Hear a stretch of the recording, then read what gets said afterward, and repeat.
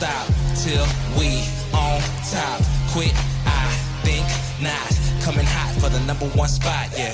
No key, got the game on lock, ayy. Big threes when I take my shot, ayy. On the rise and we ain't gon' drop. On the grind, it's our time, just watch.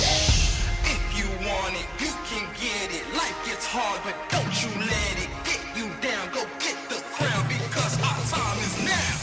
Ayy, we gotta get it. Gotta get up, gotta go, we gotta get it. Ayy, they won't forget us. Made it happen and we all became legends. We gotta get it, gotta get it, gotta get it. We gotta get it, gotta get it, gotta get it. We gotta get it, gotta get it, gotta get it. We gotta get it. We can't be contained when we leave the game. My name will remain. We don't need the fame. You can keep this chain. We broke free so things won't be the same. Nah, on the mission, gotta get it. Let's work. You were raised on the net. I'm raising my net worth, but it ain't about the money. Nah, it ain't about the cause. All that matters is the world knows who we are. Stars. If you want it, you can get it. Life gets hard, but don't you let it get you down. Go get the crown because our time is now. Hey, we gotta get it. Gotta get up, gotta go, we gotta get it. Hey, they won't forget us. Made it happen and we all became legends. We gotta get it, gotta get it, gotta get it. We gotta get it, gotta get it, gotta get it. We gotta get it, gotta get it, gotta get it. We gotta get it. Know that our time is now. Yes, life can get hard, but don't ever let it keep you down.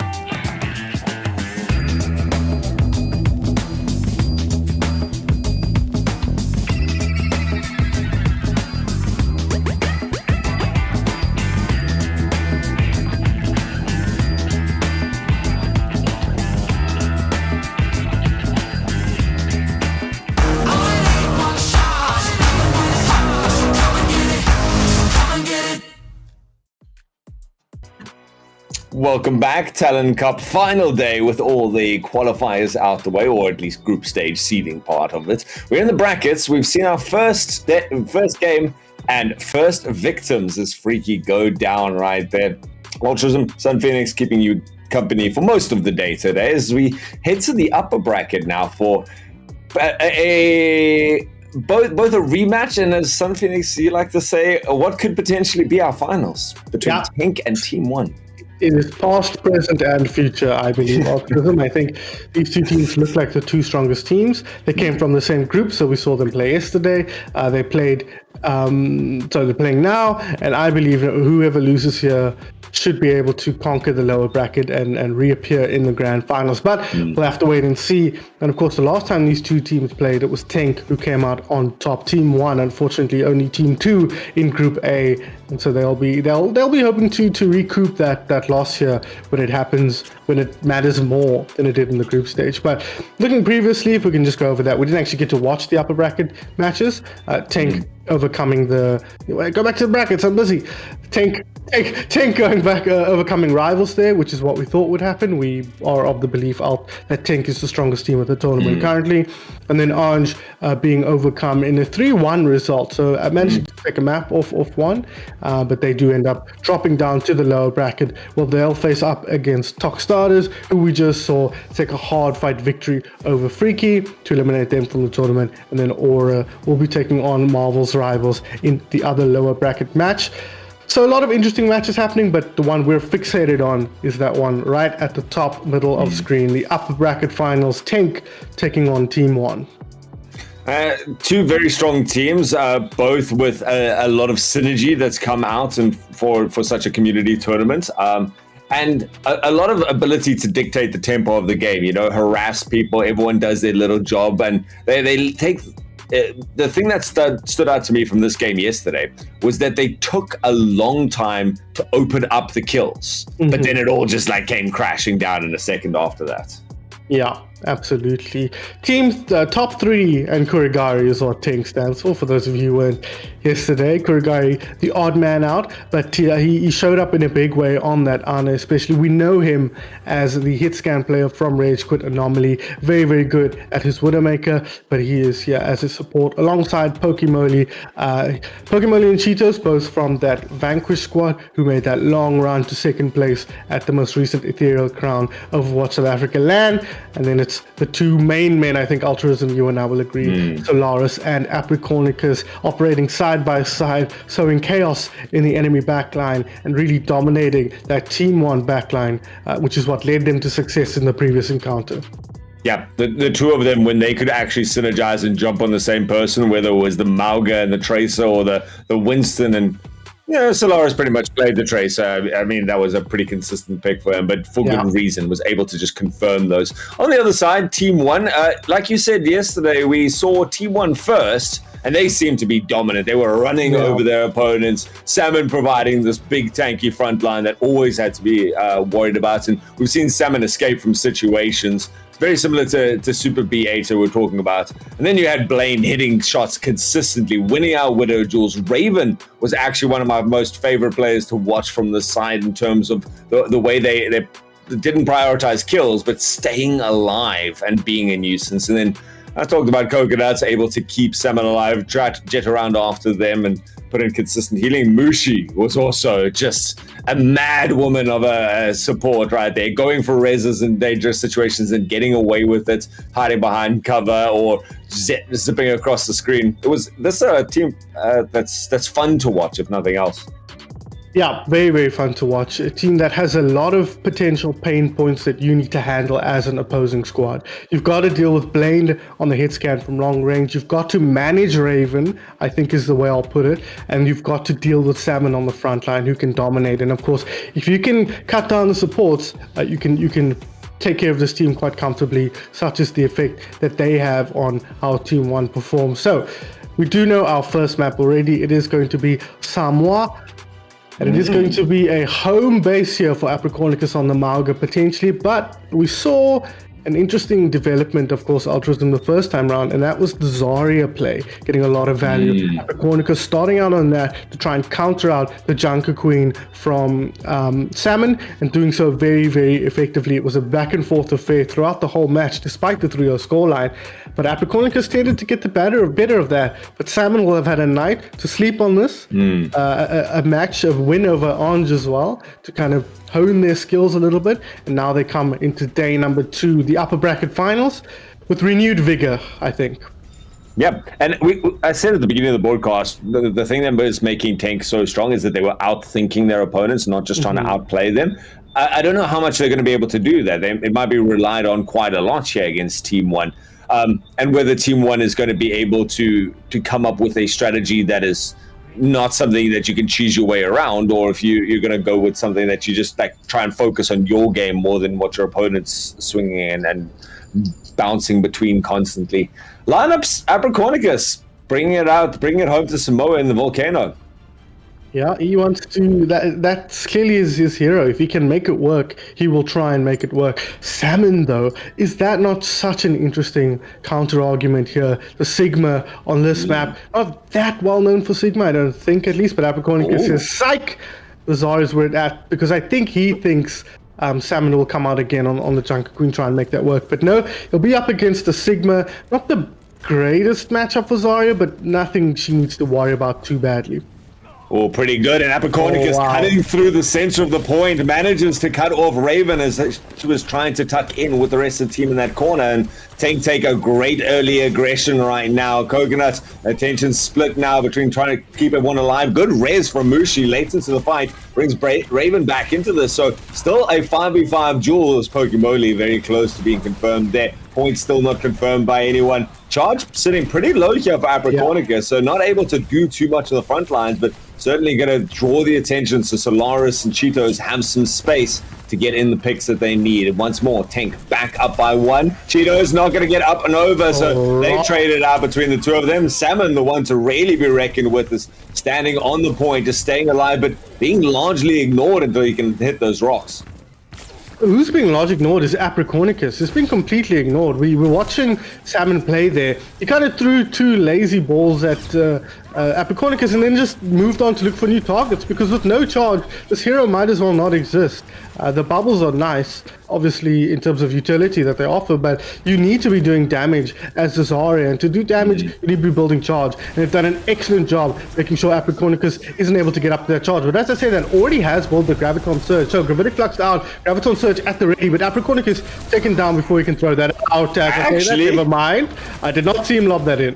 Yeah, that was last dying breaths. Gets it onto 3 on the back line. Pulse bomb to finish it off. And again, it's this tank and DPS duo here of Solaris and Apricornicus that did so much. Apricornicus decides, you know what, this is not working. I need to be more proactive in these fights. Swaps onto the Ramacha exactly for that. But an entire first fight just to build up ultimates. Only 28% for Team 1 that they managed to get up at the end of it.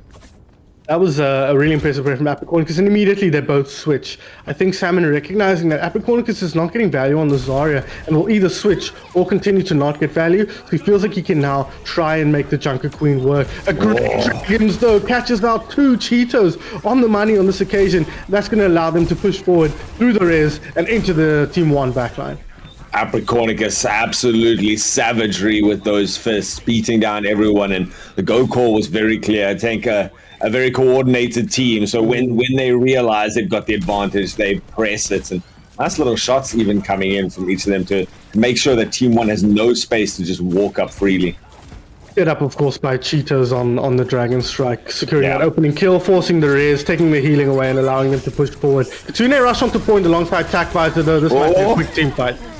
TAC-Visor, everyone dived in to try to challenge the soldier. Mercy was there behind him, unfortunately, though, so they have all the healing, all of the sustain that they needed. Sustain still not a problem here for Team 1 as they're going to bring Coconuts back into the fight. They're going to lose their Mercy for it, and Apricornicus, just an academic issue right there to build up as much percentage as possible, but going to be late to the next fight now.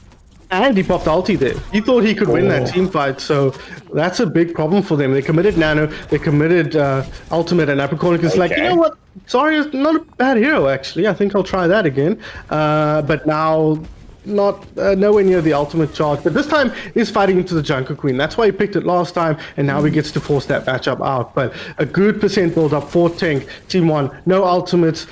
Slowly gonna have to take a bit of a neutral fight here. This point, no picks really coming out. Cheetahs has had time to try find a log into the backline. Instead, it's going to be the anti-heal grenade that puts the early pressure on. Tempted the pulse bomb there, tries to shove it through. And unfortunately, Salmon holds the nerve, keeps forward, and now keeps going even more forward. Gets a good hook onto one. Teleport out from Kiriko. He's in a good position. Apricornicus is going to need... He's started to build up some decent charge at least, and now can start being a presence. Full charge on the front point. Decides to put all of it into the opponent's tank. Trying to get something off there. No bubbles at the ready, though, to cleanse off that. And Salmon keeps the point in the presence, in the hands of Team 1. And now Tank's going to be hard-pressed even just to get back. That was such a sick play from Salmon. He just counted the bubbles and said, yep, you've got nothing. I'm going to, point blank hit you with the rampage. And he does just that. Secures the kill onto that tank. Kitsune Rush at the ready as well. Ball bouncing off there. What kind of ball was that? Because it just slammed into the wall, ricocheted back, and got nowhere near the point. So Team 1 coming out swinging here. But I think a lot of that had to do with how the tank mental game was playing out. Yeah. Apricornicus never got the matchup he wanted until right at the end, and they weren't able to execute that team fight to win the point out. So great work from Team 1. Very similar to what we saw before in terms of how the match is expecting, how we're expecting the teams to perform. But one difference is that they've got Raven now, not on the Genji, but instead on the Cassidy. And so I wonder how much of a difference that is making to what they're able to offer here. The pressure on the backline isn't as stark, but it helps amplify what Salmon is able to do on the front line. Yeah. He still sticks, Raven, she still sticks in around Salmon, tries to confirm those extra little bit. Blender's also zipping around the outside. Tank going now for a much more comfortable pick. Apricornicus comes out on the Mauga that we were so cruelly teased at the beginning of the last round, able to take up a nice position in the center. Salmon going to have lots to worry about, though. The Mauga burn, it does so much against the Junker Queen, who's already on so low HP. A couple of nice peaky shots mean that point 1, eventually Team 1 has to step out. They try behind the Junker Queen. The Junker Queen just receiving all the bullets in the magazine. Apricornicus steps back for half a second and then can re-engage, and Junker Queen's decided to go on to point, fully commit now, and Apricornicus followed you right now. Anti-heal there to make sure nothing else was coming. Blaine does win the Tracer duel, so 5v5, but points very firmly in the hands of Tank. Salmon is not happy. He dumped a few Zs in the chat there. I think he's really annoyed that he's having to manage the threat of the Mauga in terms of what he's able to pick and play, because it neutralizes the Junker Queen. You saw the Junker Queen there doing literally nothing. They were just dueling each other. Mauga was getting the better of that trade. Salmon was pulling a ton of resources away from his team as well and getting no value off of it. And here comes the Mauga again. This time, Salmon switching onto the Sigma to punish Apricornicus out. Apricornicus gets the Suzu to get right around the corner. Still not great on HP, and this has given Blaine some space to start moving. Tank, the rest of the team, not backpedaling fast enough, really wanting to just fight it out under the cover of the Mauga, but Mauga chewed through too quickly, and Tank now just getting run over. Salmon working out those legs. It doesn't count, friend, if you are not touching the ground. He's still doing the squats, right? And he's still affected by it. In some side, look, who's to say altruism? But they are now playing with... That doesn't count. Fair enough. You know what? Why I should not be questioning my betters here. Is already almost up to the Gravitic Flux here. This is a perfect target if he can charge it up. He's got it now. He gets the kill. He is taken down. Will he be able to pop that ultimate? Not needed right now. Oh, it is now. There we go. A lot of kills going away to the red team. And Team 1 setting the standard here in a way they weren't able to... That's Cheetahs for him. It's his chum. It's one of his vanquished teammates. Happy to dominate him here in map number 1. So it's not just personal against the Mauga. Mauga thinks it's personal, though. Sets up the cage fight, but unfortunately against the Sigma, who's got all the abilities, there's just nothing you can do. Big anti-heal trying to salvage this here out for Tank. As all the abilities have been used, but there was just a coalescence in the backline until the anti-heal came out that kept everyone healthy for so long. Tank wants to fight this, though. They've dropped in the nano boost onto Solaris, who's got some space, and charges down whatever's left. T1 do eventually crumble.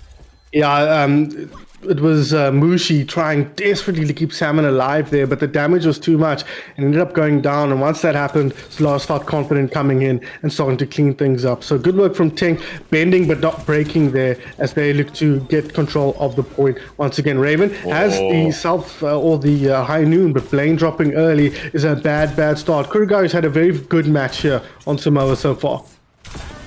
Nice positioning coming out from Kurugari, just keeping that distance. Apricornicus deciding that Mauga now not getting as much value, got the ultimate out, and wants to just play keep away with the back line here as Salmon just decides to ignore the ball. You guys stay alive, I'm going for the kills that matter. Fortunately, meets up against the Tracer midway and has people falling around behind them. Again, it's these tanks that are now just in no man's land and kind of left on their own to their own devices.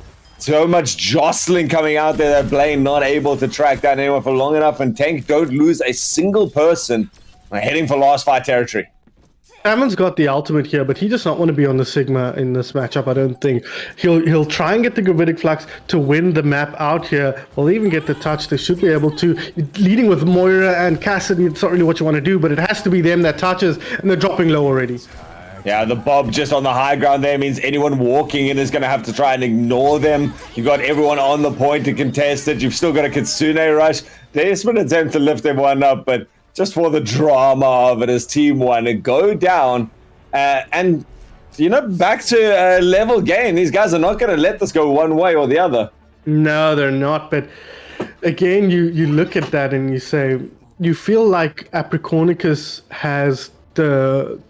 what's the word I'm looking for? Momentum isn't quite it, but he's the one dictating what Salmon plays here a little bit, right? Because if he's on the Mauga, Salmon cannot play the Junker Queen as effectively. If he's on the forces him onto the Sigma, which he doesn't want to be on. But as soon as Salmon goes for the Junker Queen, Apricornicus just says, cool, I'll play the Zarya or I'll play the ball or whatever, and you'll just have very, very little impact on this. It was a 3-0 last time these two teams faced each other, Team 1 going down on that occasion, but yeah, they're going to be hoping to get started well off here. If they can find a pick or two off the back of some strong play, and Raven is back on her trusty Genji as well, so this is a very, very familiar lineup for Team 1.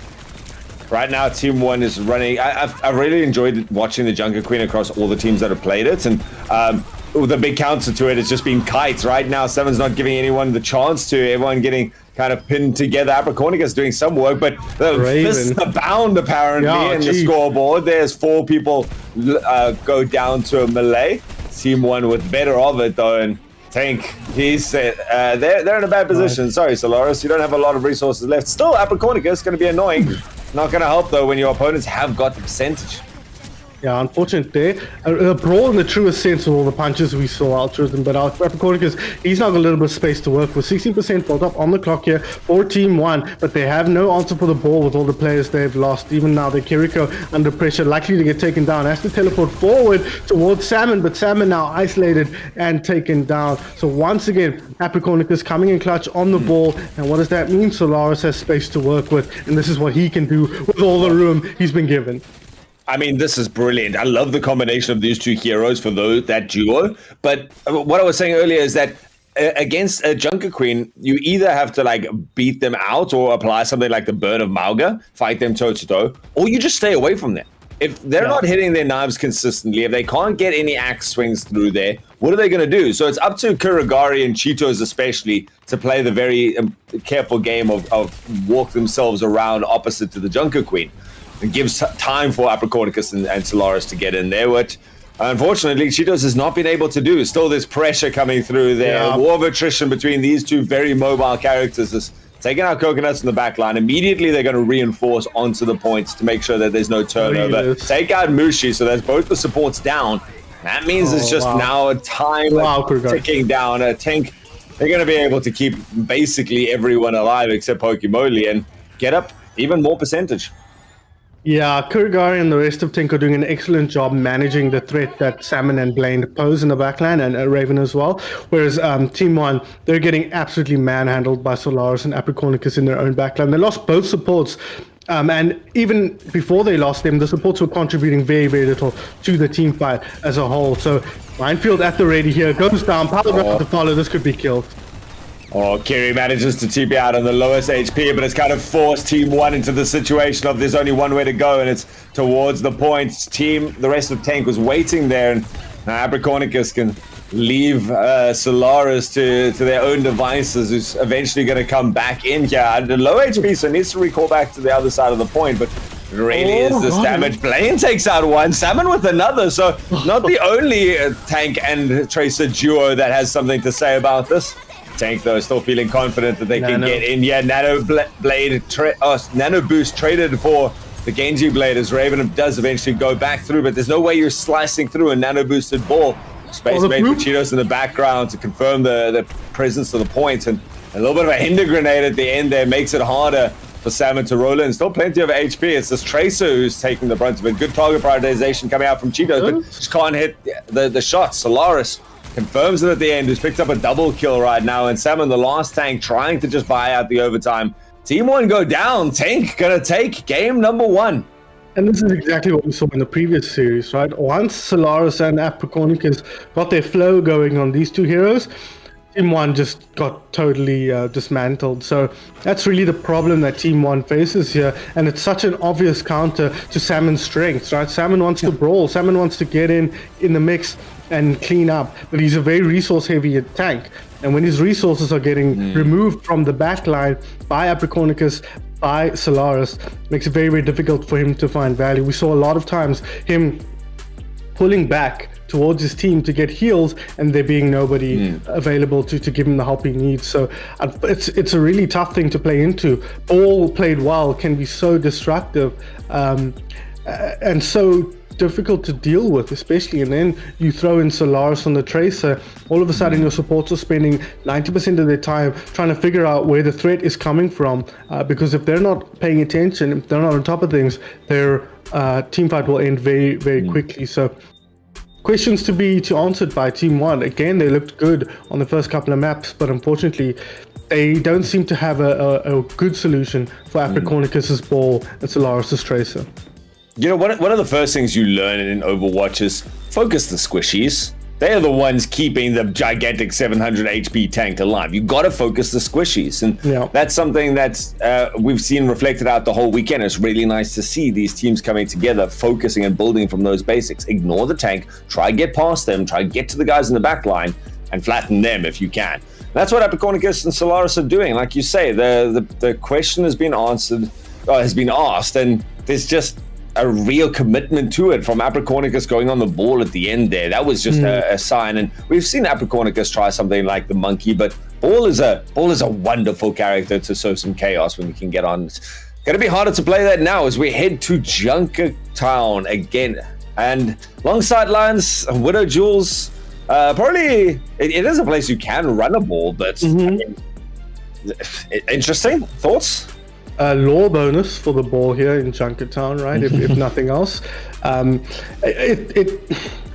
I don't think Abracornicus needs to run the ball to win the match. He showed us that last time out, right? So for them, it's definitely something they can pull out if it's needed. But we saw on Circuit Royale that the attack didn't go well when they were playing behind that Sigma, right? For Tank. But when they switched to the ball Tracer on defense, that was the first time we saw, oh God, we're in big trouble here, because they look absolutely untouchable. That's the first time I saw them, and it harkened back to the on Diablo's womb combo that we've compared them to so much. So yeah, they're going to come out on the ball here on defense. They know it worked before against Team 1 on a map that's very similar to this, so we'll have to wait and see if it's going to be as effective as it was before. Salmon sticking with the Junker Queen. I wonder what we'll see him switch to, if anything. Worth remembering, the obvious counter to Ball is, of course, Sombra. So if Raven or Blaine have that in their tool chest, might be time to whip that out, but we'll have to wait and see what they can get done. I like the defensive line now, though, from Team 1. Bring the Brig in there to try and keep Mushi comfortable a little bit. But yeah, Sam's going to go the Ball here, which is very... the Sigma here, which is very interesting. That's a spot for Widowmakers? Just when I thought I didn't have anything to worry about and my nightmares weren't full enough. Now you're going to put that. Cheetos doesn't manage to get off that first shot, and gives away the position a little bit easier. Might give up that spot to Blaine, but I don't mind the Widowmaker duel at the beginning of this. You know, it is something that they can both do, and like you say, someone could swap across. But Kuragari going to find the first pick. Is everyone actually going to light up that scoreboard? We miss every one of those, and right now the big parts is that Tank is winning this right now. The 7 ball is trying to come out there to mirror this, but the ball's got to have people with them if they're going to try and confirm kills. And ball's not a hero you can just do, right? If you're a tank who's confident, you can probably hop onto something like a Reinhardt and be fine. All you need to know what you're doing. It's so hard to get value out of this hero if you're not well versed on his various cooldowns, combos, and timings. So unfortunately, Salmon, if he isn't a adept at this hero, it's not something he can just learn on the fly here. But if anybody can, it's going to be him, and he's going to have to do something here because Apricornicus is in the backline. But there you can see the power of the Brig protecting the Ana, and it means Apricornicus doesn't have easy targets to try and secure in the enemy backline. It goes down as a result of it. It's poking, prodding, rolling wrecking ball of chaos to try and set the tempo, but Tank comes off the better there, and they still got Apricornicus looking for something right now, reinforced by Solaris, was missing this key part of the duo earlier, and does have to recall out, so has to hesitate for a little bit of discohesion, but Payload is still not moving. That's a big part that Tank is winning in this entire battle, and ooh, nice duck at the end there to make sure that you don't get anything as Salmon goes back in, gets slept up for the trouble, and Cheetos, you had the time. And Blaine takes that time to take down the enemy Brigitte, but he will end up paying with his life here. Sides popped by both Widowmakers, I think. So getting the better of that. Coconuts will take down Solaris. So these are important kills to get here. If they can look to convert this into more from Team 1. Salmon under pressure in the backline. Pops the mine straight up on the ground. Looking to secure the kill onto Kuragari. But anti-heal drop lower taken down. Team 1 in trouble now. The fact that Kuragari is staying alive through all of this is so important for Tank, and doing a great job, can carry on putting in the pressure. Now a Brig running out of rally, running out of life, and not going to be present on the payload anymore. A minute 30 left on the clock, and Tank still unyielding in their presence. Solaris just too good in the backline here. Running the Widow means you're really scared of a hero like Tracer, but Apricornicus is making life so hard for them as well. Raven also getting taken down. Again, I look at the Sombra and I think maybe it's time to try that. Salmon is all out of ideas. He's really reaching deep into his hero pool to try and find something that will buy an advantage for his team. But at the moment, it is not working. Solaris and Apricornicus, too strong. Cheeto's applying damage from a distance as well. And here's the minefield, just to put the nail in the coffin potentially. And you can see every time Salmon has to look over the shoulder to make sure where Apricornicus is, maybe trying to reinforce him, but doesn't come back at this stage as picks start to carry or continue to trickle down right now. Team 1 has got enough players, and they've caught Apricornicus in a difficult position as anti-healed up, so you're going to have to wait a second to pick up that. And there's the key kill, the Kuragari pick. Blaine finally getting the space to work on this Widowmaker. It's going to put in all the shots that Team 1 needed. I don't know if there should be a late touch, but Apricornicus is slow to respawn. But the Tracer in the mix, they could definitely get the touch here if they wanted to go for it. And now Ball ready to go pretty much. They should be able to get another fight here. Here's Tracer, comes in for the touch, take it down straight away. Such an important kill for Solaris. Gets a return kill on the Brig, so the Brawl now a little bit more limited. Rally on point as well. A huge anti-heal over the top as well as we tick over towards overtime here. Pokemon taking down. Cheetos wins that duel once again against Blaine though. Kills dropping on both sides here. Difference maker might end up being Salmon on the point. He finds one. Last man standing on point. He pops the downpour. He catches the Tracer. He gets the kill. And that's going to be it. First point secured here for Team 1. That could have gone either way at any stage. Pokemoli was a strong presence with the Brig, but took a little bit too much damage. An easy target ahead for Salmon, and then dies in the 1v1. Raven stays up so it can do a lot more damage from the side and gives a bit more advantage. And then Tank, they trickle themselves in. They lose Solaris at the beginning of the fight. It just explodes on the Tracer before they can recall. Gives it up. And at the end of that, which I was shocked by. I mean, now Team 1 has got they've got inside at least. Yeah, this is very good for them. The Widow not nearly as strong here. Raven tracks down Solaris, takes him down as well. Now Salmon can look to get aggressive. It has been such a strong pick. Blaine takes down Cheetos there with the jump shot. He gets another Blaine. Popping off all of a sudden. This is the space Blaine needed. I think that Salmon on the Hazard is just so much more of a kill threat that you have to worry about.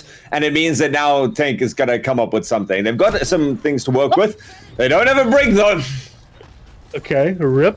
Pokemoli, headshot, makes short work of the enemy support, and now can look to clean up things on point. Minefield will make it difficult for Salmon and the rest of his team to get purchase on the payload, but he is getting healed up now. They have found 2 kills already. Third kill, Minefield about to expire. 10-player kill streak here for the Fish. That is the main man of this team, and now they can look to clean up Apricornicus. Have they done it, Altruism? Have they found the panacea for the disease that is Apricornicus's ball?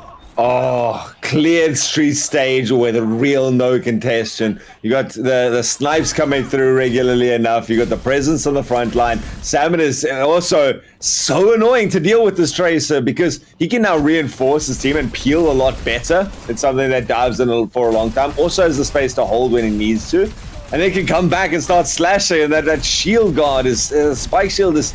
It's just so annoying. It's consistent damage against Tracer, which you hate. Blaine loses out on the duel. Cheetos are back to the Widow, realizes this is my time to also make a big impact. Unfortunately, Raven, with those horizontal movements, stays out of range and returns the shots. It's up to Solaris and Apricornicus. They've done so much. They've been required to do so much. They get a couple of kills for their troubles, and Apricornicus on the Diva now a great way to shut down the big chunky damage that's coming in. Still Team 1 with lots to contest here. It is. The Diva is a very nice pick here. It allows you to control the high grounds very effectively. It allows you to pounce on enemy heroes who are out of position, as well as take space like this. His job might just be to follow the Hazard around and make sure he doesn't find value. He throws the ultimate in now. Does he find anything? No, he doesn't. A bit of a Hail Mary, it has to be said, from Apricornicus. I've already said I don't like it when Divas do that. I'd prefer them to keep it for the second life, because you get so much more value out of your hero that way. Apricornicus, he's better than me. That is without a doubt. And now they put the pressure on Salmon. Well, Cheeto's also better right there. Manages to pick up the Widow kill at the beginning. Losing your brig, though, is a big part of the counter dive, and it opens things up. Cheetos doesn't even see this one coming. Apricornicus without the heals is struggling. It's poor. Oh my goodness, Solaris trying so hard to make something happen. Eventually is gonna get out. Solaris still here, still doing problems. Oh my goodness. Eventually the flail comes to their detriment, and Team 1 gonna get a little bit of progress, but not a lot actually. That's not too bad, Cheetos. Though this has been a very back and forth match between Blaine and Cheetos, but it feels like it happens in phases. 2-3 kills go one way, 2-3 kills go the other way. The Widowmaker duel is heating up here, but the pressure is building for Team 1. Can they push through a nice leap onto the break, putting him under pressure? Will they get that kill? Not quite able to just see it, but Solaris. Who else but Solaris to secure that kill? And I love that combination. The Devo has like one dive to get in close and drop the missiles, but doesn't chase for the next 3 seconds super well. Instead, your Tracer overlaps you and just hunts down the brig there. Overtime ticking down. Team 1, they're not going to be able to get close to this. They try with the Tracer, but Tank complete round number 1 with a 3rd-point hold when, to be fair, there was a point that Team 1 didn't look like they were going to get first point. I mean, they just scraped through that first point, right? But it was the main man. It was Salmon, right? On that Hazard. What a genius pick. I kind of... It stunk of desperation, Altruism. I don't know if you agree. Just desperately searching for something that could buy them an advantage. And he ended up finding it. He played it very well as well. Clearly experienced on the newest hero in Overwatch 2. And it allowed them to push through that first point, make short work of the second, and then push halfway through the third. So they've given themselves a lot to defend here. But now they might have to face up against the Apricornicus ball once again. And they've struggled a little bit to deal with that. And now that they're, becoming a little bit more adept at dealing with the Hazard, I don't know how long we'll see that work for, because it takes a little bit to understand how that hero works. He's not the most popular hero in the game at the moment, I don't think. So your experience of playing against him might be a little bit limited for the likes of Kurigari and Pokemoli. But they've gone into the brig now to try and protect the backline, trying to make sure Salmon can't get the same kind of value that he got on their attack. Salmon's still backing himself though. Still going for that Hazard, still ready to take the only thing that's jump. worked for them so far, right? I think this is going to be harder on defense than it is on attack. Kurigari can very comfortably just sit in spawn for the first half of this point. So really going to be difficult to isolate off the back line. Much more important that Blaine gets a good start here. Again, lots of lots of people that's very soon going to be hunting down this Widowmaker, and here comes one over the top as the Wrecking Ball picks a fight with a hazard. Abercorn seems to be happy to try and take the duel, but there we go. Cheetos once again wins that Widowmaker duel out. It's such an important part of how these lineups operate. But Raven, he takes down Solaris, and in my opinion, that's a lot more important because it blunts this man right here. Damn it, low though, but there we go. The healing is there, and that should allow them to stabilize nicely and mount a proper defense. Cart is moving, but they should be able to stop it before they get too much momentum. Spawn rate advantage in the favor of Tank, so they would love to get another pick right now. Unfortunately, they're going to suffer that. Cheeto's taken out by an aggressive move around the side by Salmon. Salmon still happy, and again, this kind of feels like what happened in round number 1. There's these long periods of setup, but at the end of the day, payload's not moving. Oh, they've spotted out the Widowmaker here in the background. Abercorn is not able to swing around like he wants to, but hooking up with Kuragari, with Solaris, and they're now going to look for a target. They know where that Widowmaker is, and they're going to try and move towards them there. But they're being pushed back quite nicely, and they're not making huge progress on the card. But here comes the ball. Solaris again hindered out, has to recall, but does do it in time. Still close enough with Abricornicus now to confirm some kills. Gonna be one. Solaris does get taken down, but everyone's forgotten about Salmon. Everyone was so busy with Abricornicus and Solaris that the front line falls. Tank now has the space. Cheetos picks up 2 more, and Payload has all the free motion to roam. But I still don't think it's going to get in time. This fight's not really over. If they can get some late picks, this will be huge for them. And there's one. In fact, the Minefield's going to pull out the rally as well. Going to go up there live as Abricornicus. But these mines now just easy dealt with by a break. That was such a huge kill, the rally with the backup from Salmon to secure the kill into Abricornicus. That secures them another comfortable team fight here, not a scrambling team fight where someone is forced to touch. They can set up nicely once again and look to set up for a few more kills. Danger's been struggling though on this point. Cheetos has been doing an excellent job pressuring him out and securing kills on the enemy Widow. Now they move forward. They've got the nano boost ready to go here. Probably going to go on to either Solaris or Abricornicus, who is over the top here. Raven and Plane are both being isolated now by the Wrecking Ball. The Wrecking Ball invested in with it. Nano boost and gets a great rollout through the window to take out the Widow. That's the experienced Wrecking Ball player coming through right there. Also understands how to body block his targets, and it's taking a long time to chase down this Widow. The team of Tank though has done the work, and they're going to be able to claim payload number 1. And there you saw the effect of Abricornicus as well. Salmon dies on that point because Mushi is so busy running away from Abricornicus that she can't really keep Salmon healthy to man up like we know he wants to do. Solaris though, he's switched it up. He's not happy on the Tracer. Now he's going to try and match Raven on the Cassidy. A very, very interesting swap, and one that I feel like might blunt the dynamic that Tank has run so well. But we'll have to wait and see if they can make it work effectively.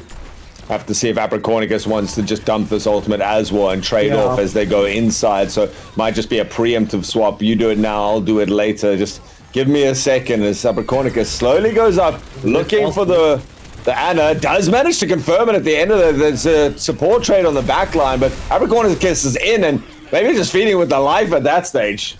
Yeah, he did end picking Raven up as well, so pretty good for them. They've made so much progress on this point. Solaris going around the flank there. Oh, there we go. The downpour finds one. He should secure the kill on the Ana here. No sleep available for Kuragari, and Salmon with the space that has been created for him and by him, able to now secure a couple of kills. The script has been flipped here. This time it's Blaine on the Tracer versus Solaris on the Cassidy. So we'll have to wait and see how good Solaris is at shutting down the enemy Tracer. I think Tank is going to be okay with losing that last fight. They pulled out a lot of ultimates, but the big thing is Team 1 still has got a lot of ultimates. They've been very resourceful. Good pulse bomb to start it off. Actually, they stay alive with it and claim the Tracer. Now they're going to be able to take out the Hazard. Tank, they just needed a time to regroup, and they've come back in with a vengeance. They only need to win this one fight to be able to get inside, and now they're chasing down opposition. Abricornicus. Oh, this poor Ana. Mushi was playing so well on Mercy being able to get out of impossible situations, but Ana doesn't have that same luxury and chased down by the end of it. Still, Team 1 want to contest. They want to get out here. It's going to come off the back of the rally.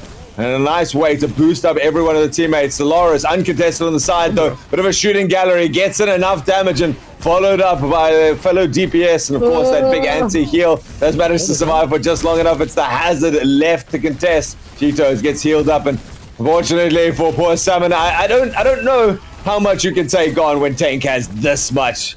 Nice anti-heal to try to create something, but it's too late. Yeah, the numbers were overwhelming there. Cheetos now moved on to the Sombra. This could be such a clinical pick here because they're about to get the EMP at just the right time to win the last team fight that they need to. So this could end up being an absolutely genius move here. They've got the minefield. Solaris almost has the high noon, and they've got the rally. So much to work with here. The downpour from Salmon could be a key part of winning this. If they can shut Apricornicus down during or before his ulti, that might be what they need to push through here. But here is the Apricornicus dropping low, backing off, but the whole time this is happening, they're making good points on the payload. Exactly, right? I kind of feel like Tank at this stage wants to bait out as much from their opponents as they can without investing anything. You've got plenty of time still, so don't dump lots of ultimates. Force Team 1 to invest their massive amount that they've got, but fortunately for Tank, they're just taking too many deaths without forcing anything. They're losing this fight, so decide to throw in a little bit more. Still nothing forced out, and Tank now just have to run for the hills. Yeah, it's a good point actually, but they didn't take the bait, Team 1. They recognized that they could secure Salmon. Committed. There's no follow-up there, I don't think. No, Blaine does get in and take down Kurugai, but they're missing attack. EMP over the top with the minefield now. Here's all the outsult. This is everything that Tank wanted to. They don't have a downpour. They've still got a couple more meters, so I think they're going to wish that they kept one or two of those still alive. Great combo with the bash, though. Takes out the only person who can contest, and Tank, they do it with a deluge coming against them, and yet they still do it. Preemptiveness wins matches. Tank go up 2-0. Yeah, strategic victory. I think you hit the nail on the head there, Alt, when you said that they were happy to try and force Alts out there. 2 minutes left in the clock, plenty of time to take 2 or 3 team fights and try and see if you can force Alts there. But Salmon, play of the game, but also fail of the game. I think Altruism at the end there. He's such an important part of this team's success, and when he goes too deep like that, he feeds his life away, he feeds the downpour away. That's such a hard point to win from. The team either not on the same page there or Salmon overextending a little bit. It's hard to say which is which because he did have Blaine in the mix there to follow up, but that felt more like a desperate play from a dying man than a strategic execution. So that's what it comes down to, man. They could have won this map had they won one more team fight, you'd have to say. So they'll be disappointed that they couldn't stand till the end there after what looked like a very, very good recovery from a very, very poor start. Yeah, I think the Hazard has been a key part of this, but like you said, it kind of felt like well, let's give it a shot. And the team might not have as much experience playing around that as they do with other tanks. So they don't, as a squad, know their limits or know their target prioritization. It's not as clear cut. So I'll be excited to see them try and keep it. I think it's still a viable option that has a lot of promise. They've got people starting to now come into the fray on the Tracer. Who picked up the Tracer again? Blaine picked up Tracer at the end there, and it was still really nice to see. So maybe you flip the script on your opponents, where instead of Apricornicus and Solaris doing all the work in the back line, you now create your own little hit squad. Yeah, and let's remember that that's what they did best coming into their first match with Tank. They were the ones putting pressure on the enemy backline to make space for Salmon and Blaine to do their work. It was Raven on the Genji who did that better than anyone. But Apricornicus and Solaris then say to them, here's how you actually do it. We'll actually just kill everybody in the back line, and then we'll work our way forwards back towards the front line and handle Salmon last. We saw how Toxadas handled Super BH in our first map of the day, and it's a similar story here for Team Tank. So we'll have to wait and see whether they can respond, but we are now going to move over to a South African favorite. It is going to be Kings Row for map number 3. Questions to be answered here by Team 1. Can they handle Apricornicus? Can they handle Solaris? Can they push us to a game 4? I still think you can run something like the Tracer Ball on this. I love the pickup of the Sombra at the end there, which was a really nice way to subvert that really oppressive choke at the beginning. This does open up a lot of opportunities for some creative picks, something like a Pharaoh or a May to come through. We talked about how they can be very impactful. I mean, hell, even we've seen a Junkrat on this. Yeah. So there are so many options that the two teams can play, and neither of the teams has given me the impression that they're stuck in a meta, that they're stuck in a game plan or style that they have to stick to. No, I completely agree. I like the idea of something like an Echo or a Pharah, but it all comes down to if Apricornicus runs the ball, how do you deal with that? Do you have what it takes to manage that threat? And if you don't, then you lose. If you can, then you win. So we'll have to wait and see. I'd like to see them put a little bit more emphasis on dealing with that. With the Sombra, I keep mentioning it, maybe neither Blaine nor Raven play the Sombra to a level that they feel comfortable pulling it out. But it feels like the win condition is make sure Apricornicus doesn't have a free game. If he does, he will, if not win the game straight up for his team, make so much space for Solaris and Cheetos to do work. And we didn't even mention Cheetos. He was so good on the Widowmaker. He got the better of Blaine more often than not. And when he had space to work with, he was using that space very, very effectively. So great work from Tig on the previous maps, but it's going to be a tonal switcher, Brawl, behind her Ramatra, May from the defending team. Cheetos going to be on the Reaper here. Both teams want to get up in each other's faces and put the pressure on. Yeah, I really like this from Tank. They want to take decisive fights right now. They want to isolate someone off and burn them down. Not playing around with the Widow. And Maywall comes up. There's your target that you want. I mean, Salmon's not the best one for it, but you got some time to burn. Here the game plan. Massive anti-heal. Holy cow, out the backline. Kuragari proving that top 3, I'm going to be taking us to top 1, guys. Yeah, it's Kuragari and everybody else in that team, but that's for sure. Unfortunately for Salmon, it's a hard map to play into. Blaine says, I've had enough of doing whatever I was doing before. He's going to try the Widowmaker, see if he can find a couple of picks. Raven, still comfortable on the Genji. She wants to see if she can make space for the team. But it's about managing the Mei wall. If you can manage that as a team playing into the way, you'll feel comfortable. Good work to spot out Cheetos here. Make sure he doesn't get a sneaky kill on the backline.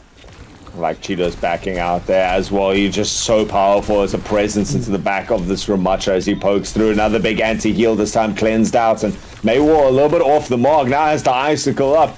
Team 1 might have an opportunity here, but still so much impressive work going against them. They do try and go in the back here of Salmon getting aggressive. Maywar is out of game, but off the mark. Still, Team 1 free to come forwards. There's the big ultimate. Annihilation forced out. Comes online faster for Salmon than it does for Apricornicus, and that decides the fight. Apricornicus, the last one left alive, does have his ultimate now, but no one left there worth dropping it for. Yeah, we were asking for the Ramatra in the previous match, weren't we, where we wanted Salmon to play this hero. We know how good he is at it, and it seems to fit his playstyle perfectly, but he was reticent to bring it out for whatever reason. Brings it out now, almost gets his head taken off from 2 well-placed headshots from Cheeto, but they get the job done. This time, though, they will be fighting into Apricornicus's own annihilation, and it might be amplified by the Nano Boost as well. So this could be a tough fight for Team 1 to try and take through the choke. Through the choke is at least a good start. 4 minutes 26 left on it. Cheeto's still trying to make this Widow work from this angle. Has the opportunity to take out the Juno. Still trying to watch it out. And maybe just, again, baited into this a little bit by Blaine, who tries to take a shot. The Brawlers come out. The Mei wall is perfect this time. And that unleashes everything for Tank. Anti-heal means that poor Salmon just in the corner getting pummeled up with no support. Tank gonna win this all off the back of that.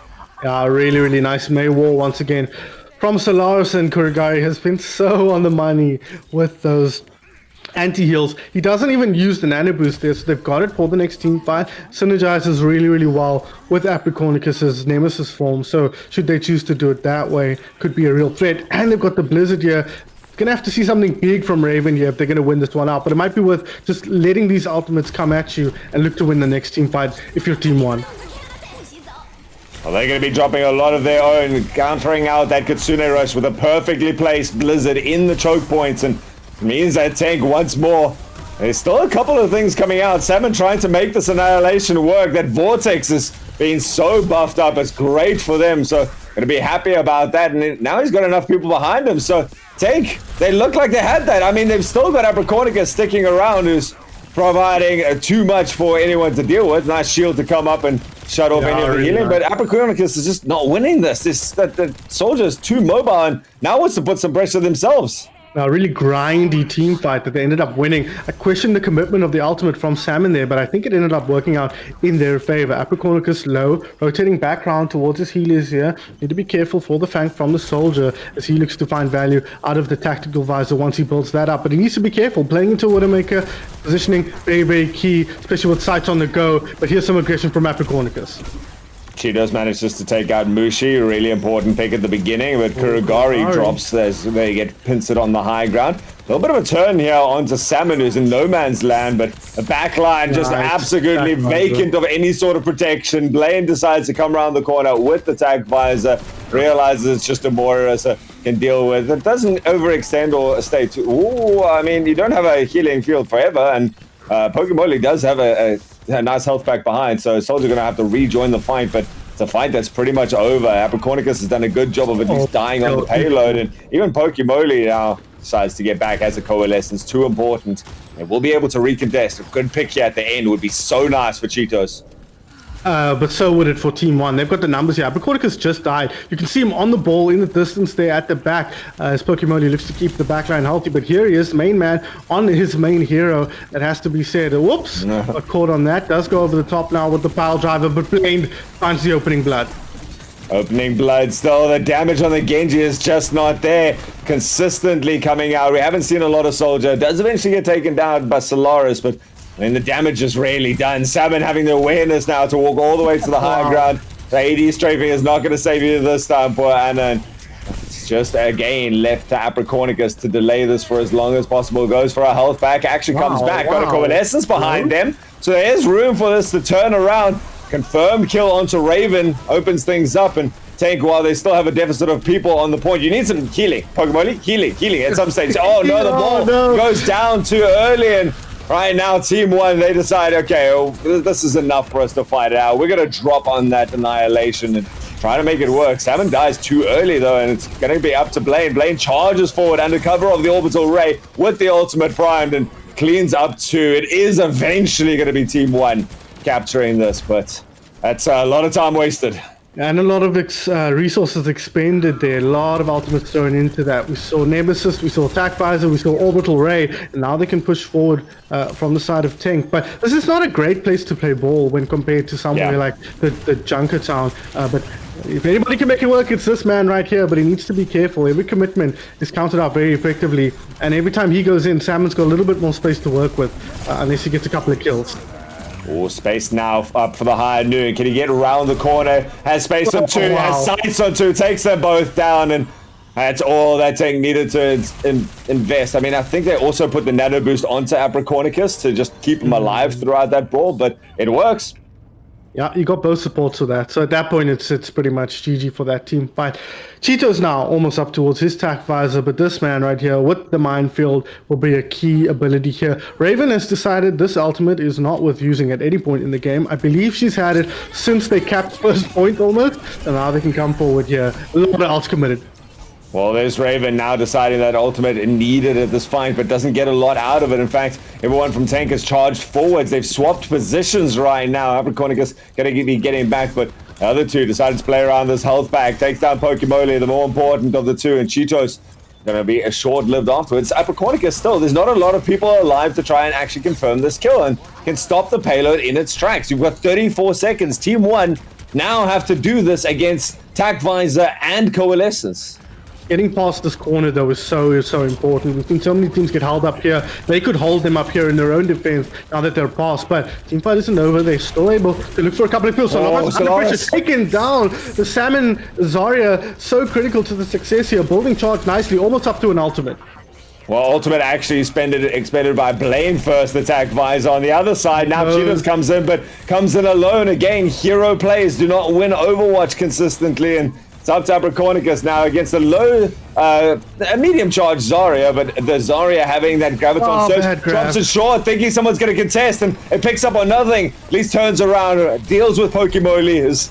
The rest of Tank, they're still on point. They've got respawn advantage. Solaris has decided to go back to Tracer, help get the confirmed kills. The Korogori anti-heal. It sets everything up. Salmon, he's got one bubble, but he's got too many people around him. Tank going to be able to stop this short. Not just being able to win King's Row, but again, repeating history and taking down Team 1. Oh, they're still in defense. Okay. Second time we've done that now. Second time, man. I swear we played more Kings Row than that. Yeah, you've got some sort of PTSD for Kings Row. It's the deja vu from map number 1. I remember it being close like that, okay? Yeah, Salmon, that grab, man, it was such a mistake. What he needed to do in that moment was grab the ball and kill the ball, because he can grab the ball, stand between the ball and the healer's pop bubble, and that should be more than enough time for them to sort out that kill. Because if they don't kill Apricornicus, that's exactly what happens. The fight gets drawn out longer and longer and longer. The spawn advantage works in the favor of the defending team, Tank in this case, and allows him to slowly reinforce the fight and grind out a team fight victory. That's exactly what they did there. So a little bit of mistake from Salmon. We have such high standards for him, which is why we're so critical of these areas, altruism, because he's such a top player. He proved it last year at the Ethereal Crown, but unfortunately in both of the most recent games, the final fight making a small mistake that can have big consequences. It's so nice to watch this Overwatch where it really is one mistake, though. It's a Suzu that's popped for good reason, but, not for the best reason that was available. It's an ultimate like that that's thrown in a panicked situation. Like you say, Apricornicus going to be changing things up, going on to the Hazard now. They need to push. I still think that they want to consistently do well. They need to take this first point nice and cleanly and going to be jumping in there. Got Solaris in tow on this Tracer again. Means that, baits it out with a nice TP there. Very rare to see this Metron attack here, but look at the patience being shown by Tank. The Metro has, very interesting pick here. Solaris around the back. Cheetos find happening, playing so aggro here. It's a Reaper or a Symmetra. They do end up getting that kill, but it's, again, Solaris. He's taking stock of things. He's got all this room to work with, and it's going to allow him to push forward. A very comfortable team fight win here for the blue team.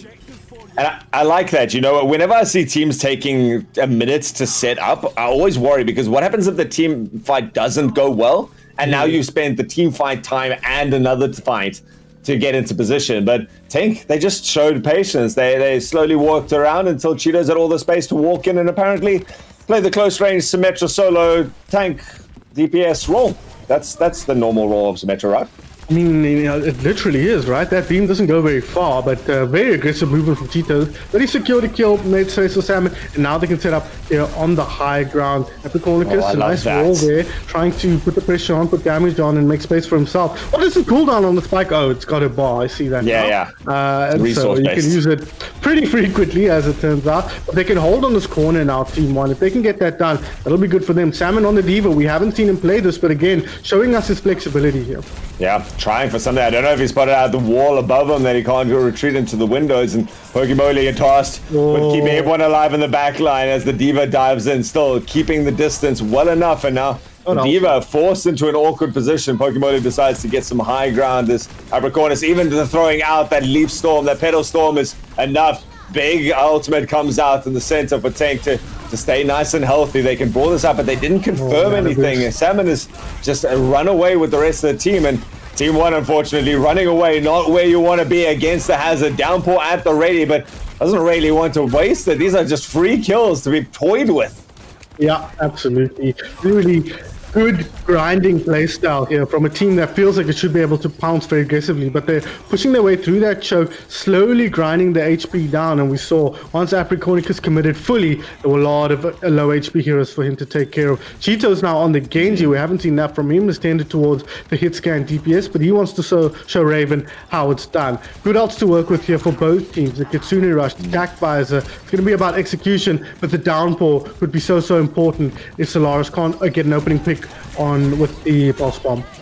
I mean, at this stage, I think you save the pulse bomb for the downpour. You just hit any one of the target's blade off his ultimate, but can't go anywhere with it and get shut down immediately. I love that Cheetos is getting involved in these fights a little bit more. Wants to run toe-to-toe alongside Solaris, but unfortunately, you're going to join them in the same place if you do that. And both the DPS go down. Apricornicus falls shortly afterwards.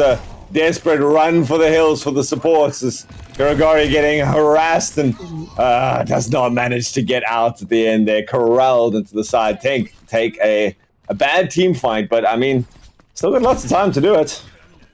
And where does it bring us up? Right back to where we started. Salmon on his iconic hero, Aprikonicus on his iconic hero, and Salmon is typing some shit right now. I bet you. Every time with the damn Mauga, he's so frustrated by that. But he's got the ultimate here. There's no Suzu, or he's close to the ultimate rather. There's no Suzu on the opposing team, but there are a lot of outs to work with. Pulse Bomb goes out, finds Blaine. A great start for the blue team.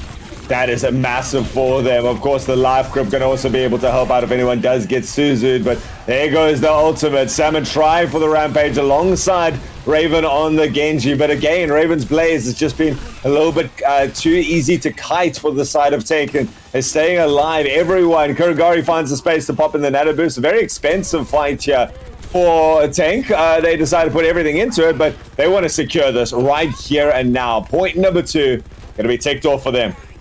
Salmon, the poor guy has to go back now onto the Sigma as the counter to the Mauga. He's just not getting to do what he wants here. But there's no Kitsune or Kiriko rather on the side of Tank, so the Ana can get a lot of value in terms of countering out Aprikonicus here. So he does need to play carefully here, especially with the Sigma in the mix now. But they're moving forward here around the corner. 3 minutes on the clock, Altruism. They will be feeling confident that they can close this match out here. Right now, the only thing is the cage fight. That's a massive anti-heal, and that's the sign to charge forward. Don't care how much HP Sigma manages to suck up there. He actually does. He stays alive. That was the bait in there. It was 12 HP or something for Sigma, and it's enough to just stabilize. They get a nice sleep that's going to allow them to follow up, and anti-heal at the end, not even needed. Salmon confirms that. Team 1, they just flex too well. Yeah, Salmon is thanking his supports very, very much there because he got super, super low, but the anti-heal was key there. It meant Aprikonicus obviously could not heal himself, and it ended up turning what was a very, very smart, aggressive play into a bit of a feed. Now, Aprikonicus does have the cage fight. Sigma almost up to his ultimate. Blaine closing in on the high noon as well. So a lot of ultimate's potential to come out here and not a lot to use defensively. There's the cage fight. There's a Suzu straight away to make sure Aprikonicus has all the HP that he needs, takes out the one Blaine and isolated this fight. It's going to be a Reaper worth chasing down to Raven. But Influx pulls up too. In fact, it's the Kiriko that's the main one that you really want to get out. And suddenly this Aprikonicus, he needs to hit all of his shots because he doesn't have a lot of people. He gets helped out by the anti. Once more, it's Kuragari, the dying breath. That's all they can add to the fight. And Cheeto is going to get claimed afterwards. So still, Tank find no way through there, despite getting a lot of pieces in place. Yeah, Pokemoli has what I was just about to say. I bet you he's going to go ball again. And what happens? He goes ball again. Salmon, I bet you he's so frustrated right now. Because he's just getting pulled around the game from a hero picking standpoint. And he just wants to play Junker Queen. That's all he wants to do. He wants to win by playing Junker Queen. But he has to play smart. And he has to make sure that he can contribute the most for his team. Good anti-heal to start off. Yeah, but that's wasted now. Didn't manage to claim anything. Just made Tank hesitate for a second. Solaris decides to pop behind him despite being on no HP and is backed up well enough to turn into a kill on Raven, who's trying to flee from inside. Cheetos takes out the second DPS on the other side, and with that Kitsune Rush, they're going in as far as they need to. Unfortunately, Cheetos takes it as too much of a go call right now. Tank once more just sucked into these bad fights, and they've got 46 seconds left. They'll be able to come back again, but Team 1, they just dangle these opportunities in front of their opponents. Yeah, some really, really nice anti-heals from Kuragari. Makes it so hard for Team 1 to maintain, parity in the team fights, but they've done so very successfully. And on this point, Salmon, no matter what you're playing, no matter what you're doing, he'll find opportunities to get into the backline. The map is so linear at this stage that even with the ball pushing the backline, he can play the corners effectively and get work done. Almost up to ulti now. Needs to manage the Suzu cooldown, but Raven with the Death Blossom could be key. Cheetos with the Genji Blade as well on the other side. Genji Blade goes down and Cheetos immediately counted out by it. There's a nice anti-heal. Salmon's in a bad place, and the combination of the wall and the mines, you're not going anywhere. It's such contrary heroes sometimes work beautifully together. Tank, they make us wait for it. They make us work for it. They stress us out about whether they're going to do it. But do it, they do. They managed to take 3 games in a row, and very intense games considering the final scoreline. Yeah, and who else but Apricornicus and Apricornicus and Solaris to secure the game in the end. The Maywall behind Salmon, making sure he can't back out inside a minefield as well. Apricornicus picking up 4 in that final team fight. That kind of typifies the match, doesn't it, Altruism? An exciting match, back and forth on all the maps, but at the end of it all, Solaris, Apricornicus, and the rest of Tank just have that little bit extra, that extra gear that they can find where the chips are down, that pushes them over the line to a 3-0 victory and a spot in the Talon Cup Grand Finals. Yeah, well identified as the best team here and living up to that, yet to really drop. I don't know if anyone's even taken a map off them. We only got to see them twice. They've been 3-0 every time.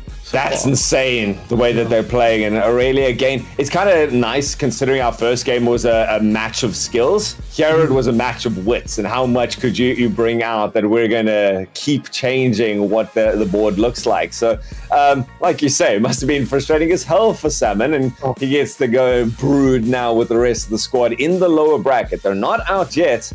And if Sun Phoenix's predictions have anything to go by, we should see these guys a lot throughout the rest of the day, as he believes they're going to come back to that grand finals.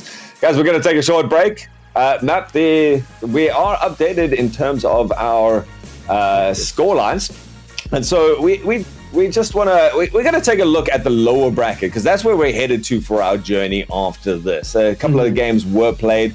Aura managing to take down Marvel's rivals. They've had a tough day first going up against Tank, and then Aura sitting waiting for them. That group 1 just seemed to be a home to so many strong players. Aura obviously coming out in 3rd place there. We're going to be jumping in with Tox versus Ange, or is that playing in the background, Pete? That's playing in the background right now. We're just waiting on some scores on that. So the winner of Ange Fan Club versus Talk Starters is going to go face Aura, and that's what we'll catch up to then. We also know that Tank is in the grand finals and 1 is in the lower bracket finals. It's not written there, but we do now know that result. So very, very interesting here. I think looking at who's still in the tournament, Tox, Ange, and Aura, who beats Team 1 out of those teams? I don't think any of them any of those teams has shown us that they have that power. And so that's why I believe that it will be Team 1 taking on Tank in the grand finals, and they just need that little bit extra altruism, that extra gear, a few steps closer to the payload at certain points, a few steps further on the progress, and they'll be able to take maps of this team. But we'll have to wait and see when the time comes. Still plenty of game to be played before then. Thanks for Beach for updating that as we went there. But last question on this match, Sun Phoenix, has got to be the MVP. I'll give it to Apricornicus. I think you try and spread the love a bit. You don't want to give it to Tank every time, even though they're often the kind of manliest in-your-face role. They kind of jump out and say, hey, look how good I am. And it's really hard to ignore that pressure. So you try and to spread the love around. But no, don't put it up, please. Don't put it up. I lie. Not Apricornicus. Put it away. I've changed my mind. Put it away. It is He's wrong. Kurigari. There we go. Yeah, thank you. 100% Kurigari. Sorry, that space between with the bracket in the middle ended my ruined my thought process. But no, Kurigari, the anti-heals, Sophie, the sleeps on the money. It's an obvious choice. I made an error in the first part. It is Kurigari 100%. It's easy to focus on Apricornicus because that's where the kills and the pressure are coming from. Yeah. But I mean, how many times was it a case? It was recency biased as well, because he won the last team fight with a 4K, and I was like, right. There you go. No, but how many fights did Kurigari win? Sometimes it baited the team into it where the opponents are all antied, go, and his team all dies as they rush in. But Kurigari deserves this 100%. I think, especially considering the hate he's gotten from his team. Top 3 in Kurigari. Kurigari's contributing just as much as the rest of you guys. You call it hate, Alt, but his name is the only one in the name of the team, right? Everybody else is top 3. That's a group of 18 players, right? It was the top 3 teams in the country. Kurigari, there's only one Kurigari in South African Overwatch, and the team is named after him. So he's showing up here in a big way as a sniper player on the old granny sniper. Love it. Putting in lots of work. So certainly someone to watch out for as we head to the grand finals with Tank. But first, we're going down to the lower bracket. We got 2 of those matches still to play. So we're going to be back at 4 o'clock, so about 40 minutes time. Get gathered. We got 4, 6, and 8 o'clock each of the subsequent games following on from there as we head to the culmination of Talon Cup 2025. We'll be back in just a little bit.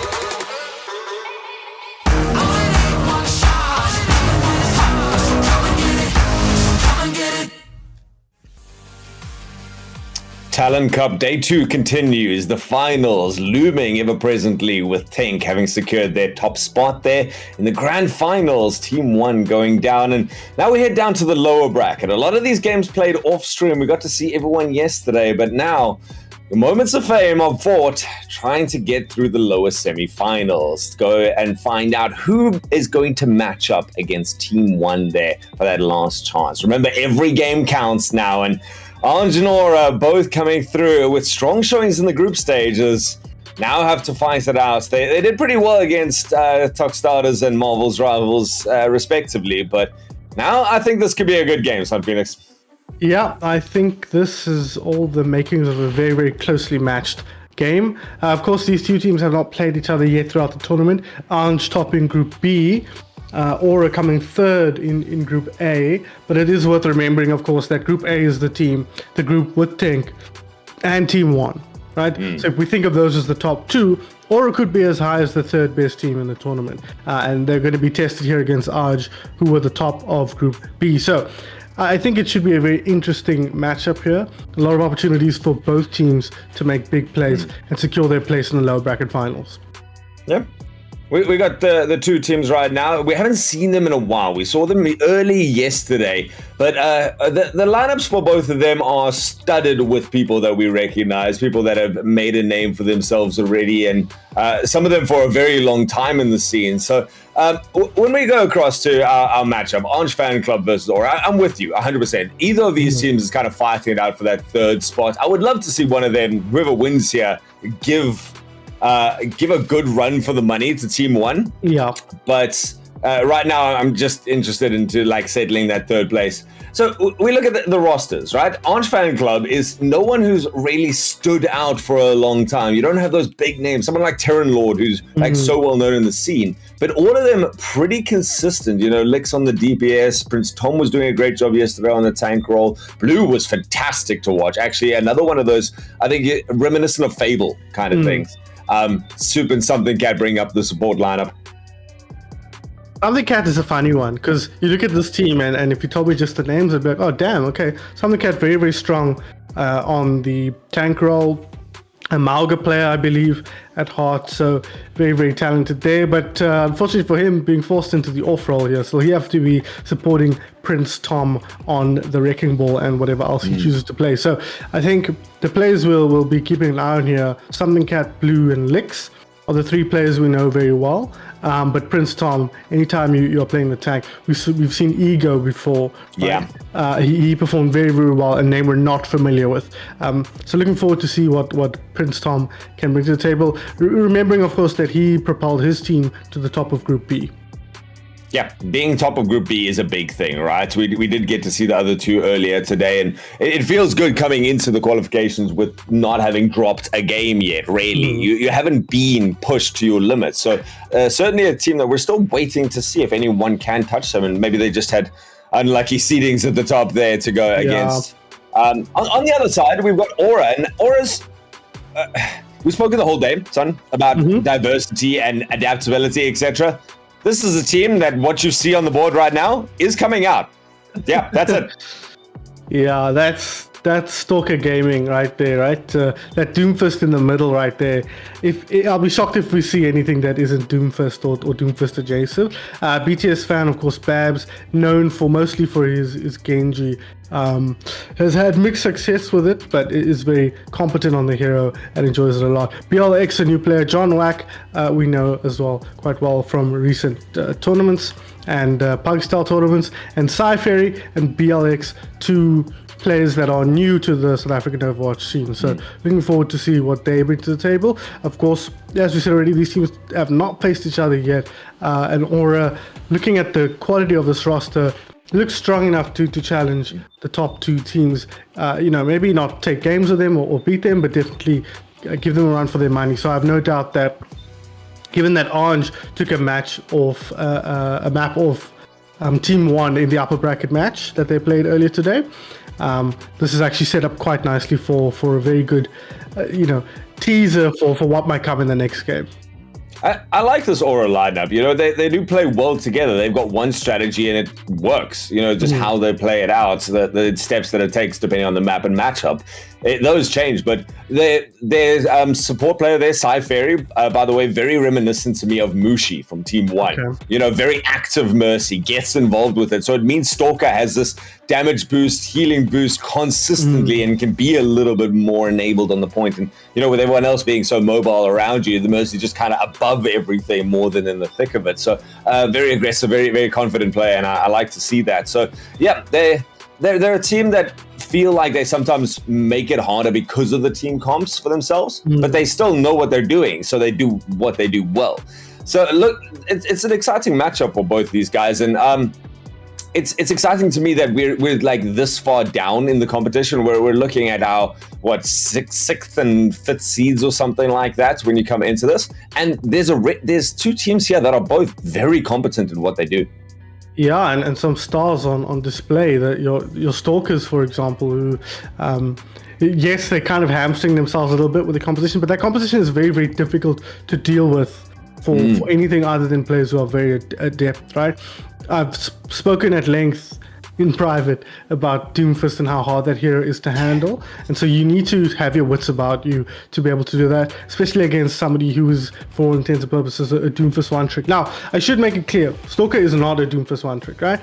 We saw him at the Ethereal Crown playing with I can't remember who he was playing for, like Luke's team, the rest of them. Five Knights, thank you.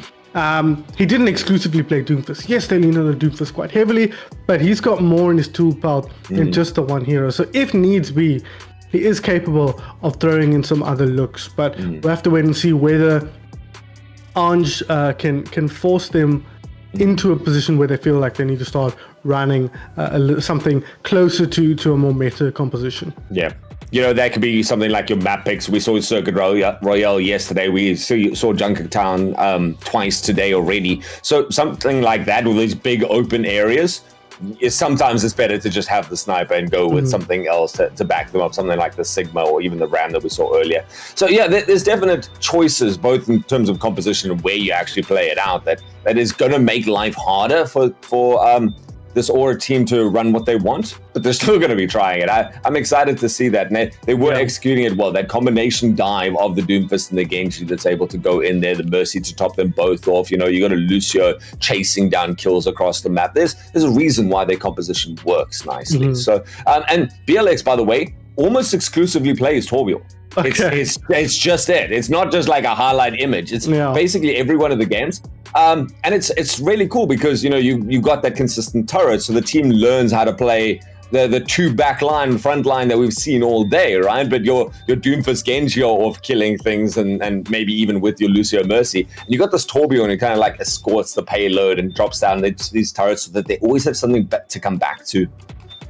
I think they buffed the turrets recently as well, right? They assemble slightly faster now, and they did. So in theory, he should be able to be a little bit more dynamic with his turrets, moving them around and placing them effectively.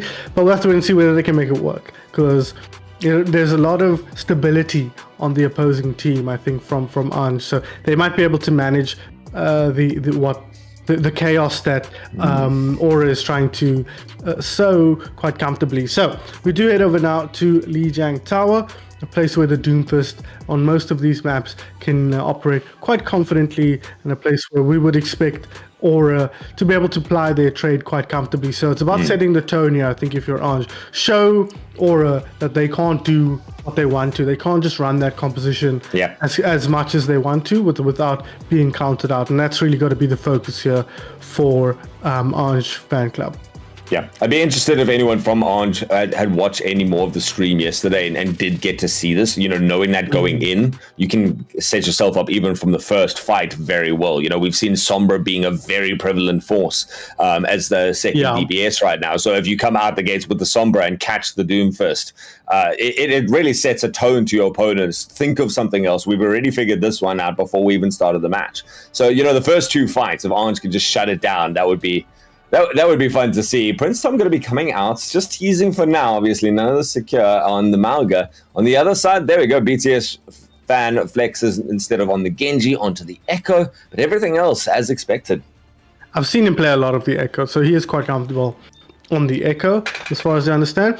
If I remember correctly, what little I saw of Ange Fan Club from the cast you guys did before, Prince Tom did actually go on the Mauga as a hero that he likes to play. So clearly they feel like that is something that they can operate well around. He's got something cat behind him on the Brigitte, who is an expert in the Mauga. So, you know, a lot of pressure perhaps on Prince Storm, but also a lot of guidance available. Or Prince Tom baits everyone in and then charges out. Really nice use of that to create that line out. But ETS fans still being super annoying from above. And Stalker has gone in a little bit too far, though. It was just that off timing, no kill secured. And they start trading back and forth. The attempt at the res was out.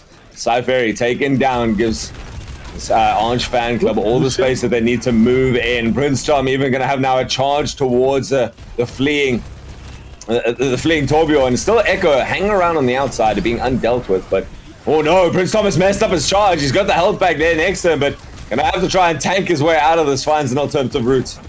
Yeah, he actually almost didn't want to go that way against the Doomfist, right? So it might have been best that he didn't end up going over towards that edge. But they're finding a lot of kills here. As we can see, this is exactly what you wanted to see from Anj Fan Club here, is not letting Aura dictate the pace of the game, right? It's about making sure Stalker doesn't get to do whatever he wants. BTS Fan and the Genji and the Torbjorn feel like they need to be doing more, and that is exactly what Anj Fan have been able to force at the moment. Great work from the Mauga, just able to keep control of the front line. He's not that worried about what the Doomfist is doing, so it makes a lot of sense to play that hero here into this lineup. And no one else in the back line of Orange Fan Club is struggling too much either. You know, Something Cat's going to be able to tank and boop through that. Soup's avoiding it, and Lixodian's sliding out. So right now, Orange Fan Club still finding a lot of value, and every time the Doom dives in, not really getting too much out of it. Fortunately for Orange Fan Club right now, BTS is being completely undealt with in the air and able to really confirm a lot of these kills. Even one good slam is enough to start chasing people. So Aura take the fight well. Fairy. Res. This is so sneaky. Doesn't have a res for 9 seconds. We're still capturing the point. Oh, just not able to get there in time. Blue will pay with their life, unfortunately. So the flip will come through from Aura now, and they'll look to set up for another team fight. The ult was used for Stalker, but Prince Storm coming towards the cage fight. They've got a lot of ults to work with, a ton of ults to all of their ults basically for Orange Fan Club. If they can get in without losing too many players, they'll be ready to take a lot of kills. And they're ready to go. They're diving into point. Lixodian maybe getting a little bit overly ambitious.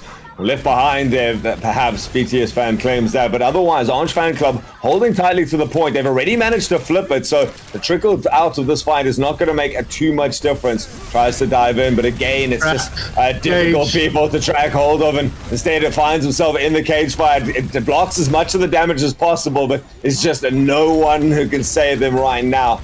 Still, Aura, with enough people around that they want to find this out, they lose immediately. The Lucio and Prince Tom now back into the fight, looking for that target, the main one, the Mercy, all the survivability, but gonna burn out at the end. Orange Fan Club has everything that they need to fight here. They've got everyone back on the point, and they're just systematically cleaning up a really nice way to fight this out from the beginning and just stamp their authority on the point. They've handled Stalker really, really well as a team, I think. He's been doing a good job. He built ulti so quick, Stalker, coming into this final fight, but not able to find any value out of it. They even throw the cage fight just on Stalker, recognizing the threat that he poses, and to make sure he doesn't get any more value on in the team fight. So the question becomes now, Aura, do you just commit to this for the rest of the game? You say, win or lose, we're going to run this composition? Or do you say, right, we want to make a deep run in the Talon Cup? And the answer is, we want to try and win this with all the tools we have available. So Stalker, he'll now go on to Junker Queen, but we saw Salmon will tell Stalker first-hand experience of how not nice it is to play up against the Mauga on the Junker Queen. So we'll have to see what they can get done. But it'll be backed up this time by a Reaper, and it'll get the speed boost as well from John Wack rather. So on the other side, no changes. It makes a lot of sense. Yeah, if it's not working, if it's not broken, don't fix it. And they're still confident to push out. Starting to spot out their adaptations from their opponents, and they can start going in, but lots of resource invested. Haha, shouted out by the Mauga, so he's not going to be able to survive through everything, but the damage is being done too fast. And Orange Fan Club is just pushed forwards and losing very few of their own. Got great tracking on the most critical targets. Mercy not going to get out there, and Blue dives towards the edge, gets a loop around there for their troubles, and Orange Fan Club convincing victory. Yeah, very, very convincing. I wonder how long will Stalker persist with the Junker Queen. We see the weakness of the hero there, the Mauga, just such better sustainability with much less commitment. He's able to just stand his ground, pop that cardiac overdrive, and keep himself healthy with the team at his back. And they're getting kills very, very effectively here. Blue dropping low, but uses the reflect to keep healthy, and now they'll turn and try and deal with Stalker. Yeah, at this stage, I love the Mauga inserting themselves into the middle of that so that the Junker Queen runs past, but no one can back it up. This is massive, knocks everyone down right there, and most of them fall. Now it's Orange Fan Club hunting for whatever else they can get. Something needs to be careful, gets taken out and punished. So a couple of people overextending, but you can see Orange Fan Club, they're just feeling so confident. Yeah, space created altruism by something cat there.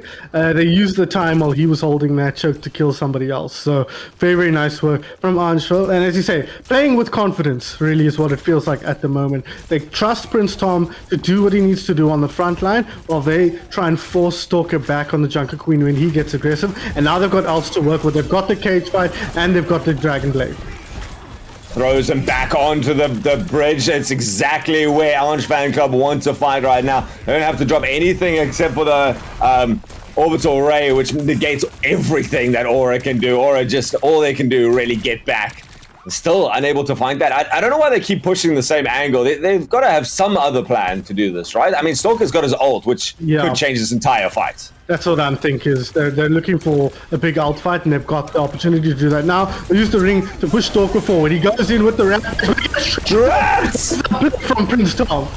Prince Tom probably going to pay with their life, and does at the end of that. But I mean, certainly a great counterplay opportunity has created something for Orange Fan Club. Orange is dead. They dropped everything that they had. They had so much in the bank, and it was just that one rampage to start it off.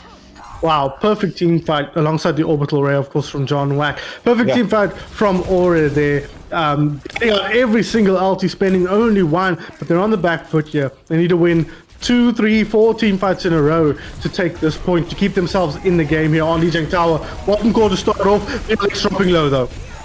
Yeah, Lex confirmed by the end of it. It's just a charge forward. Whenever Prince Tom wants to take space, he seems to find it. Stalker still alone on the outside there, trying to find an elusive target while the front line of Orange Fan Club finds the position of the points. And now Stalker can even get anything. No, the Juno, the target that's distracted him for so long, stays alive. I think might have just committed off the edge. We'll see. I think she'll float back up. Oh, big ultimate, finds two, still alive. This could be a huge ultimate here from BTS Fan on the Reaper, but Prince Tom is still helping. All of his teammates, slams one. He's got HP, he's got damage. He might have just enough resources here to keep himself up until the team comes back. But unfortunately for him, the Stalker will come back before, and the anti-heal will make it so that Prince Tom will not be able to clutch this one out. John Wack picks up the final hit, and it is going to be a return point here. A desperate fight won by Aura. Desperate fight, and they needed it. They had every advantage towards them. They got Soup, did actually fall off by the end, by the way.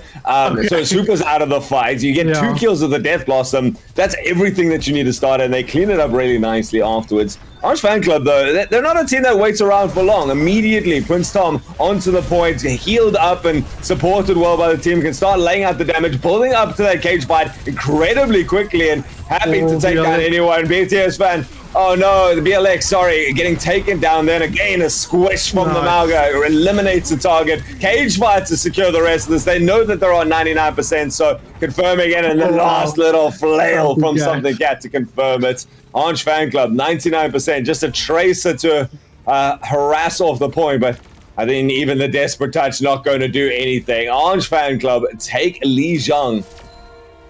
And they looked convincing when they wanted to, yeah. Yeah, they looked very, very convincing there. Pete receiving a DM from Lixodian there saying how good of a round it was. Lucky him, I guess. But Blue will pick up player of the match. But really, Ange looked so good. Like we keep pointing out that, in Overwatch, ult fights are going to go a certain way, right? If your opposing team has a lot of ults, they can force a team fight win, even if they're getting dominated otherwise, and that's mostly what we saw there. 1 or 2 mistakes from Orange Fight Club were the only window that Aura really had into this game. Otherwise, it was total control from Orange Fight Club behind Prince Tom's Mauga. He looked very good in that hero, and it's clear the mandate was handle Stalker. Whatever resources you need to spend on dealing with Stalker, use them, right? 2 cage fights solo on Stalker, 1 catching the Rampage on that second map Gardens, the first one just to counter out the Doomfist during the contest. Totally worth it in the end, and they'll be happy with how that went. And we see that Stalker, while yes, he flexes off the Doomfist, flexes onto a hero that isn't ideal in that situation, at least on the evidence we've seen from Salmon, who is one of the best, if not the best Junker Queens in the country right now. So it's rough for from Aura, and they might be paying the price for a lack of flexibility at the moment. Yeah, right. The question's been asked, and you can see immediately Stalker and the team just bow out and they go, "That's not actually something that I want to deal with right now. No. It's too oppressive for me to try and counter that out with just play style." So I like the fact that they did change. It's the first time we have seen that. They're showing that they know what's not working.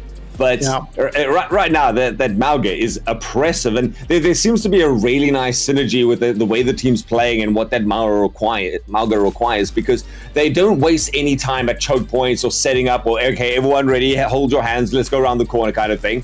There's just we're all quick look around, everyone's here, I'm going kind of thing. And it means that the team doesn't have to waste resources like an anti-heal to splash on your team because someone landed a good shot somewhere along the line. It means that the Mauga goes in, then you throw everything after the Mauga stays alive, starts to chew down everyone's HP, and then you get a Genji slashing back and forth. And I said Blue is a player to watch, and did so very well as executing those low HP targets. Yeah, definitely. And one thing they did amazingly, Orange Fan Club, was pull back when Stalker got aggressive. Right? Don't feed him anything. Don't let him get a big axe that hits 1 or 2 players. Don't let him pull people in with a dagger and try and get executions. When he moved past Prince Tom on the Mauga, he got nothing out of that kind of movement. And the Mauga, Prince Tom, was aware enough to know when he needed to be aggressive at that time or when he needed to hold his ground and buy his team some time and prevent Stalker from getting the resources that he needs to execute. So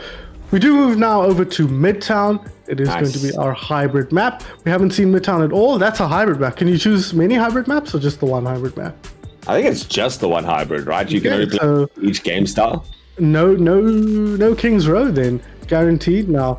So I mean, I'm a big fan of this map. I quite like how it looks and how it feels to play. No reason Mauga can't be successful on this map, as we saw on the last map. No reason Stalker can't make something happen on the Doomfist should he choose to attempt it again. But the longer this match goes on, the less and less opportunities they have to respond to what Orange Fan Club are bringing to the table. And so Aura might want to adjust their strategy sooner rather than later. Yeah, I mean, right now this seems to be a very neutral map, right? It's not favoring specifically one style of play. It's not like a Gibraltar where you have to play some sort of dive to contest that high ground. So both teams are free to play what they want, and Prince Tom goes off the Mauga, and instead Stalker picking it up apparently on the other side. So Aura showing that they're not a one-trick pony. They're not we're just going to eliminate your back line. We can eliminate your front line as one. BLX sticking wholeheartedly to that Torbjorn. I love it. Good character.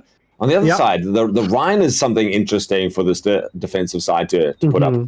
I would love to see a Mei coupled to this. This map isn't King's Row, but it feels like King's Row in a lot of ways. So you could have a lot of success with the Mei, with the Rhine, but the chokes aren't quite as stark as they are in a lot of King's Row.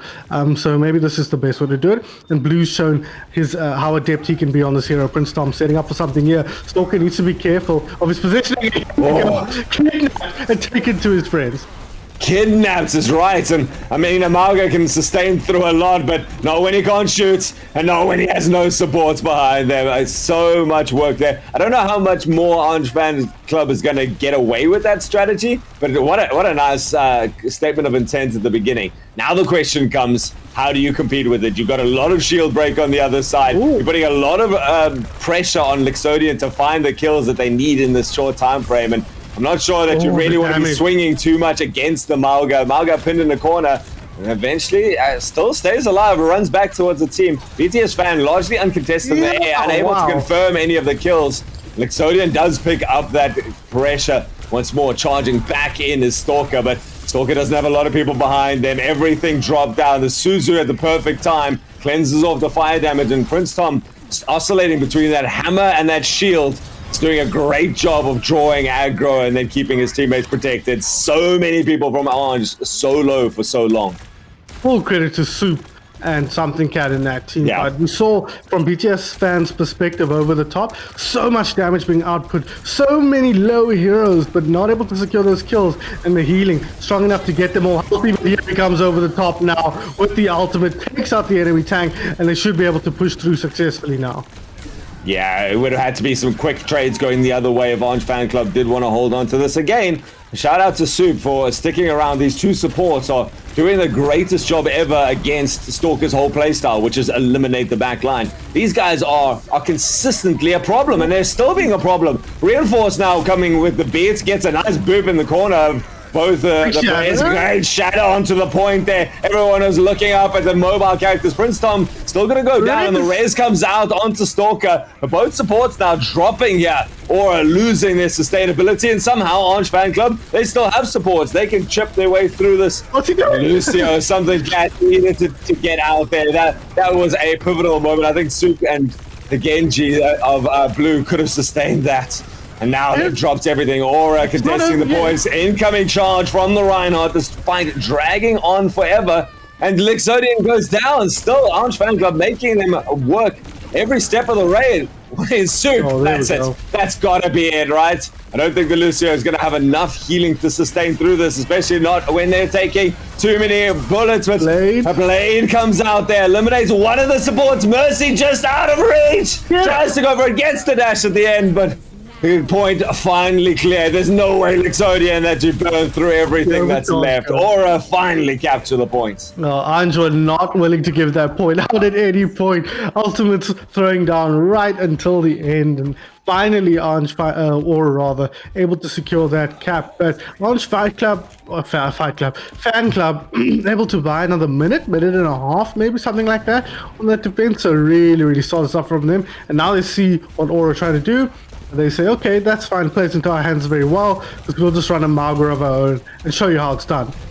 Yeah, and right now you've also drawn out everything from Aura. Aura was desperate to capture that point, so they don't have a lot of ultimates left. They're going to drop the barrage from above, but blown up as everyone turns to look, forces out the res. And everyone chasing after that res right now, realizing there's going to be a little bit of consternation between those two. Somehow they get out, and Prince Tom, with everyone distracted, loses out on the Mauger jewel, now free to rain fire and death to everyone around them. Lixodian finally taking care of BTS Fan, and Blue trying valiantly to reflect as much damage, but they're too squishy, and it's up to poor Something Cats trying to avoid an auto-tracking turret and the missiles of John Wack.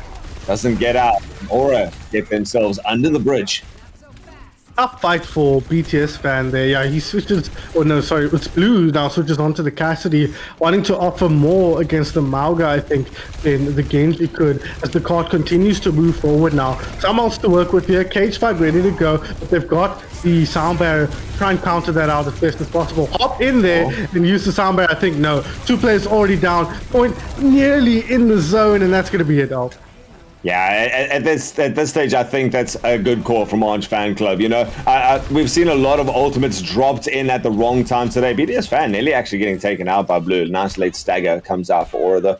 But yeah, Orange didn't need to waste that. They've still got a lot of distance. They've been consistent at delaying their opponents. Keep it for the next fight. Yeah, so they do have it now. They've got cage fight soon as well, but they'll be fighting into Molten Core and Orbital Ray. So no guarantee that they'll be able to hold Aura off here. Dropping low, needs to be careful. Lixodian on the Reaper, under pressure, forced out, but now comes the aggression from the front line. Well, Mauga's dived into where the Reaper was hiding, and Orange Fan Club ready to back their teammate up. Now can turn on the aggression, having secured those first two kills. And look at the speed of execution of everyone after that. They're two phases to the team fight, each of them lasting maybe 3 seconds. I think Something Cat being on the Lucio is really powerful for them, because as a main tank player himself, he understands the flow of a team fight. He understands what you need to be looking out for in terms of go signals. He's able to dictate the team fight with his speed boost very effectively. So really good play from him. He's still holding onto that sound barrier. They've got the cage fight. They've got High Noon now as well. This could be an explosive fight with outs on both sides. Molten Core goes up there. He doesn't drop it. He's not there, unfortunately, for the cage fight. Blue gets a couple with that Deadeye, but the Molten Core on the ground of the cage fight is too much to deal with. Two great heroes to counter up against this Mauga. The Reaper going to be chasing him down with the added speed boost. And in fact, they're going to be able to surround him on all sides. Got some support. The Justice from above. Babs lands all of those. Doesn't press Q to die this time. Instead, eliminates key targets when they were distracted. Now this completely even team fight. Great orbital ray comes out from Soup to sustain everyone through this. So Orange Fan Club at least have stomped the payload. Now probably going to have at least a long time. There's finally the sound barrier that something Cat has been holding on to for so long. Once more gives Orange Fan Club more time to fight. They've done enough to chase back Aura. Really, really solid stuff from them. Prince Tom has been really good at pushing his advantage, but without overextending. Stalker, though, on the other hand, is taken down here. Now Prince Tom can move forward. He knows the enemy Mauga is not in the team fight, and he can look to clean up a couple of team fights. A leg kill onto the Mercy would be good, but he's committed his mobility. Oh, there's a doorway there. Did you know that? I did not know that. Prince Tom did, though, and he'll be back to safety. Lots of ults to work with here for Aura almost. They've nearly got the Valkyrie. They've nearly got the cage fight. Not much to work with outside of the Death Blossom on the other side. Oh, Stalker goes for the aggressive play, charging in with the cage fight. 100% pocketed by the teammates. The HP teetering on the edge. Still, everyone focused on the Mauga. Ignores the Pharah. Is landing all the shots that they need. Juno going to go down. A nice boop out, boop back in. Blue circled, surrounded, and eliminated. Leads into the fight as well. Orange Fan Club, they've reinforced. They've taken out Stalker, who was distracted. Gonna claim the Mercy before the res as well. And while Aura wins the fight, Orange Fan Club are gonna win the war. I mean, right now, so, jeez. Wait, how is Aura still doing this? It's still BTS. A couple of late kills here. High Noon, in the back, orbital ray committed as well. So is the from the Pharah, but Blue finds one, finds two. Can he find more? Get rid of the turret as well. Look who's back. Mr. Doomfist here on his favorite hero. But it's not going to be enough. Something secures that kill. Big Riz, no. Who would have thought Cypher taken down in the end? And it is going to be a 3rd-point hold here for Orange Fan Club, but a close matchup that Aura can be proud of. Man, that fight seemed to be so delayed for so long in the entranceway, and then suddenly was on the point with the payload, ready to touch kind of thing, and everything exploded. Blue did an amazing job of staying alive the original time to distract for the rest of Prince Tom and the crew to roll out into the crash into the side of Stalker. And then when you come back to be able to, like, again, 1v3, pick off the consistent shots, starting with the Juno to eliminate whatever's left of Aura, that gives them no chance for when Stalker comes back to have anything to do with it. You know, I think that there was 1 or 2 other people still alive when Stalker returns. We have a different outcome there, but Orange Fan Club secure themselves a win condition, right? Yeah, I think what stood out to me there was the difference in understanding the limits of Mauga between Prince Tom and Stalker. How often did we see Stalker overextend and get killed a little bit too deep or die early at the beginning of fights? I think Prince Tom plays a lot of Mauga, whereas Stalker plays a little bit less. And in that way, Prince Tom is able to understand when he can be aggressive, when he needs to play safe, and how we can get the most out of this hero. And that was kind of the difference there on that 3rd point, I think. 2nd point, kind of a wash. They were on the wrong comp, and some big ults kind of secured the team fight for Aura. But 3rd point, once things stabilized, Orange Fan Club kind of came back out on top. Well, looking as we go forwards now, obviously reading the Mauga on the other side, but I'm still wondering, how are we dealing with this Pharah if you're Orange Fan Club? Because Pharah has done a lot in this. This good consistent damage is great. Obviously, Junker Queen going to be a little bit harder to hit than the Mauga, but I mean, with that Discord orb here from John Wack in the background, you're worried about the amount of damage that's coming out from Aura. And I mean, when they're ready to jump in there, Stalker does get blown up. Somehow Prince Tom, still alive, lands the knife on the Mercy, turns it around. Suddenly, Aura, they're the ones. They killed a lot at the beginning, but they didn't finish it off. And whoever's left is coming for you. That's what I'm talking about. That play there, exactly. When you go aggressive, you secure the kill, but you leave yourself with no way out, and you're taking so much damage. Stalker going down there really kind of ended the team fight, because if he's still alive, we've seen how typical it is for the Junker Queen to operate, and Prince Tom showing what he can do if he's given any space to work with. really invading that back line. Now the Mauga can't stop you if you ignore them and run past them. And right now, that's exactly what we're seeing Prince Tom do. Stalker decides to swap to the Zarya. We haven't seen this matchup work out every time before. Prince Cypher taking a brutal shotgun to the face to end up that fight. But Orange Fan Club, now everything's getting chaotic. Yeah, they're scrambling a bit here. It's hilarious though. Stalker is the only person changing anything. Although I will say John Wack now on the Ana instead of the Juno that he was on before. Big ulti though, BTS fan. He's done a good job of finding picks with the death from above and able to find one more there. Prince Tom, a critical pick, and now they'll be able to convert that into more kills on the point. Something Cat booped out well. BTS fan Babs has been great with these concussive grenades to be able to put people in the right position and lands the spam into the side of Lixodian, who doesn't respond in time.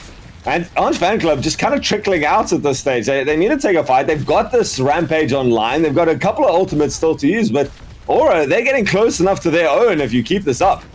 Yeah, it's going to be a tough push here, especially since, as you say, they don't have a most obvious counter to this hero right here. The Reaper in position here, needs to be careful, putting the pressure on, but will get taken down. And now Stalker finds the kill onto Prince Tom as well. They will get the kill onto Stalker, so maybe if they can draw this out, reinforcements will favor the blue squad, but unfortunately losing too many players, and that should be it here for the team fight. Yeah. Orbital Ray committed into that from Orange Fan Club. On the other side, you got both of your support ultimates. So Aura going to be able to now withstand a lot. The big play has to be Prince Tom's ultimate. The Mercy relies on the healing through that. And you can knock out a couple of players with a nice Rampage. Take care of the turrets. Try and hook one of these people from the side. A lot of time again being spent dealing with this Pharah, and still no answers to it until Lixodian can hit the shots that they need to. Prince Tom taken out though. Bubble there to protect and back up the barrage. Blue trying desperately in the back line to do something with their team fight ult, but everyone from Aura spread out far enough that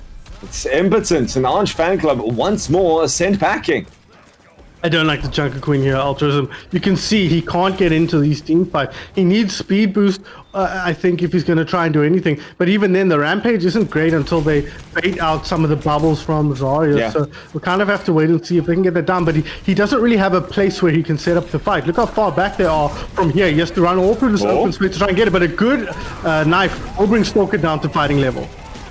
Stalker constantly, you can see Prince Tom just holding onto this ultimate, realizing that the Zarya is not the target. And while this is going on, Orange Fan Club's DPS are just losing their jewels. Too much sustain coming out from Aura. No kills so far, and eventually Prince Tom desperately tries to drop that ultimate, but there's no damage now to try and burn through whatever's left. You know, it's not a kill everyone ultimate, it's a allow them to be killed.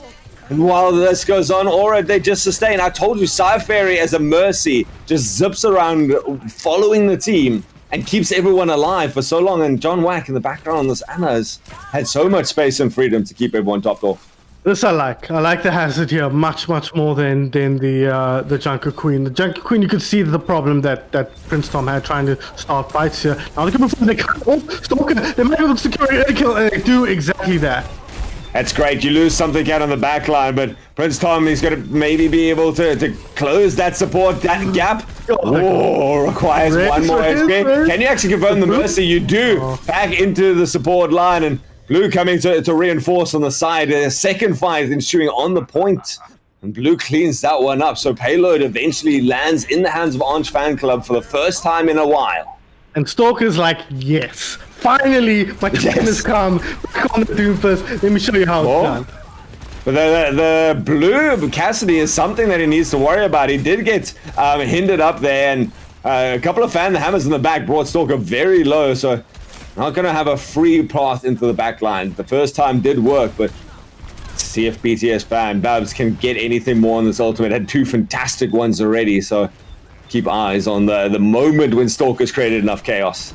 Yeah, I think BTS fan will probably be able to find 1 or 2 kills with this ultimate here. He is being kept an eye on though. There we go. Great ultimate over the top. Finds something. Cat takes him out. The shot onto Lix as well. Blue with the high noon will find nothing. And that's it. Team fight over. 44 seconds on the clock. They're in a bit of a trouble here, Orange Fan Club. Yeah, for the longest time they were committed to pushing the payload, which I do understand. It puts them now very much in last fight territory, but it did mean that Prince Tom had to play rather passively. You know, I didn't see the Hazard jumping into a fight anywhere.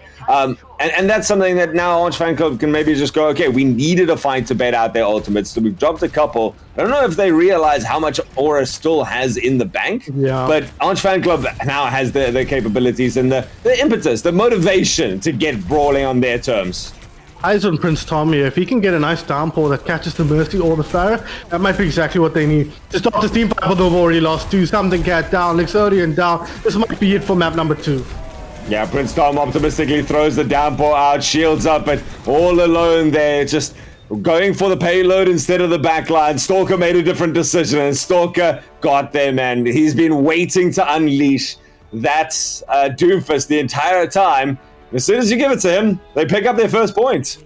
Yeah, and it didn't look close, that second point, right? Of course, a bunch of that was based on the fact that I think Orange Fan Club were on the wrong hero, especially with the tank. I think the Junker Queen really wasn't working, and they spent too long before they switched on to a different hero. The Hazard looked a lot better, but by that point they were kind of backs against the wall, not much time remaining. They needed to get as much progression on the card as they could, and then they were kind of not taking fights how they might have wanted to take them. But on top of that, there's no obvious targets for a Hazard to try and get on top of, right? Yeah. You've got Pharmacy in the sky that is really difficult to deal with. Doomfist, of course, you're manning up against an enemy tank. Sometimes you will, sometimes you won't. And then you've got, who else was it? The other DPS. I can't even. Oh, it was a Torbjorn, right? So nobody really easy to hop onto and try and get kills. He had no backup either from his teammates. So it was always going to be a hard task for Prince Tom to get done. He needed to be making space for his team, but he's not enough of a threat on the Hazard to pull enough attention to give space to anybody else. And we saw the effect of that. BTS fan in the sky on the Pharah, able to have his run of the entire game. No pressure being put on him because Blue had too much to do. I have to deal with the Pharah, I have to deal with the Doomfist. I'm only one man, and unless I hit every single shot, I'm gonna have a hard time managing all the threats that Aura are putting out. Yeah, I know Lexodian had a long time, because I believe that was Babs and that freedom of the Pharah, and the combination with the Mercy is disgusting. We know it. And the damage boost when you're not being contested, the continuous sustain means that someone like Lex, who had the Sojourn for the majority of that match, what are you going to do? You build up enough charge to get them low enough to finish off with your normal shots, and then by the time you actually got your railgun, they're back up to full. So like, you're what are you trying to chase the Mercy down and hit that one railgun shot consistently enough? It's a hard task. So I like the fact that Blue did go onto the Cassidy at the end and was getting a lot of value out of it. You know, very calm player, took some nice angles, was winning the duels. It was also dealing with the Doomfist when Stalker brought it out. So I like that, but Lix and Blue are going to have to both focus down BTS and the Mercy. Side Fairy doing a great job there. If they want to clear the skies, and doing that, like you say, while dealing with the Doomfist jumping in your face or anything else. So it was interesting. We started off this matchup with a very dominant performance on map number 1, where it seemed like there was no answer right now. We have the rule book already written right now, okay? And Stalkers seem to, like you say, Stalker's the only one who's been changing that much. Didn't seem to have an answer there, and then Midtown comes along and they go, we're just going to change everything, and you're going to adapt to whatever we're doing moment by moment. Yeah, well, he kind of just went, hey, Mark is pretty strong. Let me give it a go. And it kind of worked for them pretty well into the Reinhardt. So really, it almost feels like Prince Tom and the rest of Orange Fan Club are kind of, are skinning themselves a little bit here. Like, it worked so well in the first map, just running the Mauga. It feels like you put Stalker in a place where he didn't feel like he had enough options to counter the Margo in his hero pool.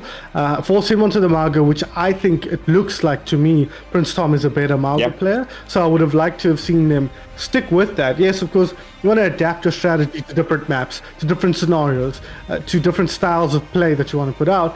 But I think if it ain't broke, don't fix it. Run the Margo. Force them to deal with the Mauga, because I don't think they showed that they could handle it, in spite of the fact that they lost that they won that last map. Yeah, I like it. And, Rutasopia, as we go onto our push map, is certainly a place where the Malga makes sense. You can really chase down people over those long sight lines, come around corners at a blistering pace, literally, and set you on fire. So I like this, and it would be nice for them to at least steady themselves with that, because the performance at the other side, you managed to stop your opponents before point 3, which is always a confidence booster. They didn't look together on their attack. There was so many like latent picks, etc. Just do something familiar to get yourselves back on the same page. I think the biggest difference between what we saw on Lijiang Tower versus what we saw in Midtown was that Pharah, right? It meant BTS Fan could put so much more pressure on the backline to make space for the Doomfist, right? Or the Zarya or whatever. The fact that Blue and Lix had to be keeping an eye on BTS Fan, were taking damage all the time. He's pulling attention away from the supports who have to heal all over the place. It really created a different dynamic, which I'd like to see them recreate now coming to this map. But instead, they're going to come with, there we go. Perfect. I like this look from Aura. I think Stalker should probably feel comfortable going onto the Doomfist here, but it's not that great against the Malga. So I think this is a good look from both teams here. Yeah.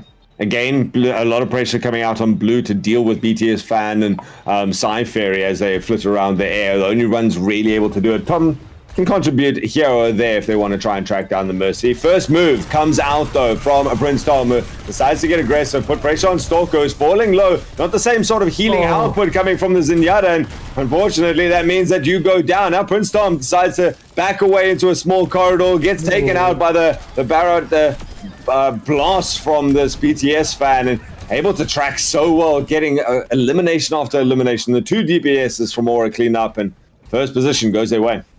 And we see again the difference between Tom and Stalker on the Malga. Right? Tom was in total control of that. Stalker was kind of having to scramble, run away. Yes, he has much less healing that's forthcoming, but it didn't end up working out. Now, of course, they did win the team fight, thanks in no small part to a big res from Psy-Fairy. And I think that's one thing, if I'm Orange Fan Club, I need to do a better job of, right? Shutting down Psy-Fairy's reses. She's using them quite aggressively, and she's getting away with them very easily, for how easily she should be getting away with them. Yeah, dealing with this Mercy. A bit of a split fight comes out as Prince Tom decides to take a long charge down the main alley, as doesn't have the DPS already with their focus. A little bit of pharmacy action on the side was distracting them, and Orange Fan Club, they crumble in 2 pieces. Aura now feeling very confident, can step all the way up. Prince Tom is building up what ultimate charge he can. But Orange Fan Club, again, yet to find an answer. I wonder what Stalker's thoughts are on Babs' Pharah. I know Stalker's got a reputation for being a bit of a Pharah hater. Pharah abuse, if anybody remembers that from many tournaments ago. But here he's reaping the benefits of a very well-played Pharah. Yeah. As I say, that Blue finds a shot he needs to, takes them down, and now Prince on Maga. This is Overwatch, ladies and gentlemen. Hold down left click. 2 big men, muscular men holding down left click in each other's faces, and now they chase each other around the corner. Until one runs away, right? But there's a nice heads-up play comes out from Blue to take the short angle. Might get punished. Lures in the Zenyatta, but John Wax still comes out the better. Fortunately, John Wax spending too much time there, decides to pop the Transcendence, stalls out the payload, and allows the tank to come back in. But I don't know, Stalker, he's got the cage fire, but I don't know if this is something you want to take. Doesn't even drop it themselves, and instead eventually drops it at the end there, just evening the playing field a little bit more. BTS Fan comes in with the barrage over the top to help win out the tank duel, but everyone else is falling. Soup has been dramatically influential on the back, and as we lose that fight, it seems like Orange Fan Club had it pretty well secured. Who knows? Oh, why does this happen? Yeah, Overwatch is crashing, I guess. It's having a bad time, but very interesting play from both teams there. The Malga battle is a fascinating, terrible thing to watch, isn't it? Just 2 big boys shooting miniguns in each other's chests until one of them dies, or more frequently doesn't die. So really it's tough. Of course, what you lose in terms of healing from the Zenyatta, you gain in terms of the discord, if we think about the 2 Malgas, bashing their heads against each other. So it's a dynamic, that's for sure, but not the most dynamic. But again, it comes down to me to the Pharah. depending on what DPS fan can get done, that's going to be what cracks open the various defenses, because the Maugas can't just on their own stand and face each other. There's a lot of resources getting pumped into each of them, on either side. So if you can disrupt that flow of resources, the pipeline, the logistics pipeline, if you will, altruism, that is what's going to help you win that Mauga duel. So we'll see how that enacts now. We do seem to be back in the game, so we're going to waste no more time and see what the outcome of that was, because Runasapi, it really is poised right now. No team really putting a definitive foot into this. And like you say, that Mauga duel is such an influential part. So BTS fan has had more issues in the air thanks to Blue putting in consistent damage, but still been very impactful into fights. So we jumped straight away back into the action. We did pause out, but looks like we are on the verge here of Aura being able to claim it. Orange Fan Club backs against the wall, still fighting it out on the stairway. This is deja vu, so kind of rewind and gonna be able to come in. Kitsune dropped early into the fight. Mauga is pinned on the wrong side, but Orange Fan Club know better that he can't just charge out there. Prince Tom decides to go in and dies for their troubles. Lixodian desperately presses Q between everyone, but out of range, able to do anything. Aura drops. Maybe the Transcendence a little bit too much then, using the speed boost to try to chase down one. That was tight. That might have made it all worth it. But yeah, that was a very late Trance just to try and secure the team fight win. It was very much in the balance, and the Trance pushed it over the edge. Oh, that is a big moment right here. Prince Tom, no more Mauga for him. He doesn't feel like he can win this Mauga duel well enough to push his team through enough team fight victories to try and take this point back. It's going to be on the Diva instead, and BTS fan, he spotted at his top again. Where are you, Blue? What do you want? Takes him out, but he will pay with his life. Good peel from Prince Tom. We'll be able to save Blue. We'll be able to avenge him. And this is a big part of what the Diva pick does, actually. It mitigates the Mauga, both in terms of his damage output and his sustain, but it also deals with the Pharah. We finally got an answer to the Pharah. I don't know how much defense matrix you're going to have, because you're going to need a lot more. But it opens up the opportunities right now to cancel out, to punish so that heavy aggression. Blue decides to go onto the point for just a second, trying to stall it out. Probably going to pay with their life, but doing so much damage that can be confirmed at the end. It's going to be via the bomb. John Wack with 6 HP. No one's coming back to point to deal with it. There, Lixodian over the top does shut it down. It seems like Orange Fan Club finally have some answers. Yeah, they're finally pushing this back, but they are more than happy on the side of Aura to have team fights here for the rest of the game. 5 minutes left in the match. Wow, this map feels like it's taking forever, doesn't it?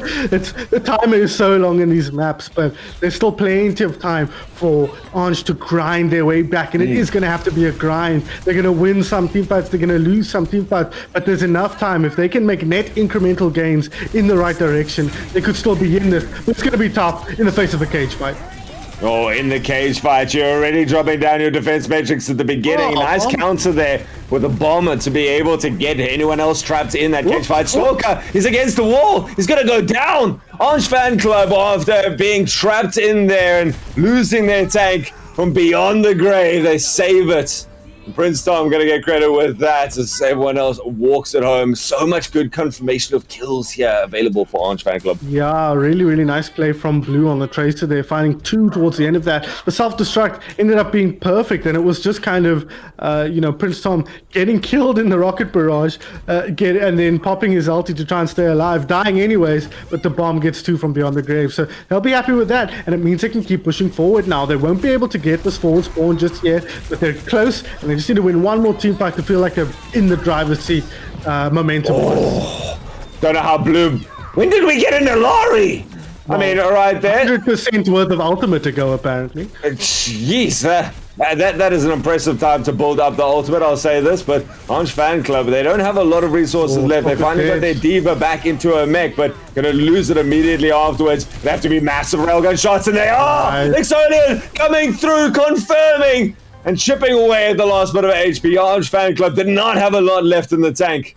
And they drop what they've got and they make it count.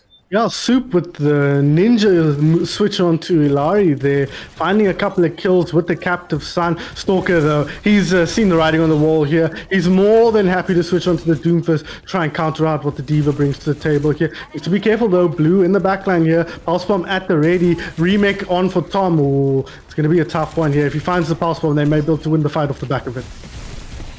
Being very patient with it, realizing everyone's grouping up together. It only can hit the ground, and it's not enough to confirm anyone. Still trying to hang around, but no recall, no confirmation of kills, and no chance for Ange Fan Club to come out of this. Not sure if anyone even did make it away from the fight as they were hunted down or take possession, and there's only half the time available, but Ange Fan Club has at least made a dent.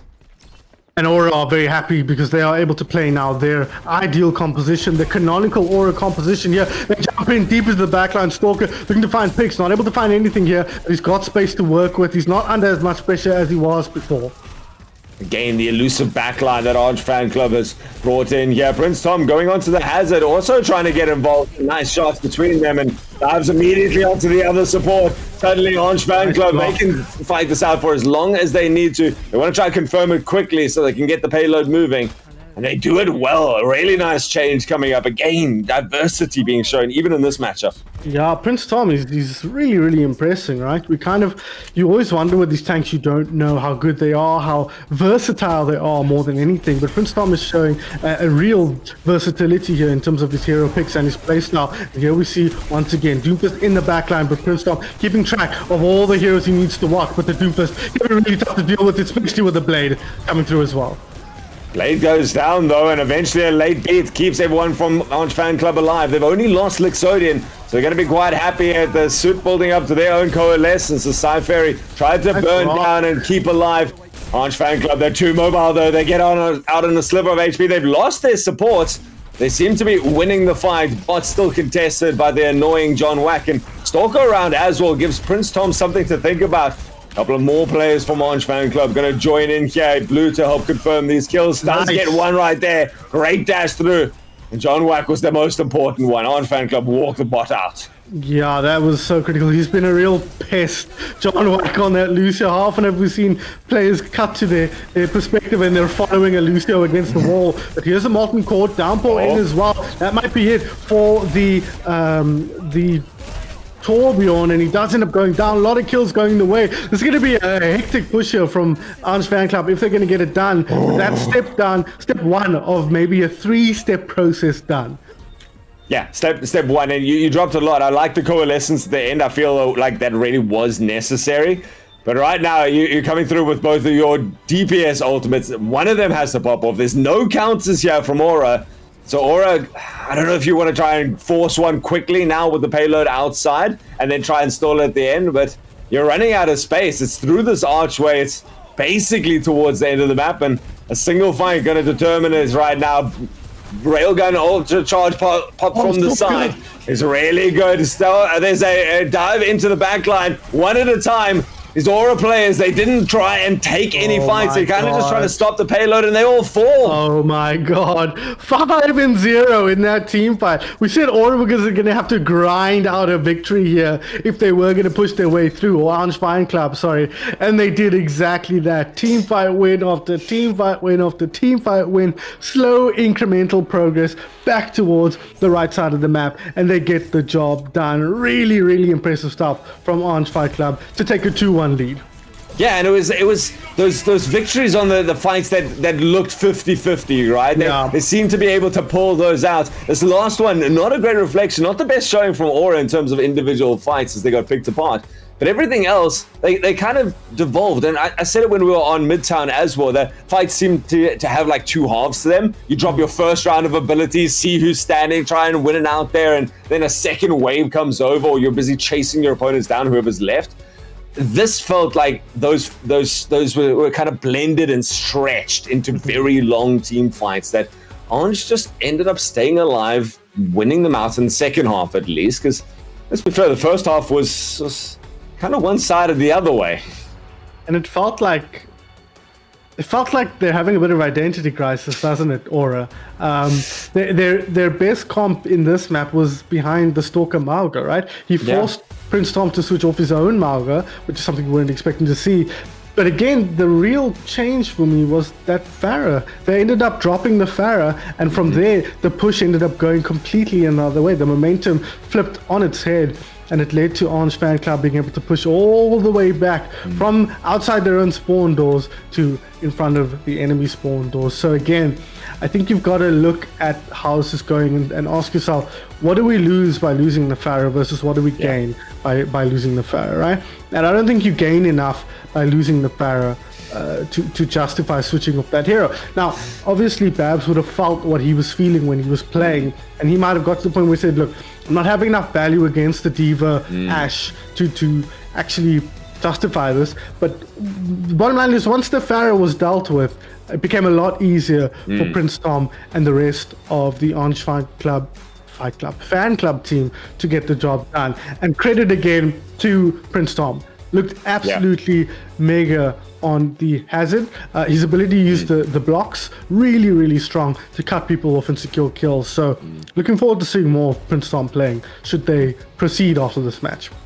And that was the big part of it, right? You talked about Babs not getting the value on the Pharah. That 100% came down to the Diva. They tried it for like two maps to shoot that Pharah down out of the sky. It just wasn't working. So now we mitigate the Mauga and the Pharah with our tank, and it worked. It did so much. There were effectively 3 people not playing Overwatch for a couple of seconds because you now got no Mauga, no Pharah, and no Mercy that's linked to them. It allows you to win, 4v2 by the end of that? What I would like to see, though, is the Pharah was definitely working. It might not work with the Mauga. Yes, it was contributing a lot until the Diva came, and that was the whole point of the Diva. I don't know if you noticed, Prince Tom swapped off the Diva basically immediately after the Pharah, as soon as the Pharah was gone. So right now, you might want to force your opponents into a question. Now, if you're Aura, you go, UK, you didn't run the Diva when we only had the Pharah. You only ran the Diva when we had the Mauga as well. Let's go back to not running the Mauga necessarily. Stalker, I'm pretty sure, is ready to get that Doomfist unlocked. But you now go, the Diva's going to do nothing against the Doomfist, but it is going to stop the Pharah. Or if you don't go the Diva, the Pharah now gets the space to work with. So, Rialto, Escort map, good place for Pharahs, good place for Maugas, good place for Divas. Good map. Great place for Pharah, actually. A really, really popular map for the Pharah. So I hope we see BTS fan pull that out and look to dominate the skies from there. That said, though, long sight lines, great for Widowmaker, great for Ashe as well. So it might not be that easy for BTS fan to have his run of proceedings in this map, but we'll have to wait and see. And the question is, what do Aura come out of the door with here? This is their map pick. This is a pretty good map for the Doomfist, but of course Mauga works on basically any map that isn't dominated by high ground, which this one isn't, at least not as much as some other maps. And so we'll have to wait and see what Stalker comes out of the door with here. I wouldn't mind seeing him try the Doomfist alongside the Pharah. I think we've mentioned that a few times. I think those two in concert could work together quite well in terms of destabilizing Orange Fan Club's stability, which is where they seem to thrive, although they've shown us the flexibility of being able to force more aggressive styles.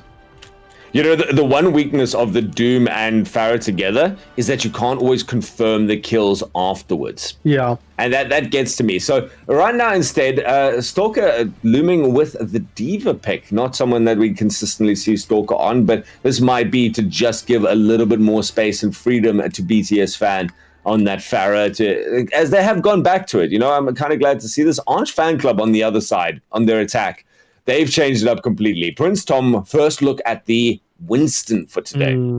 Very, very interesting. Pretty good dive composition, and their backline is very self-sufficient as well.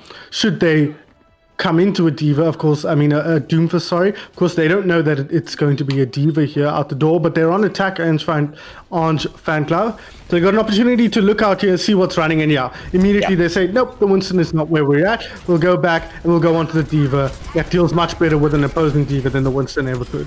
Yeah, deals with the opposing Diva, deals with the Pharah, but unfortunately in the 10 seconds it took to turn around, you have lost, ironically, the Ana into the soup. So now you're getting BTS fan going around the outside. Again, the boops from Babs have been so pivotal in just confirming an extra kill. And I mean, they're trying to extend it now to a full team fight. Stalker goes in, has got a lot of healing waiting if they need to come back, and does. And Ange Fan Club, they just need to find a position to get out the doors. Yeah, they just gonna crack open this defense and they should be golden here, but it's gonna be tough, especially with Stalker playing the way he is here. And this is how you want to play D.Va on D.Va. Often you just let the D.Va move past you and then you chase them down with the micro missiles, and you get huge value out of your own damage. And there we see it. But Storm doing an excellent job, dropping low, has to move down. Does he have the healing to keep him alive? Yes, he does. The honor working desperately to keep the D.Va alive, and they will get the job done. More momentum gained here from Orange Fine Club, finally out the door. Fight Club again, love it. You're right though, it's Prince Tom has got two jobs, deal with the Pharah and deal with the other D.Va, and has had to split their attention, staying up, and they find a bit of an opening now, a bit of a nice anti-heal, jumps onto the front line. Blue overextends, everyone was just a little bit too far behind them. Very important and consistent shots coming out here from Soup to be able to get the break out. There's Pharah in the air. Sleep Dart misses, but Something Cat is able to actually confirm that at the end. Puts up the shield. Optimistic bomb over the top. Still finds Soup though. And it means that there's one less person to deal with, but Prince Tom, he's got the remake if they need to, so able to put on the damage. Can he actually confirm the door? He does, and gets back to the team. Orange Fan Club, they just needed to break that door, and they do it.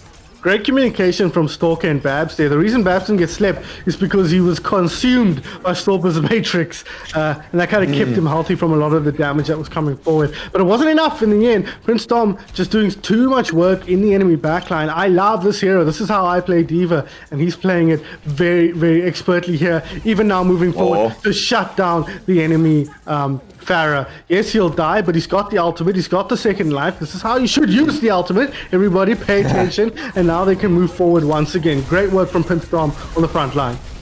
Trying to pressure out this high ground now. Stalker forced away and has to group up. And Orange Fan Club, they're all here. They've dropped Something Cats. They have got one kill to their name, but as that coalescence is trying to be built up, you cannot afford to lose your support. Orange Fan Club looking to press out a little bit. Tom wants to try to take a fight, but this may just end up being the longest death ever. Soup has rejoined the fight, so has a little bit to help out this Prince Tom, who's somehow gotten back to the payload. Might have the kill on the Mercy, has to DM at the last second. Still, this fight drags out. It's not been clear kills. Soup left behind. Yeah, no one gets left behind except for Soup, apparently, as now they look to keep building, but this fight is way too long, way too extended. I think they just need to get back here on Orange Fan Club and regroup. Without Soup, they're lacking a lot of healing, and they lose the mech now. He's going to have to hop into the river here, take a quick swim back to spawn, I think, or I guess he wants to try and build it up the old-fashioned way, and he's doing a decent job of it here, Prince Tom. But a lot of else to work with now for Orange Fight Club. They've got the Blade, they've got the Bob, they've got the Coalescence as well. Only really one out on the side of Aura, and that's on Stalker, with BTS fan close towards him. He's looking for an opportunity to find. He will get it here. He find the target. Or tries the bomb. The pulse bomb actually just takes out Bob, or gets close to it. Stalker decides to pop the ult and is doing a great job of juggling everyone. Picks up two. Gonna be able to dive back and take out the Genji with the last zap. Right there, Orange Fan Club. They kind of walked into a kill box and were surrounded succinctly. Stalker, before Doom's Stalker era, Stalker was most well known for his Winston, so it makes perfect sense to me that he's excelling on this hero. His mechanics are excellent, and his ability to read the game as well are very, very good on Winston. He doesn't have the backup. Well, he's got BTS fan as backup as well, so there's an opportunity for them to find targets and put them down. A good pressure from the backline as well. Massive backline, anti-heal was there. Now we're going to see Blue trying to slash through. Cannot even deny the res. And they stay alive. Aura, they come back into the fight. That allows the nano boost to come off because of the res. And Stalker wants to clean up. He's also being kited. And Blue's still trying to track down this ever-elusive Mercy. Gets one slash through it. And half HP. Prince Tom lands the final shots. Eventually, Orange Fan Club going to be able to clean that off. But, I mean, that took a long time. Yeah, that Mercy is really, really hard. Tough to back down. You mentioned it. From before, but it's not again on this hazard, doing such a good job of finding targets and executing them very, very quickly. So he will just play safe now. He will back off. The Stalker on the Reinhardt now, looking to assert themselves. No movement speed to back him up, so he's going to have to play this a little bit slower. We might see a switch out from the Tracer as well onto a Pulse Bomb, but really difficult time to play here for Stalker and the rest of Aura. The big thing about that as well, even if they get into a good position, there is a sound barrier to reinforce here for Orange Fan Club. Also on the verge of Coalescence, which would be the easiest way to start or maybe finish a fight right now. No sound barrier going to be coming out now. No obvious things to counter, but he gets pinned against the wall. Exodian follows shortly after. Don't want to drop Coalescence into this. They've still got a bit of time, and Stalker stands proudly and confidently and says, "Get back. We've got something else for you to try." There's still 2 minutes left here. I feel like this map time is super, super long. Because I felt like they got hulled for a decent chunk of time on first point, for a decent chunk of time on second point, and yet they still have 2 whole minutes? Okay, well, that's very interesting. We'll have to wait and see if they can get a job done here. Now they're moving forward. BTS Fan has gone down. Tower taken care of. Coalescence at the radius. Stalker charges through. This is a good start to the fight, but they're losing a few players on the other side, on the side of Orange Fan Club.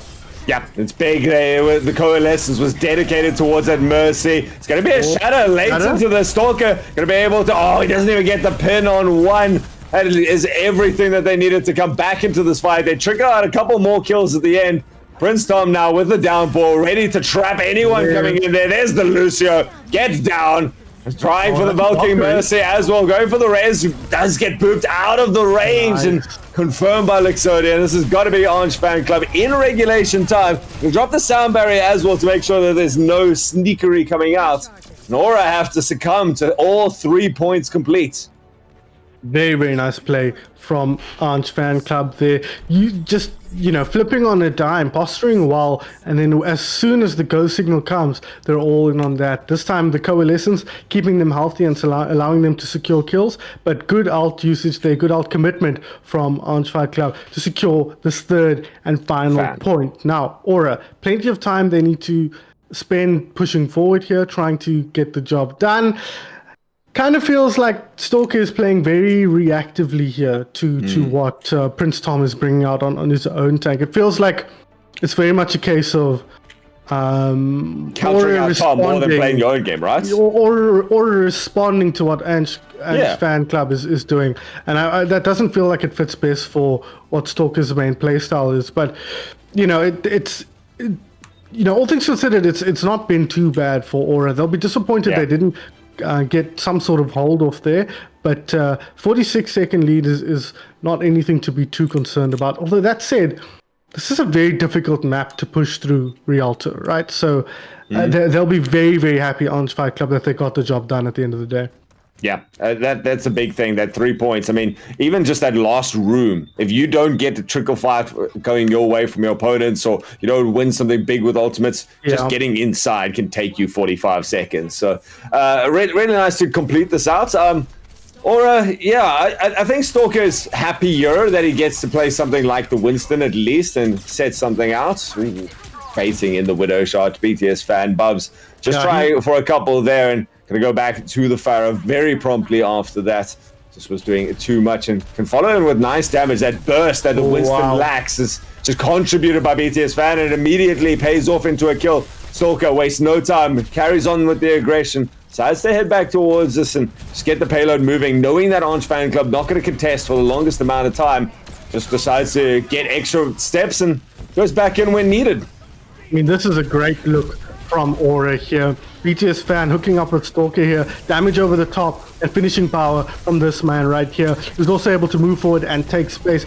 On paper, he shouldn't be having that easy of a time, and he won't now. He will end up going down. Where's the payload? Plenty of time to move forward here. So that could end up being a bit disastrous here. Had Stalker stayed alive, they might have been able to work this point all the way through to the zone, but unfortunately, with him down, they're going to be able to mount a proper defense here from Orange Fan Club. Prince Tom closing towards his altar. Stalker will be back soon with his, but Prince Tom overextending there into the anti-heal. Way too much damage coming out there, and would love to have confirmed that kill on the Diva, but somehow Orange Fan Club, they stay alive. Something using that rally to pull into the missing tank roll, but Eventually, the rally goes down. Prince Tom didn't manage to get back into the mech at any stage. It really is now just the chunk damage being confirmed up by the Winston. Such a nice combo by these two again, and even looking for more payload confirms it's checkpoint number 1. Yeah, this is exactly what we were hoping to see. We thought maybe the Doomfist, but I really like the Winston here. I've seen Stalker play so much Doomfist recently that I completely forgot he's got one of the better Winstons in South African Overwatch right now. So he's doing an excellent job either making space for BTS Fan or using the space that BTS Fan creates for him. They're working so well together, and it's working out perfectly as they've got 5 ultimates, make it 4 now as they put the nano boost on the monkey. Oh, and look at that. Look at the position that Stalker takes up behind everyone else so that they turn and draw their attention then. BTS Fan over the top with the barrage. That has to be play of the game immediately right there. Aura's looking confident walking their way through this map. This is chosen for a reason. The eyes must have lit up in such a huge way, BTS Fan, when he saw how they were lined up on that staircase. Perfect width for a rocket barrage and be able to get the job done. Aggressive Molten Core here, most of it consumed up by the Diva. High Noon committed as well. So an explosive team fight start here, but it's going to be our red team finally seems to be able to gain some momentum. Stalker's not out yet, and a rampaging monkey. We've seen him do lots of work.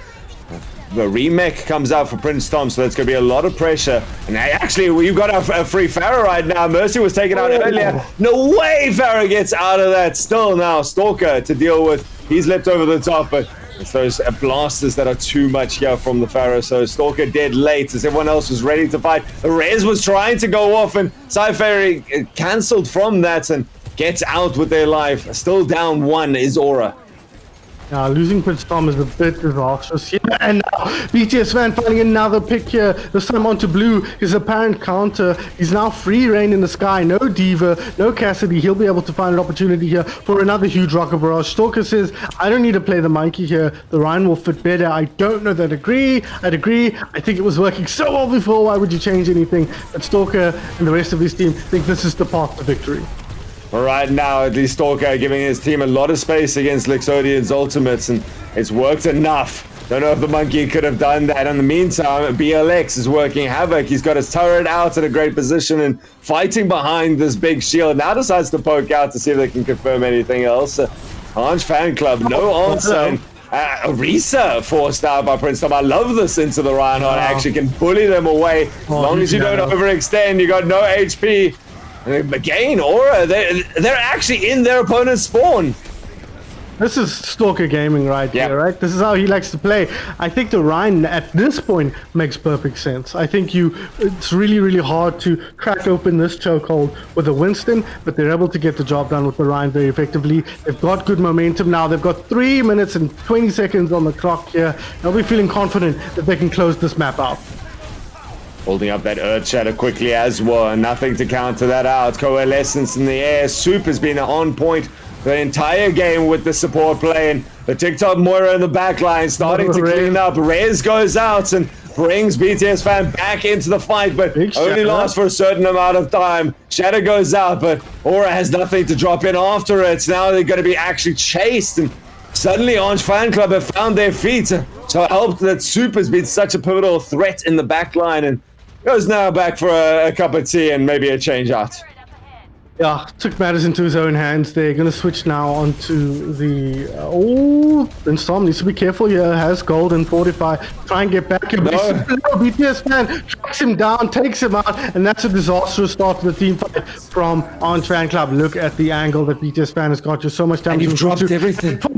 They pop the High Noon. Oh my god. You throw the High Noon, and then because that sort of has something, you worry your opponents are going to be baited into running at it, you drop the beat afterwards, or sit in the corner, wait it out, and then rush in recklessly afterwards, sure. But right now, that was a great start. And Sci-Fairy also going to be punished for these aggressive raises. Aura, you had everything. You had won the fight, or at least dragged out everything that you could. Yeah, that was a disaster, and it was kind of a jump scare charge from Ryan from stage right as we were watching, pin onto Stalker Zarya and get that kill, and from there it was over. I think Sci-Fairy feeling like if Stalker's not alive, we don't stand a chance. I might as well go for a risky res, see if I can, rescue this fight. But now Stalker, he's now onto the Doomfist. There's just a couple counter of the counter here between these two tanks. Bob goes out into a nice aggressive position. A Reinhardt shield going to be used to try to block that out as Prince Tom mirroring this matchup right now. Or at least afterwards. The shots are coming out though. The space made by Lexodian picks up the 4K. Team kill confirmed, and Lex earns himself a highlight clip. No, very, very nice from Orange Fight Club and Lixodian specifically. They've got 2 fire counters now. I don't know if you've noticed that. Not taking any risks, but this time BTS fan onto the Genji, and this is their ideal composition, but it's not the one that's worked best for them throughout this matchup. Or they've struggled to crack open this Orange Fight Club defense, Fan Club defense, and they've looked good, really good, have on in defense of this composition. So they'll be feeling pretty confident that they can close out a defense on 3rd point. Stalker's Doomfist has just not been doing enough in the background, and they've lost 2 right now. Valkyrie popped out there. High Noon, an immediate response, claims the kill. An Aura shutdown. Stalker left running for the hills. Yeah, he's going to have to bail and just get some HP up here. Ultimates to work with. Oh, they've got the Earth Shatter, and it would shock me to 0% if Prince Tom burnt that straight on Stalker solo just to secure the kill onto that Doomfist. You get rid of the Doomfist in this last fight, I think you'll feel like nothing can beat you. He's going to go for this play again. Once again, Stalker saw him, gets a charge out, the counter's there. The Over the top slam dunk. You got the Immortality Field to counter out this anti-heal, and even the Dragon Blade gonna have to deal with that first. Shut down by the Raging Hammer that is Prince Tom. It is going to be Orange Fan Club.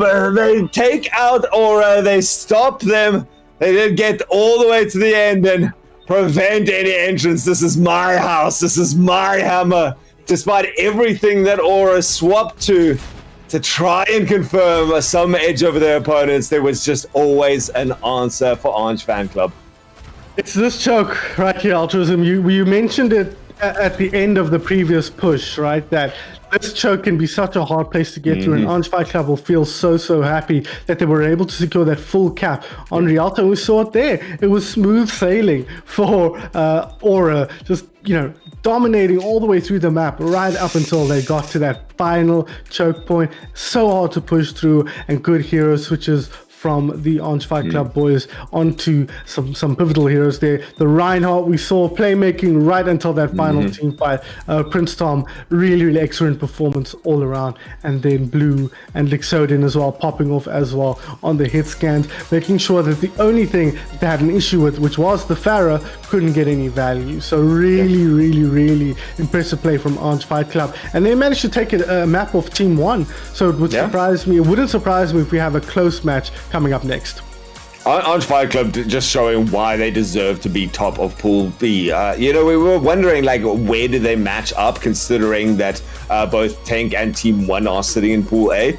But this was a great showing from them. They constantly sought out different answers, and sometimes it took a little time to calibrate, but they always had something. Everyone pulled off these heroic plays. Licks with his 4K at the end, Soup getting the coalescence from the backline, taking out the Mercy. The team communication, target prioritization was there. That Mercy was a problem, whether it was linked to the Pharaoh in the sky or just getting off these risky reses. They were able to deal with that time after time. Stalkers diving into their backline. I mean, the first 2 maps? The support line from Orange was just, you can't touch us, you can't hit us, you can't see us. We move away, we flex around you, and your aggression is going to come to naught. And I love to see that innovation coming out here from Orange. I think they deserve this fight against Team 1. Yeah, this rematch against Team 1 for a place in the upper bracket grand final, or the grand finals in general. Of course, the upper bracket finals up next. Really impressive stuff from them. MVP, Altruism, tough call. I think a lot of players stepped up. I think my instinct is to give it to Prince Tom, because he really showed up in a big way. Really, like we mentioned with Apicornicus, really sort of looking for, not aggressive, but really forward with switching tanks to fit, to counter out what Stalker was doing, but also to create opportunities for his own team. So I was really impressed by that. But I'm actually going to give it to Soup. I think there were a lot of moments where he popped up. There was that moment on Midtown where a lot of players were basically dead to rights under the Pharah damage, and he was able to keep everybody up and healthy. And we saw towards the end of that last map on the the Moira, taking matters into his own hands and able to target down the Anna in the back line, and then use the Coalescence to get rid of the Pharaoh as well. And then on the back, that quick flick shot onto the Mercy to get rid of them as well. So credit to Soup from Orange Fight Club, my MVP. I'm with you on that one. I'm so glad that it does come out. I completely forgot about those Juno heroics that Soup was pulling off on Midtown. But yeah, stayed alive completely for the longest time. And it is a point that I made, I think, late yesterday, was throughout this tournament, we've seen incredible support sustainability. It's not people getting picked off because they're out of position. And this has been matches dominated by Widows and Hanzos and Ashes and Sojans. The supports have done a great job of doing so much to enable their tanks while staying alive, and Soup was a prime example of that today. So let's take a look at the bracket before we go to another quick break. We've got the lower bracket finals, where Orange now earned themselves the ticket to have a rematch against one again a bit sore after that two-time hammering by Tank, and wanting to get their way to go back into the finals for the fight. Orange hasn't had a look at Tank just yet, but certainly going to have a hard task to get there past Team 1. Yeah, and they have already lost out here 3-1 to Team 1 in the upper bracket, the first upper bracket match that they played. So it's going to have to be a run back for them. They're going to have to take what they've learned from this match against Aura now, and from the previous match against Team 1, and bring that to the fore here. What have they learned? What have Tank taught them? Because Tank have played them twice, Team 1, and beat them twice. So what can you as Orange Fan Club learn from that performance and incorporate into your own play? It's going to be interesting to see. I think stylistically it should be a very interesting matchup. The Salmon versus Prince Tom matchup promises to be, scintillating, but we'll have to wait and see which team is able to come out on top. Well, guys, half an hour. That's what you're going to have to wait. We've got 2 more matches for you tonight. One at 6, and one more at 8 o'clock, the grand finals, where we already have Tank sitting, waiting, and studying their opponents. So shout out to any of the Tank players in chat right now. Hope you're enjoying it, and hope all of you guys are enjoying the stream as much as we have. I love these community tournaments. We waxed lyrical about it yesterday, the idea that new players can come together, get some experience from the more competitively renowned players in the scene, and just everything from what do I do in this situation to what is a decent team comp? How do I get involved in the scene more? If you guys want to get involved, the Discord links have been popping up all day. Go find people to play with. Get involved with pugs. Get your name known. And a lot of players aren't getting their names known. It's going to be a couple more of these sort of tournaments if you don't manage to find a team. I know like Conquer the Climb is another mentor and new players event that's coming up in the future. So keep an eye out for stuff like these, guys. Follow Sun Phoenix and I on Twitter. We post stuff about this all the time. It would be fun. But otherwise, we'll see you in about half an hour at 6 o'clock as we get to see our lower bracket finals between Orange Fan Club and, of course, Team 1. We'll see you after this.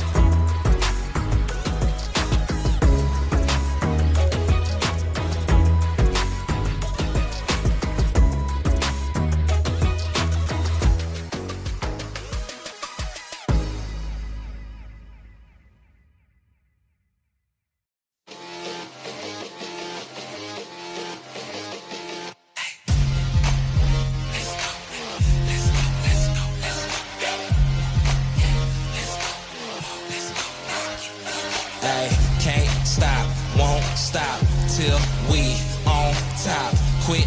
I think not. Coming hot for the #1 spot, yeah. No key, got the game on lock, ayy. Big threes when I take my shot, ayy.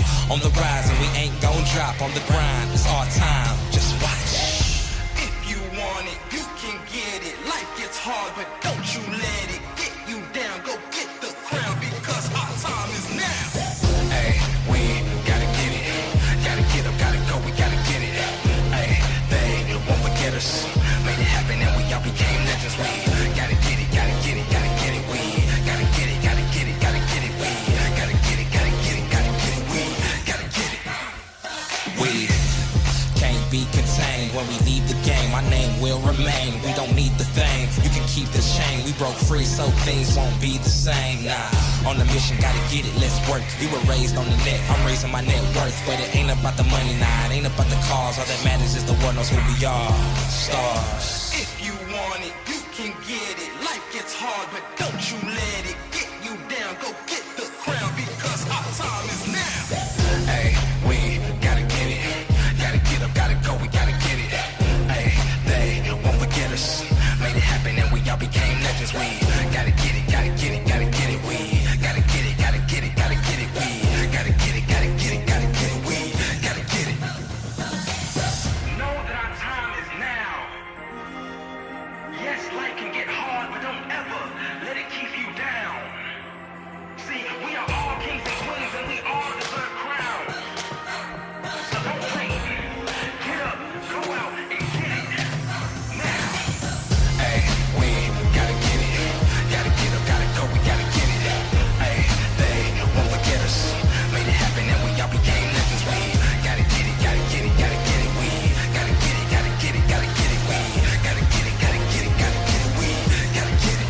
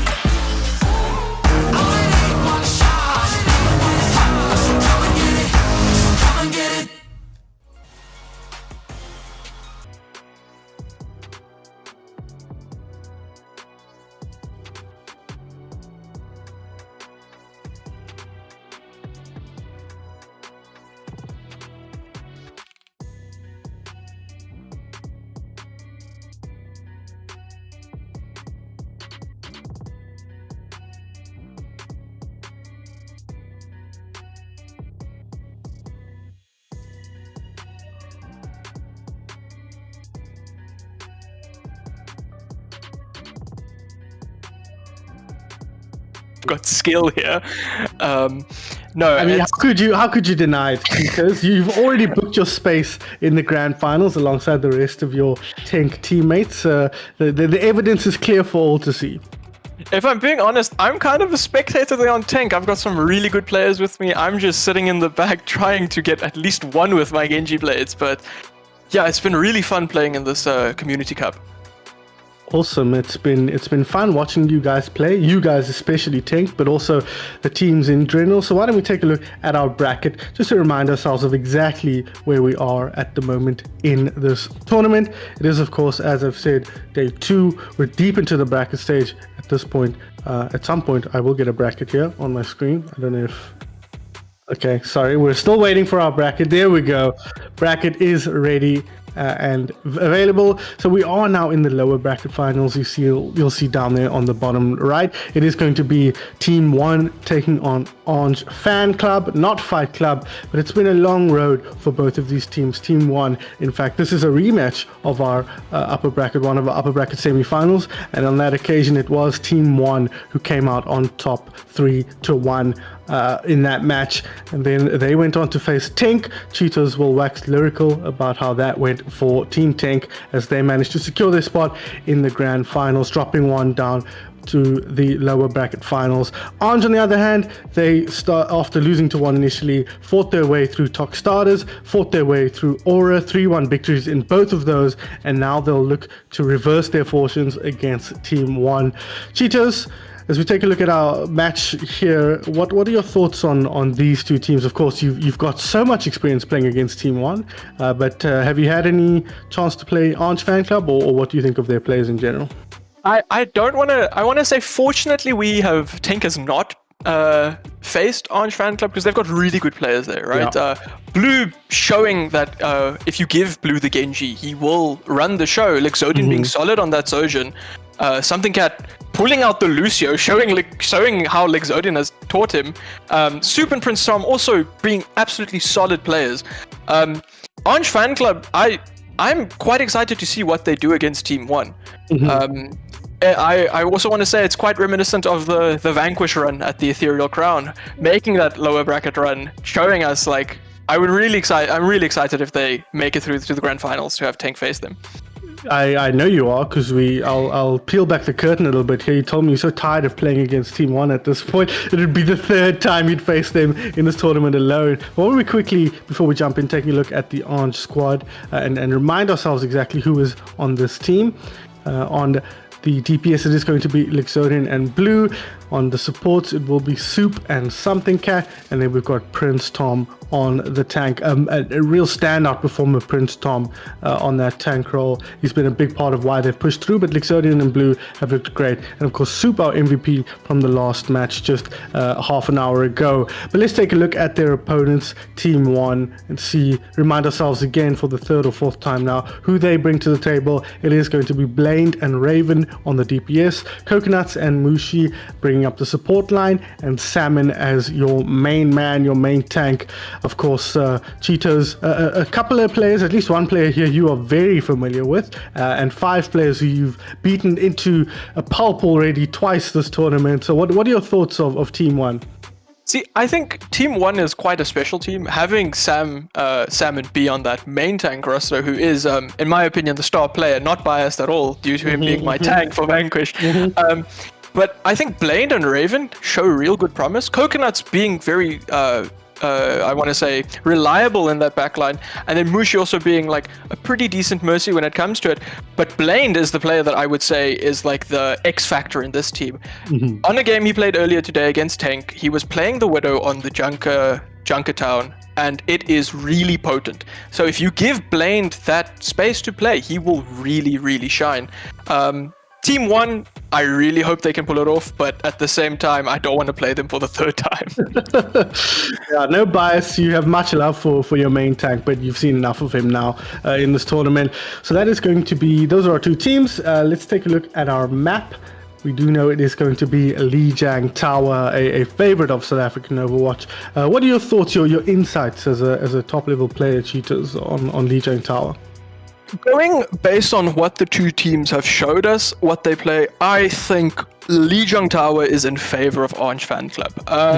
As I said, Luxodian on the Sojourn, really, really solid. And then Blue, despite having that Junkerat as his picture here, is a really good Genji. And Lijiang Tower just gives him that availability for those little flank angles and those little poke you and pick off one after another, picking off players one after another.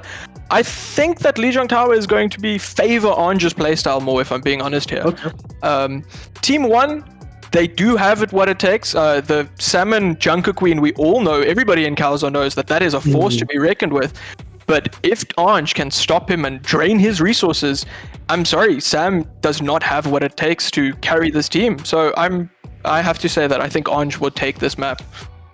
Bold words from a man well placed to make bold statements. I think nobody knows Salmon and his playstyle better than Cheetos and the rest of the Vanquish squad. So I'm interested to hear your comments on Salmon's play, especially because we watch a lot of him from the outside. We get a sense of what makes him tick, what works and what doesn't. And you and I were chatting a little bit before that, and really it comes down to his backline, right? Salmon is a player who thrives on resources from his backline, and if those get cut off in some way, whether it be by the aggression of an Apricornicus and Ball and Solaris Tracer or some other distraction. Sometimes it's just distractions, not even kills. Salmon can sometimes struggle. So, having a look at the compositions here, we are going to see Salmon on the Junker Queen, but Prince Tom going to be bringing out the Reinhardt here. Pretty standard pick on Control Center. I think the Junkrat is here what we have to look out for. This Control Center one is the map that is out of the Lijiang maps that are that's the most like compact, and the Junkrat can get insane value here. I think the Moira and the Lucio is also quite important because, as we were saying, so Team 1 has swapped now to a double speed comp, and there we go back to the Mercy. I think that the pressure that they can put on the backline is going to be important here. This is going to be important indeed. For the time being, happy to duel up on the front line. There was a charge who came in there, I think it got the pin onto the Junker Queen, and they do end up securing that kill. So no real distraction in the back line. As I say, that the Raven gets the deflect kill onto Prince Tom, killing himself, I suspect. Unfortunate for them. But it's still going to be a pretty good position taken up here by Orange Fan Club. The red team set up now on the point. Once their tank rejoins, they'll be able to set up for another team fight. I think that fight just ended pretty much as it started, don't you think? Two tanks falling down, the game stabilizes, and that's a big pick onto that Junkrat there. Yeah, very nice pick onto Blue. The Gracie catching him, bringing him in and taking him down. That's a lot of the damage now lacking for the attacking squad. And yeah, it's going to be a pretty clean up here for the rest of it. Janitorial work from Team 1 as they look to re-establish control here on the point. They'll look to set up nice and aggressively in the choke. Are they going to get another kill onto this Junkrat? It looks likely at this point, no. Manages to push back. I think that's a bit unfortunate there that Salmon missed that Junker Queen knife there. I think that stagger onto Blue would have been insane. Something going for this flank here is a bit interesting. Hopefully he can put that pressure on, force them to turn around and drain. Sam dies. That's insane. I feel like they need the Lucio for the Reinhardt, but I guess not. What do I know? Proved wrong once again. You'd think I'd be used to it by now, but these teams find new ways to embarrass me. And Orange Club, Fan Club rather, doing an excellent job, in spite of the Lucio not being there, of dealing with Salmon and putting him down. I think what Something Cat there was quite what we were talking about earlier, was just causing a distraction on the backline, making the tire coming out now. That's quite interesting here. It is interesting indeed. Charge through onto Mushi as well. That's a pretty nice kill. A lot of damage onto Salmon, and Prince Tom is here ready to go. Shatter at the ready as well. A good angle to try and find something, but he's going to instead rotate around back to his team into a good position. Great maneuvering here from the main tank for Orange Fan Club. Just going to back out now, waiting for an opportunity to go. Here's the go call. Charges in Mushi once again. Thanks, I'll take another, says Prince Tom. And that's going to be it for this team fight. Coalescence committed, but it's big trouble as Salmon falls on the point here once again for Team 1. Salmon being 91% onto that rampage, if he can build this up. Sam in the Vanquish scene, or in the Vanquish team, he is known for giving these big queen ults, so we can't count them out just yet, even though this is last fight territory for Orange Fan Club. Do they know he's there, the Reinhardt? No, they don't. We've seen Prince Tom do this before. There's going to be a big shadow. 1, 2, 3, 4 down. Only the Mercy not on her back right now, and she's going to have to put the team on her back if they're going to win this. But here comes the Rampage. A huge ultimate here onto the Reinhardt. Will contribute to the kill. Bob as well, putting a ton of damage out. So after a 4-man Earth Shatter, it's not enough. And Orange Fight Club sent back to spawn. I love being proven right, telling you that Sam Rampage is insane, just showing us why he is known as one of the best Junker Queens. Well, speaking of the best, Prince Tom trying to prove his superiority there. A huge sound barrier over the top. A lot of damage coming through. Countered out by Something Cat here. They secure a kill onto one. Wushi goes down to Luxodian's overcharge. And 50% timer on the clock. Not good enough for Team 1 to feel like they're in control here. 95% ticking down. Nobody's going to get the touch. And that's going to be it here for Control Center. Great work from Orange Fight Club. You called the cheaters. You felt like this was a map that played into their strengths. And it's proven to be so. I really hope. I think I'm actually quite impressed that Team 1 took that 52%. I think the next few maps might favor them maybe a bit more. I think this is the most neutral one out of the 3 control maps that we have. Sam on that Ramatra is going to be interesting. It's quite a hard counter into a Reinhardt. Yeah. Hopefully his team can capitalize on the Ramatra arms here. It's interesting because we haven't seen one element of what you spoke about and what we saw so starkly with Tank, where the backline was under a ton of pressure. It didn't really feel like they were, and yet Salmon was struggling to find an opportunity. But there were a lot of very spread out, chaotic fights where you can understand why there might not have been that pressure or that resources on Salmon keeping him alive. So we have got the Widowmaker here. Blaine, you spoke about how good he is on this hero, looking for targets, not able to find the shot there onto the Moira. Can he find anything else? A lot of pressure going through onto Prince Tom. He's dropping so low and he is taking down. Coconuts will get the final hit there from the Juno. Can they clean up the rest here? Salmon under a lot of pressure, taking a lot of damage, and with the Nemesis form, he should feel healthy moving forward. Has he spotted the trap? Yes, he has, and now he can move through the threshold and onto this Junker Queen, this Junkrat rather, taken out, sent to spawn, and that should be it for this team fight. Already in control, 6% up on the clock, or rather, it's the red team with 6%, and now Prince Tom is back here. They need to be careful, they need to clean up, but they should do so comfortably. Reinhardt, not long for this world, taken down, and once again, Team 1 in control. I think Salmon, they're just showing exactly why the Ramatra is so strong into this. Already having that ultimate handy, he can cycle the shift ability and his ult to have, I think it's like 600 armor really quickly back to back. And I think that's going to be important. The TP here, very interesting, forcing the point now. Oh, TP onto point here. Great positioning now up. Nemesis on at the moment. Annihilation ready to go once that ends. Who you choose to commit it here? Goes down now. He gets the kill. Here's the Annihilation. Looks to get aggressive. Move forward into the enemy backline. But he's taking a lot of damage. These turrets are doing so much work here to keep Salmon under control, but his ultimate's never going to end at this pace with all the damage he's doing from the aura, but eventually it expires, and now the pressure will start to build once again. It is good. Salmon just on the edge there, not taken down. Nobody goes down. In fact, as Blue finds the kill. 2 kills now. Great work from the Blue man on the Blue lady. And can they clean up Salmon here? It seems like it's just a matter of time. It is indeed Orange Fan Club in control. They capped the point halfway through that, so already up to 50% on the clock. See, I don't think the Ram ult, the commitment of the Annihilation was the wrong idea. I think it was the right idea. It just felt like nothing was dying. I think hat goes off to Something Cat and Soup keeping up the team that much. But ult advantage is, I would say, in the favor of Orange Fan Club, having 2 stronger ults, but that Death Blossom from Raven can be a real thorn in the side of Orange Fan Club here. Thorn in the side, back, head, everywhere on the body. You got thorns with that Death Blossom in play. Nice shot, headshot does get rid of Something Cat. That's a huge kill. Nowhere near the ultimate, but plenty of healing forthcoming from the Lucio. Not available now. Shadow comes out. Salmon on his back, taken down quickly with the overcharge. But here is the Death Blossom, but it's not good enough. Luxodian finds another. Can he find a third? Will it matter? Yes, he can. Mercy, last woman standing now, taken down by Soup, and that might just be it. Another clean team fight victory from Orange Fight Club will secure them the map win on Lijiang Tower. And I dare say it, quite underwhelming performance from Team 1. I was I'm a bit disappointed here, but I'm sure that they can bring it up, right? All they need to do is just follow up with the aggression that Salmon is putting out, and I think that is the recipe for success they can have here.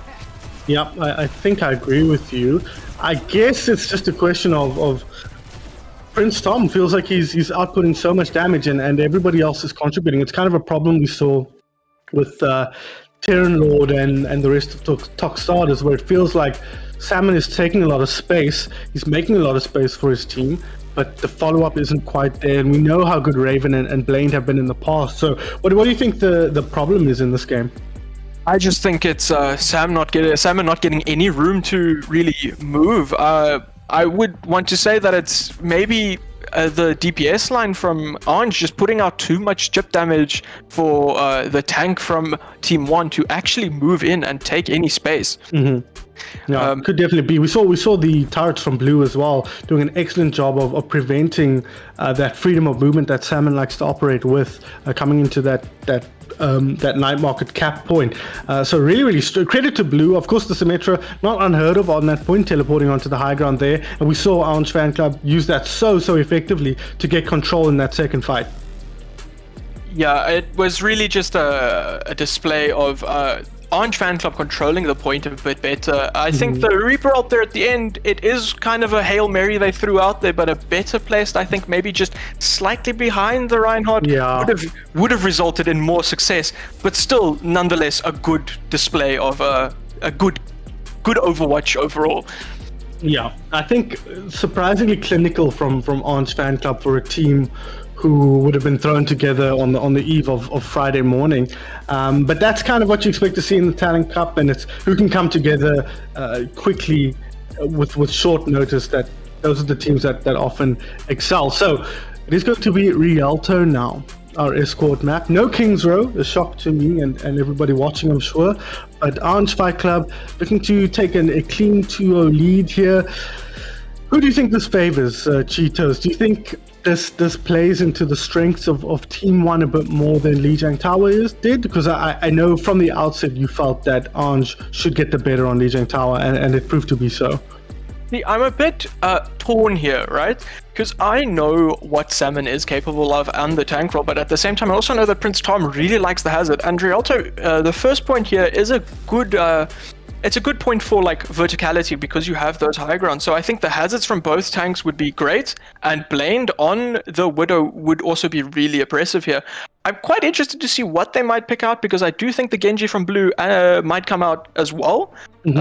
Overall, I have no words here. I can't really say which team it favors because I've not seen either team. But the hazard from both teams is a prediction that I called, as well as the Genji and the Widow. So I'm quite hopeful here for Team 1 to show that, because hazard, as we know, is kind of in a broken state at the moment, being that tank that can solo carry his team. Yeah, and we've seen Prince Tom do that in the past, Salmon as well, against you guys on Junkertown.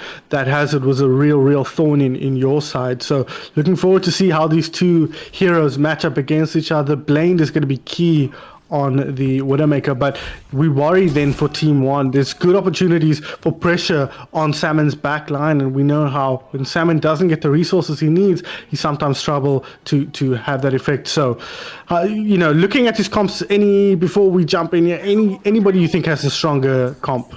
I do think Orange has the stronger comp with that Lucio and that Ana being able to give hazard. Like, you've got the long range healing with Ana and you've got the Lucio to follow up this.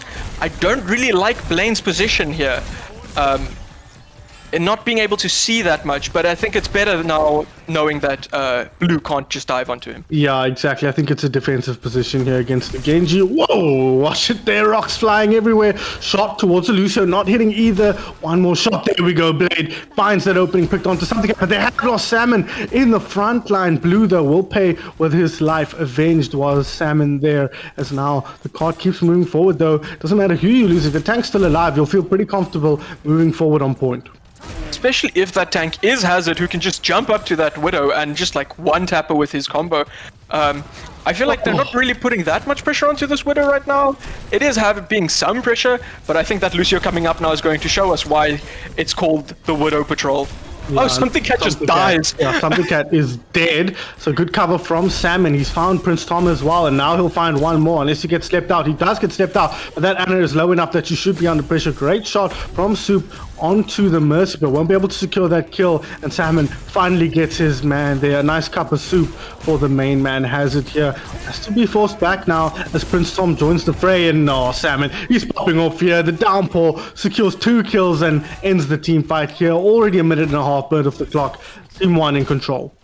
And that's what I was talking about. Salmon showing us why this Hazard can be as oppressive as it is. I think the High Noon and the Nano available on Team 1 will be the game changer here into this next fight coming up. Valkyrie as well, nothing to shake a stick at, but Coconut takes matters into his own hand, gets rid of his opposite number now as Salmon picks up Blue. Fire in the sky, good damage onto Prince Tom. They're not finding a way in here. Team 1, a total brick wall that cannot be breached by Orange Fan Club at the moment. Also showing that they have a new level of discipline here, not committing any ults except that Valkyrie is really good here. Not just blowing the bank here, but that's big from Blamed.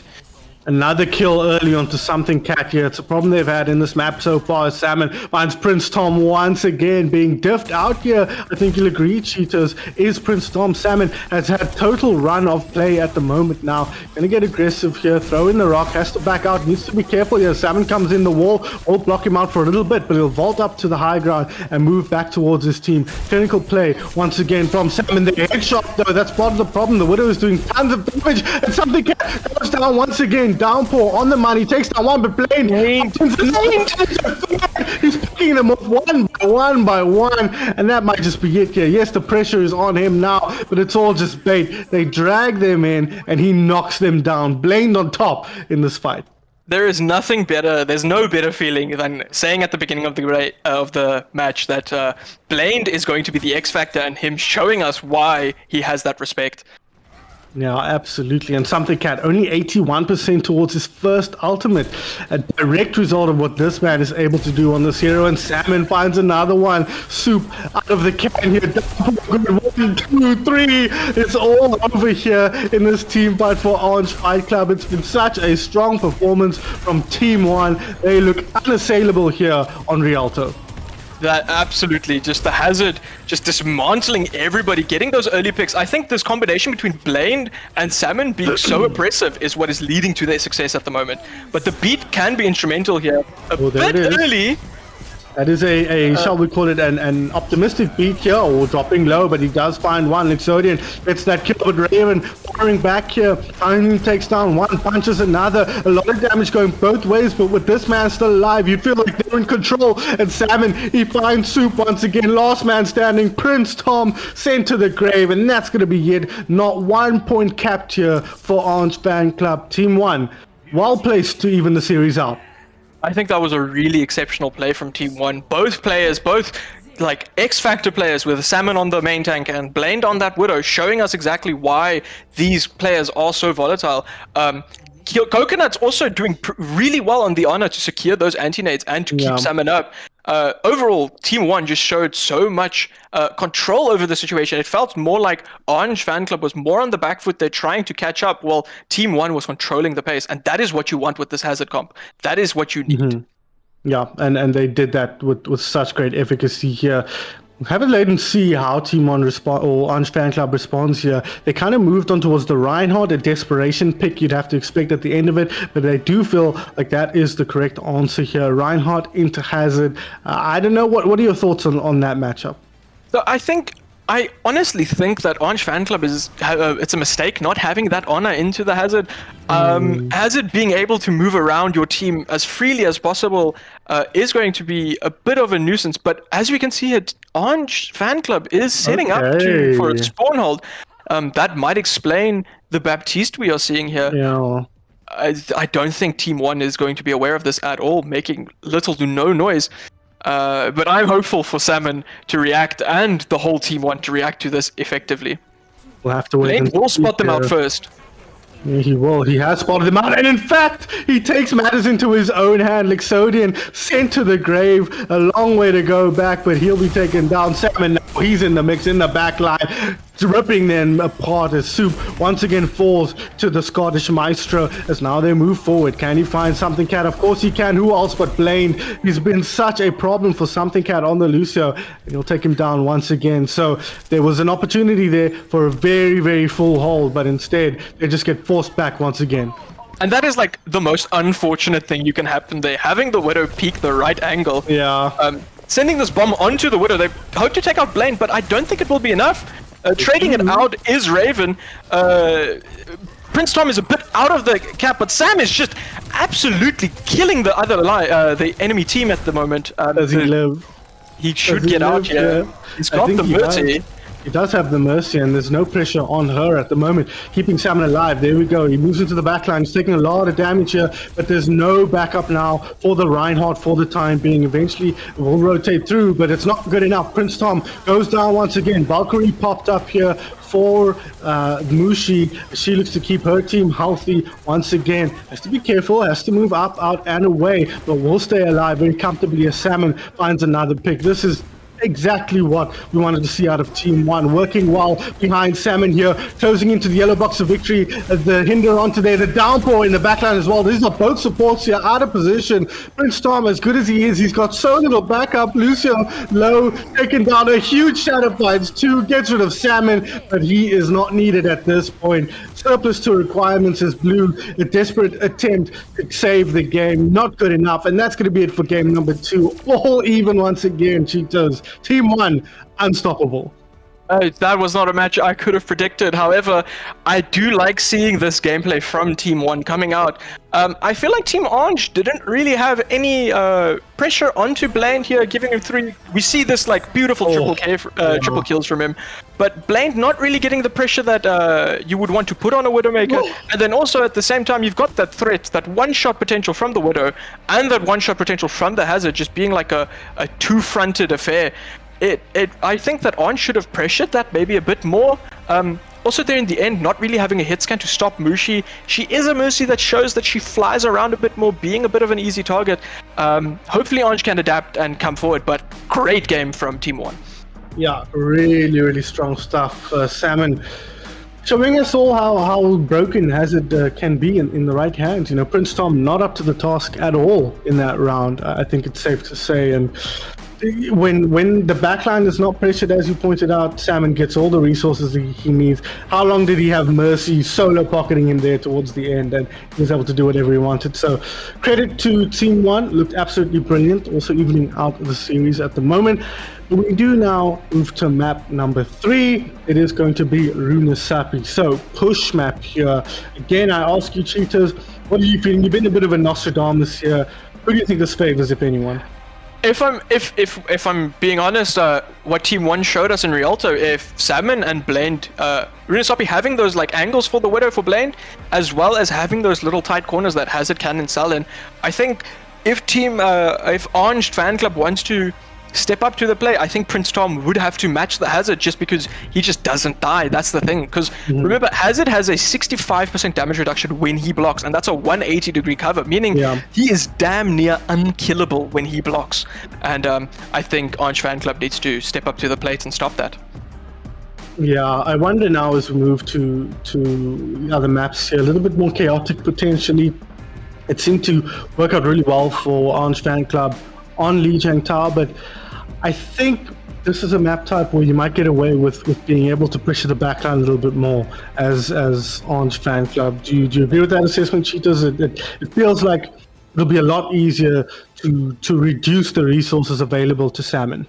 I do think so. I wouldn't be surprised if we see a Junker Queen coming out from Salmon here.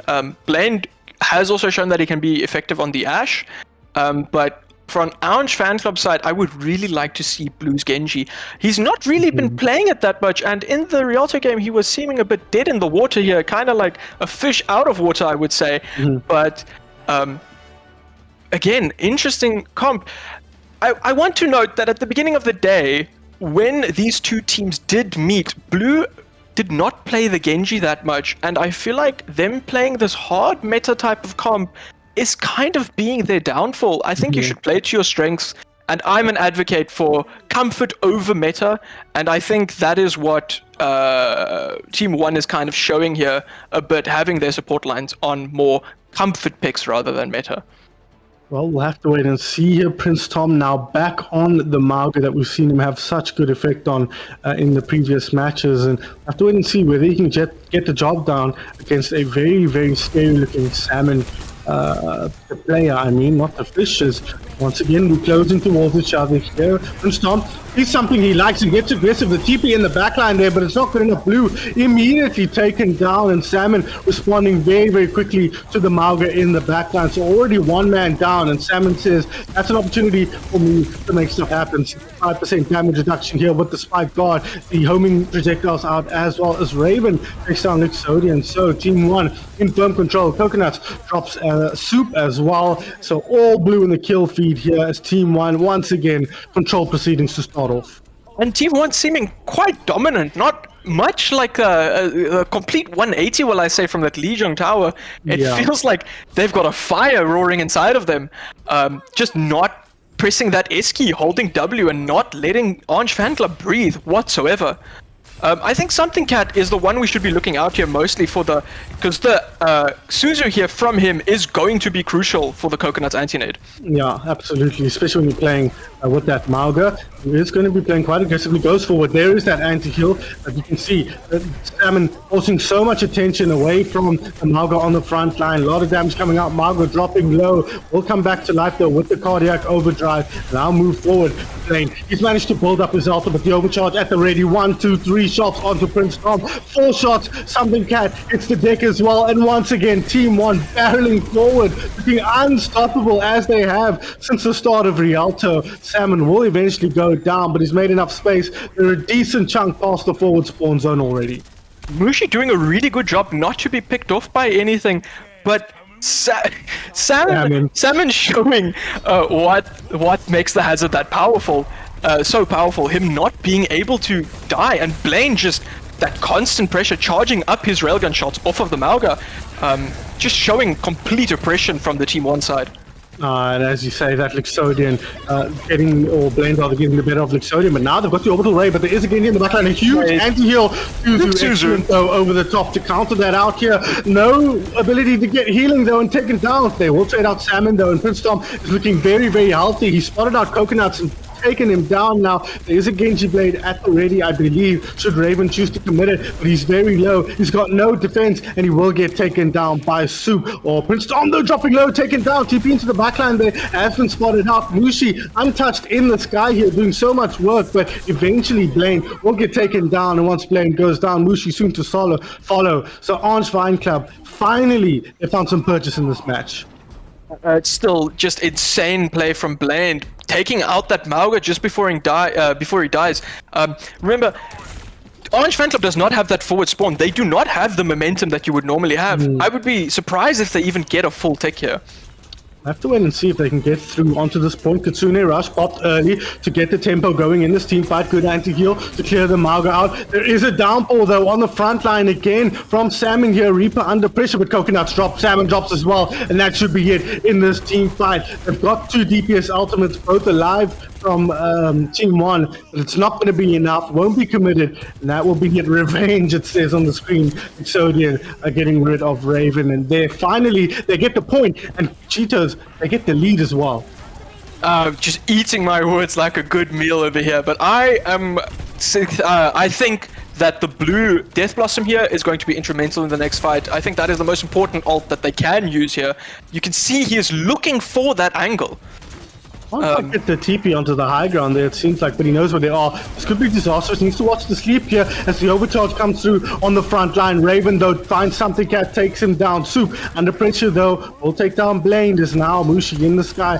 It's to keep the team healthy. Blue needs to be careful, though, shooting into Reflecting Ultimate. He's got the Death Blossom. Can he find an angle to use it? Looking for targets. He wants this Mercy so desperately, but he's not really best placed to get rid of that hero. It's Soup instead who's popping off now. 1 kill, 2 kills. and giving life as well to her main tank. Prince Tom, he kept healthy, but Salmon, he's back in the mix here with Gracie, with Carnage. He's looking for Rampage as well. Will he be able to get it off? Not quite. A huge Suzu keeps Prince Tom alive. He's under so much pressure here. Salmon will he be able to get the damage off? He is. The Rampage comes through. So much HP back, full health, and Prince Tom says, I've had enough, thanks. I'm out of here.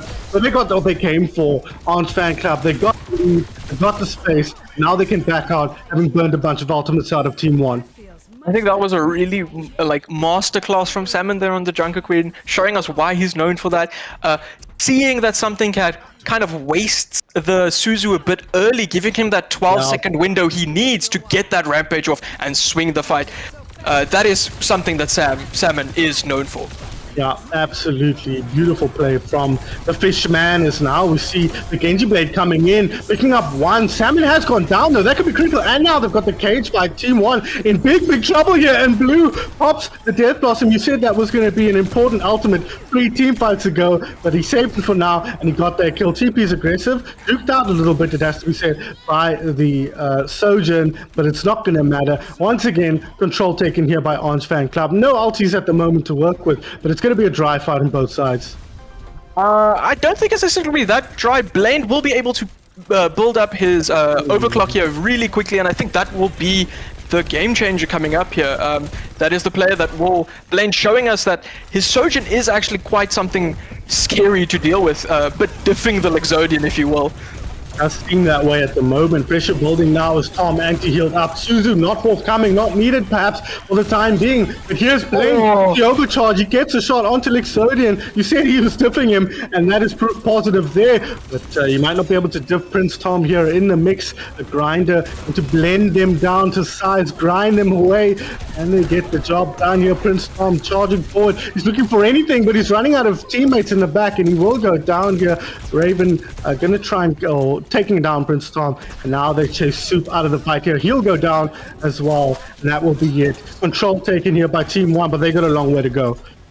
Orange Fan Club did commit the Kitsune, it seems. I don't know how much value that got, and Team 1 is coming up to a Nano and a Rampage.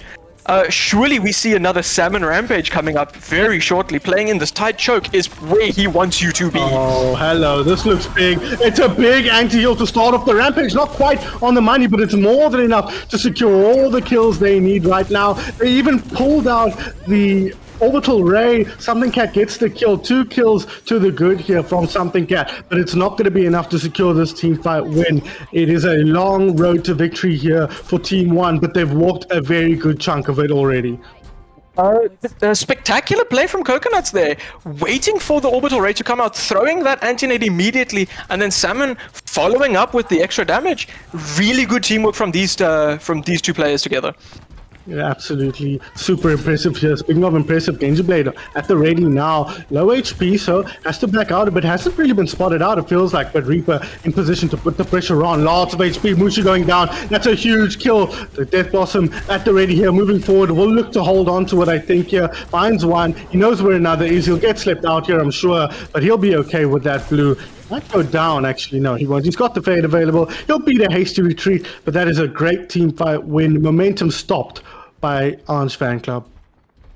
Again, I feel a bit that Orange Fan Club's ult usage could use a bit of work, but at the same time, there's not much we can expect from a Community Cup. Salmon being very low here does not bode well for Team 1 here. Big nade though. Big nade from Coconuts coming out. Yeah, Valkyrie as well, so a lot of healing coming out onto Salmon. These are the resources he likes to have, but it might isolate his teammates just a little bit here. Exodian with the overcharge going, so much damage. Another big anti-heal on the front line. Suzu'd off once again though, reflected out. Meanwhile, Blue pushing that point forward, getting an advantage for his team, even if he's not involved in the team fight, as Prince Tom finds Raven once again, holding up in this choke, holding up in this doorway, as we see Soup moving to rejoin the fight. Flame though takes down yeah, Salmon has that Rampage ready to go. They pop the Rampage, they pop the overcharge, and they should pop every player on Orange Fan Club here. That is a bit of a... I think that is something that Team 1 is really playing off of is as soon as Salmon gets close to that Rampage, he likes to take these close-range scrappy fights when you think they're on the back foot. That Rampage is the game changer for them. It flips the fight, but we're in last fight here. No ults on on Orange Fan Club here, but can Team 1 secure this victory? We'll have to wait and see here. Charge comes through, but there's pressure on the back line now. Coconuts is taken down. So will Soup be. So both teams losing their main support now. Salmon looking for targets like a shark more than a fish at this point. But it's this man, Prince Tom, King Tom, it might prove to be, as he finds one. Salmon, though, in the mix as well. 55% towards his ulti. He takes down one. He's taken down so many here. But will he be able to take down the big man with 2 hearts? I don't think he will. Yes, he will. Salmon gets rid of Prince Tom, and the robot marches on. One more team fight, you'd have to say, and Team 1 might pull back a miraculous comeback. Orange Fan Club does have the cage here ready, coming up on the rush here. Team 1, that cage can stop Salmon's Rampage from coming out if he builds it up quick enough, and I think that is what they will have to look for. Looking to stop the Salmon Rampage, because you give him an inch, he takes a kilometer. He's found a couple in there. I don't know how many though. Is Raven. He spotted a target in the backline. Licks will go down. No hope there. But they're taking down Mushi. They've taken down Salmon. They've taken down Coconuts. Orange Fan Club in the driver's seat here. It was too much to do for Team 1. A valiant effort pushing all the way across the map. But at the end of it all, Orange Fan Club stands firm and takes a 2-1 lead. I think Prince Tom did really well there, making sure to capture Salmon in his cage here, not giving him that the luxury of rampaging. But yeah, I've got no more really to say. I think it was a good play from both teams here.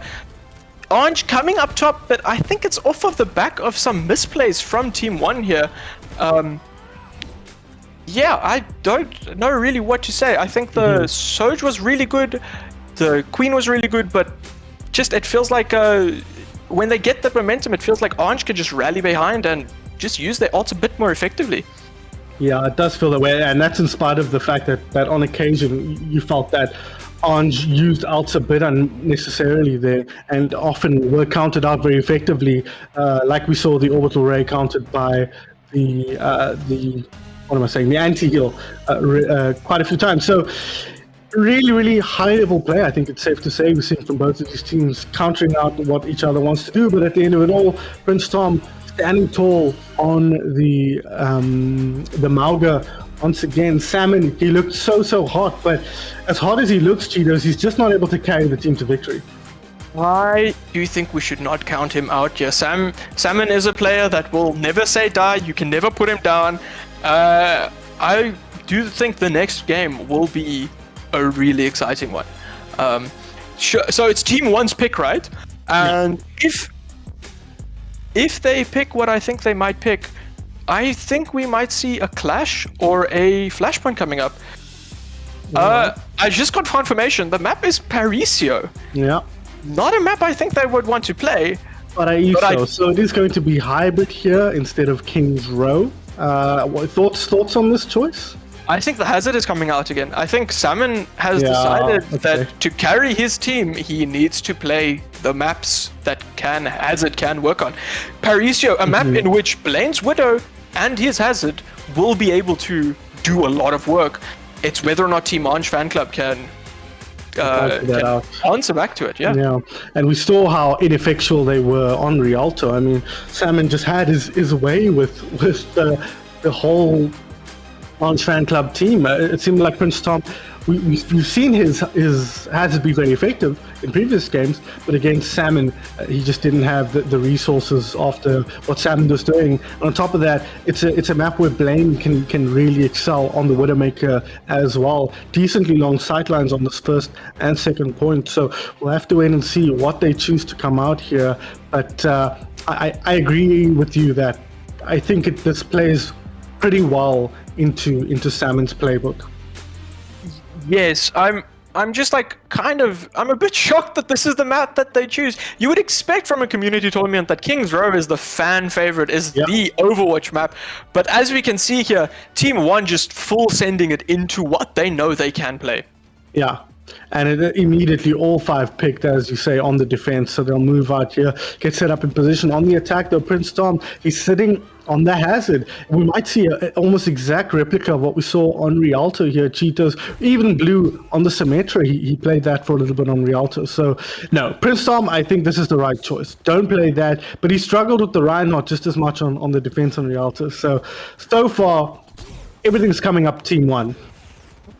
Yeah, I do have to disagree with you. I don't think the Reinhardt is the answer here. I don't think it's the answer. I just mean that's what they played before. I think that they are trying to do a death bomb type of thing, TP the whole Orange fan club onto Team 1, but I don't think that is what you need. I think you need to be able... Exactly. The insane pick from Blaine just to stop them dead in the tracks. Yeah, immediately takes down 1, and now look at this man right here. Salmon in the backline. An opportunity to put so much damage, but they haven't really... deterred Orange fan club for the time being. They're kind of still fiddling around the side there. Rotations from Blaine, trying to find to maximize the range that he has to play with here, but they're not able to push through just yet. Waiting for that last player to rejoin with them. Exodian it was who dropped, and there we go. TP on the high ground, looking good. Can they find anything? Sleep off the mark. Prince Tom finds Blade. Not often you see the Reinhardt being the one going to fetch the Widowmaker, but it works out on this occasion. Salmon though has taken down Soup. This is a pretty decent team fight for Team 1. No percentage taken on point here. Blue dropping low. So is Reaper. It's not going to be taken down. Eventually though, he does track down Raven on the Reaper, but Salmon fires back, avenges his fellow Reaper, and now he can wreak havoc in the back line. But the main man is here, Prince Tom. He's in the mix here. He will eventually get rid of Salmon alongside Blue, and that should be it here. Kills coming forward here for Orange fan club. TP'd all around the map, Cheetahs, and eventually they got the job done. I do think it was really good there from Team 1, stalling them out. Again, ultimates on the side of Team 1 here. That downpour from Hazard can be the difference maker here. Orange fan club sacrificing all their ultimate charge here for a different comp. Do I think it's the right choice? No, not really. I think they should have played the Hazard from the start. I don't think Winston is the answer into this either. I also don't feel like Winston offers you enough power here. We'll have to wait and see if Prince Tom can make it work. Oh, what? Blaine killing something, cat? Where have we seen that before? He's doing an excellent job here, but maybe that's what the Winston is for. But the backup is there. Nap time for the big monkey man is now. He pops the ultimate. He's got the ultimate available, and they will shut down that monkey. Prince Tom and Island here pushing deep, but not able to find the kills he was looking for. I think at this rate we should start a petition to change Blade's name to Curiosity because he keeps killing the cat. Oh man, it is so true. That poor Lucio having a bad time. This time fish killing cat. That's not how that's supposed to go, says something cat. And Salmon takes down Licks as well. Raven, lots of animals in this game. We've got a couple of birds, some fish, a cat. You know, there's a joke in there about the cycle of life, but I'm not smart enough to figure it out. I do think Orange fan club needs to change it up. I think the Winston into the Reaper Hazard is not good.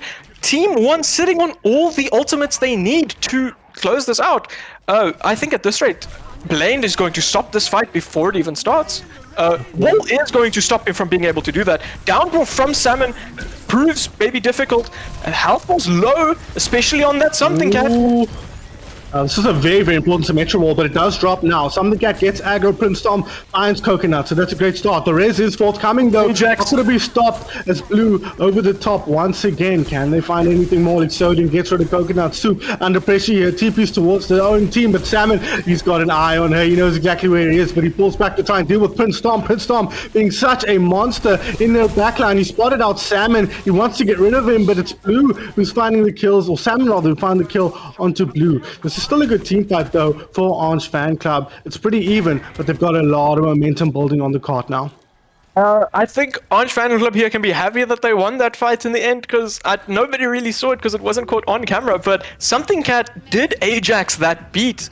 That is a crucial ult that is going to be, that would have helped maybe the team secure the fight more comfortably, but they have to give up that space, and this gives Team 1 some breathing room. Playing in the choke against the Reaper might be a bit dangerous. Big wall from Salmon, stopping it up, killing the tank, and not having to commit any ults from Team 1 at the moment. Just decimating. It's all coming Blue. It's like the ocean. Salmon is home. Salmons live in the rivers, right? I don't know. They spawn in rivers, but they live in the ocean. Okay, take your word. That you said that with the kind of confidence that means I simply cannot question it. What I will be questioning though is the decision for Blue to find That is a big stagger coming out. A huge stagger, and they've already committed to the team fight here. This could be a disaster. Downpour at the ready, looking to come out. Will not even be needed, I don't think. The Death Blossom committed here from Raven doesn't find any pay dirt, but Salmon, he's finding pay dirt plenty. Salmon in the soup. Sounds like a delicious meal here. Unfortunately, it's Soup who's getting chowed down as Raven finds Exodian once again. Salmon healthy up here, getting healed up nicely by Mushi. And that's going to be it for this team fight. Once again, last man standing, Prince Tom, not enough to keep his team in the fight. I think that's quite unfortunate from Team Orange. They committed 3 ults into that fight, and they got nothing for it. Prince Tom switching up the run-out. Again, I think the Hazard match is what has to come up here. This Hazard is showing to be too mobile for them to catch up, or he's not being locked down. And I think that is Orange Fan Club's issue at the moment. Hopefully I can get to eat my words, but I just don't see a way. Oh, here comes the teleport in, and Salmon says, thanks for the delivery, Mr. D here in the house, as he cleans up, eats up, and absolutely dominates once again. 4 kills, 3 kills in that team fight. A team kill, 0 kills, Orange Fan Club. That did not go according to plan. No, it did not. I don't think. It feels like Orange Fan Club is a bit desperate at the moment. Playing a bit of mystery heroes in the backline, swapping stuff up constantly. That is detrimental in the game of Overwatch. We keep our ult charge now in Overwatch 2, but it's not enough because they won't really have ults for this last fight. Again, Salmon is on 63% to his ult. That downpour will very easily be built up during this fight. Yeah, absolutely. Can they find anything? Soup dropping a little bit low here. Blaine also dropping low. The teleport is up on the high ground now. Can they get any picks? Lixodian under pressure. Salmon spotted him out, but Salmon's found a better target. It's Soup. He loves him some Soup, and he finds the immortality field. He tracks him down, takes him down. The downpour at the ready goes down. Doesn't hit anything though. Great block coming out of Prince Top. A great res though onto Raven. No ultimate just yet, but could build it up in this team fight. Coconuts under pressure, keeping her Reaper alive, keeping them alive on the point. Raven finds something. Cat once again will eventually get taken down by Prince Tom as his ultimate, but has very little by way of support. Anti-healed up now, shattered down, trying to keep his team in this one, but Blaine will find the shot onto Prince Tom, and that will be it. Orange Fan Club stopped just short of the second point. I think your Team 1 showing really good plays there. I think the name should be from Team 1 to Team Break Your Ankles. Moving so fast and not giving Orange Fan Club, again, I've been saying this all the time, not giving them room to breathe. Orange Fan Club seems like they're having so much pressure they can't deal with it. They are literally suffocating. It does feel that way, and they've got a fish on their team that is very comfortable underwater, but they're drowning Team Orange Fan Club at the moment. We'll have to see what they can bring in the defense. To their credit, their attack was a lot better here than it had been on Rialto into the Hazard, but it does feel like they are frantically searching for any solution to Salmon's Hazard that they can, and so far they've come up empty. Prince Tom this time will try the D.Va out. Your thoughts on the D.Va as a way to deal with Hazard? I think that is an answer into keeping up with his mobility. It could work. Again, the Matrix being able, I think it lasts about the same amount of time as Hazard's block, stopping the amount of damage that block can do. Yeah. But again, this is all about matching. I like Blue on the Tracer here, being able to pressure that Ana and that Widow. Because if you give Blaine the chance to set up, he is a player that thrives with it. He has showed us that if you give him the angle, he will take it. Yeah. Let's have a look here and see. Salmon, once again, on that Hazard, of course. Blaine, as you mentioned, will be looking for that angle on the Widowmaker. Blue this time on the Tracer, so he's going to need to put pressure on the backline. But Mushi has been very, very good at securing the backline from these flankers and divers. So we see Blue there. Salmon spotted him out, puts the pressure on, won't commit fully onto him for now. But Blue still looking for a way in here, still looking for a target as Vixodian as well, putting the pressure on. We're just waiting. It feels like we're just waiting for something to break here. Blaine to find the shot, Salmon to find an opportunity, something along those lines. But so far, it hasn't come. As I say that, though, they're peaking Blaine. They need to respect him a little bit more, I feel like, because that's a risky play as Mushi rotates back towards her backline. But For now, oh my god! Blue just got absolutely his neck snapped as he came around the corner. What was that about?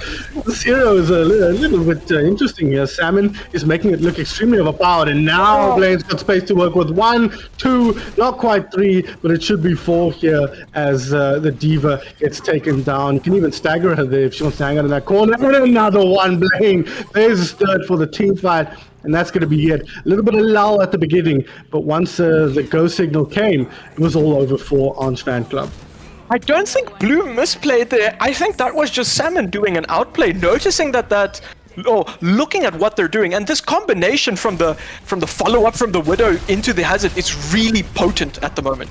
Yeah, absolutely. And Hazard will play the angles here, back out once again, though. Blaine finding that target. It's Lixodian this time. Something cat. He's having a bad time. Salmon says, I'm not a huge fan of cats. I will deal with them with impunity. As Blue, though, he finds his way into the backline and does what he needs to do, take down Blaine, but Blaine is back and ready to fight, courtesy of a resurrection from Wushi. And Salmon says, how dare you, Blue, avenging his fallen and then revived teammate. The cart marches on furthermore. 4.5 minutes on the clock. Salmon and the rest of his team in firm control. Something got switched here to the Brigitte. I don't really like it that much into the comp that they're playing. See, Brigitte is quite immobile, and I think just Hazard, again, will just break the necks. I think the Lucio pick might have been a bit more powerful. Downpour coming out here. He's found the Ash. Just breaking Lixodian's neck. He's now focusing onto that Diva, stopping her from getting her mech back, which she can get maybe if she stays alive long enough. The Brigitte is showing a lot of power here, keeping the Diva up. We need to get to point here. The card is almost over the line here. Soup goes down. Salmon is making so much space for his team. And just like that, it is all over. 3.5 minutes left of the clock. Team 1 says that was too easy. I think it was really impressive to show that just how fluid the movement the movement on Hazard is that Salmon has displayed. There was a point that he was on one high ground, just jumps across and just wraps around. This Hazard is a problem, and Team Orange Orange Fan Club really needs to find an answer, and I don't know if they have it. I don't know why Prince Tom has not tried to mirror it. He has shown that he is comfortable on it and that he's pretty good. So I don't know what's going on in that voice comms. He mirrored it on Rialto. I think that's what it comes down to. He mirrored it there and they got absolutely manhandled. He got totally diffed by Salmon on the Hazard, and I think they're scared to try it again. But look, coming into map number 5, which is where we are, by the way, this series has flown by so far, but we are on map 5. And it is going to be Orange Fan Club's choice. And we knew, you said, coming into this is a map that plays into the hands of Team 1, that allows Salmon to operate from the high grounds, to find angles, to find space to work with, and to pressure the enemy backline. He did that so effectively here. But where do you think we might go next, given that we're not, that Orange Fan Club needs to find a way to neutralize this Hazard? We don't really know what they have left to play with. They have used pretty much the big map pool, right? They've got Clash and Flashpoint. 2 map game modes, which I would say the Hazard plays really well in. New Junk City for Flashpoint, really favoring that fast playstyle. Hanaoka for the Clash, tight corners, also very fast playstyle. I think Orange Fan Club, they had the opportunity to seize it, but it's slipping away slowly here. I don't want to curse anybody with a caster curse here, saying reverse sweep possible. And we just get confirmation. It is New Junk City being chosen as a player on Team Vanquish with Salmon. This is his home ground. New Junk City is where he thrives. We might as well call it the river. Or the sea, right? Yeah, the sea. You told me. I'm believing you to the end of the earth here, but it is going to be very, very interesting here. Of course, he gets the lore bonus on the Jungler Queen in her own city, should he choose to run it. But the way he's been playing on the Hazard, it feels like a foregone conclusion. And if he's able to play that hero, it's the space to work with. It's going to be all over but the crying for Orange Fan Club, and we will be seeing a rematch between Tank and Team 1. But Orange Fan Club will want to, stop that in its tracks. They'll want to take themselves through this final match and secure their spot in the finals to go up against Tito's and the rest of his squad. but it's going to be a tough battle here. We'll have to wait and see whether Orange Fan Club has what it takes as we jump into map 5. I would be quite surprised if we do not see the hazard here from Salmon. I know there is lore behind the Junker Queen, but the hazard just showing the carry potential. I'm quite interested to see what Blaine is going to pick up here. I do hope we get to see the Sojourn, but I'm also hoping we get to see maybe a Cassidy or an Ash, right? Those like two Can't even go for the Tracer, right? Whoa, these comps are not what I was expecting. I mean, the Mauga from Orange Fan Club is something, but I think the Salmon Sigma is the answer here. Again, I am talking a lot here about Salmon and Blaine being that like powerhouse, the duo that is actually stopping anything. But Coconuts, Mushi, and Raven doing all exceptional work on their team side. Coconuts not dying as much, Mushi flying around being quite nimble, and then Raven just being being solid. Yeah, absolutely. Prince Tom back on his trusty Mauga, as we thought we might see. We never mentioned it, but I think it makes perfect sense here. Salmon on neither the Junkrat or the hazard for the time being, but we'll see how this unfolds. Plenty of time to respond here. Aggressive play, so aggressive. But some anti-healed up though. No Suzu forthcoming, and he'll be taken down. He kind of ran into the blender there and got blended up. The Salmon, he will go down as well though. So kills back and forth here. Rez onto Blaine, but it's not enough to secure the team fight win just yet. The position in terms of actual geography is a little bit better here for our red team, as now they have to put the pressure on. Another big anti-heal onto the Genji. Not enough to get the kill. Yes, Blue taken down. Raven tracks him down and gets rid of the Cyborg Ninja. Now set up on point, dropping low, but the healing is there. Mushi doing an excellent job on the Sky, and Raven thanks her by taking out Lixodin. Will TP now up onto the Hydra, look for more kills. Something Cat though finds his opposite number, and Thomas back now. The Team 1 have taken control of the point, so there's a timer now on Orange Fan Club and what they can look to do. They think they can win this team fight, and they might be right. They found Sojourn. Can they find more? Salmon is back, but Salmon is low. The healing is not there, and he might get taken down straight away. A good shield though, a good block keeps him alive. The Reaper dropping low. Salmon sets himself on Prince Tom, sets himself king of the castle on the high ground, but it's not good enough just yet. Lixodian though back into the fray, finds 1 kill, 2 kills, 3 kills to clean up Team 1 and secure the point. I think Salmon did a really good job there, just not dying and getting the picks there. He already has his ultimate. That is really important. He can just pick them up and knock them down. Coconut's also doing a fantastic job with all the anti-nades that she's hitting, just bonking them like a coconut. I don't know what to... Team 1 playing really well at the moment. Hopefully they can bring it back. Wait and see here. They do have a some percent deficit now, and they're fighting to a few ultimates. Here's that ultimate. The Sigma, the Grid Flux, it's nothing of note. The Reaper will be able to shoot out of there. Pops ulti as well, not able to get any kills as Raven onto Death Blossom in the backline, takes down Exodian, but it's back and forth fight. Here, Something Cat finds one. Can they find any more? Orbital Ray doing so much healing, good healing here from Soup to keep his team alive, but Something Cat is popping off. He's had enough of being dominated by a fish, and he wants to start feasting now. Orange Fan Club making really good plays here. It feels like when Team 1 is in control, they should be winning these fights, but Orange Fan Club just getting that Guardian Angel, just not dying as much or as quickly. I feel like Team 1 not focusing the right targets necessarily. Yeah, definitely feels that way, and it feels like they're blunted so much when Salmon is not on that hazard. He makes so much space, and he's so resource efficient in a way he just isn't on the Sigma and the rest of the heroes. Already up to 100% charge here on the railgun. Good damage from Blaine coming through. Not able to find any picks just yet, but a lot of HP burned off Orange Fan Club now. It's Lixodian on the point. Something Cat comes in, pops ulti, evaporates instantly, but he's made the room for Blue on the Genji. He's called it out. Cheetos at the top of the show here. Blue is a master on that hero, but a master in the grave now, master of the worms, as he is taken down. Coconuts and Soup rather sent into the corner. Salmon doing some gang signs here in the front line as he gets rid of Soup as well, and that's going to be it here. A great combo of ultimate ends in disaster for Orange Fan Club.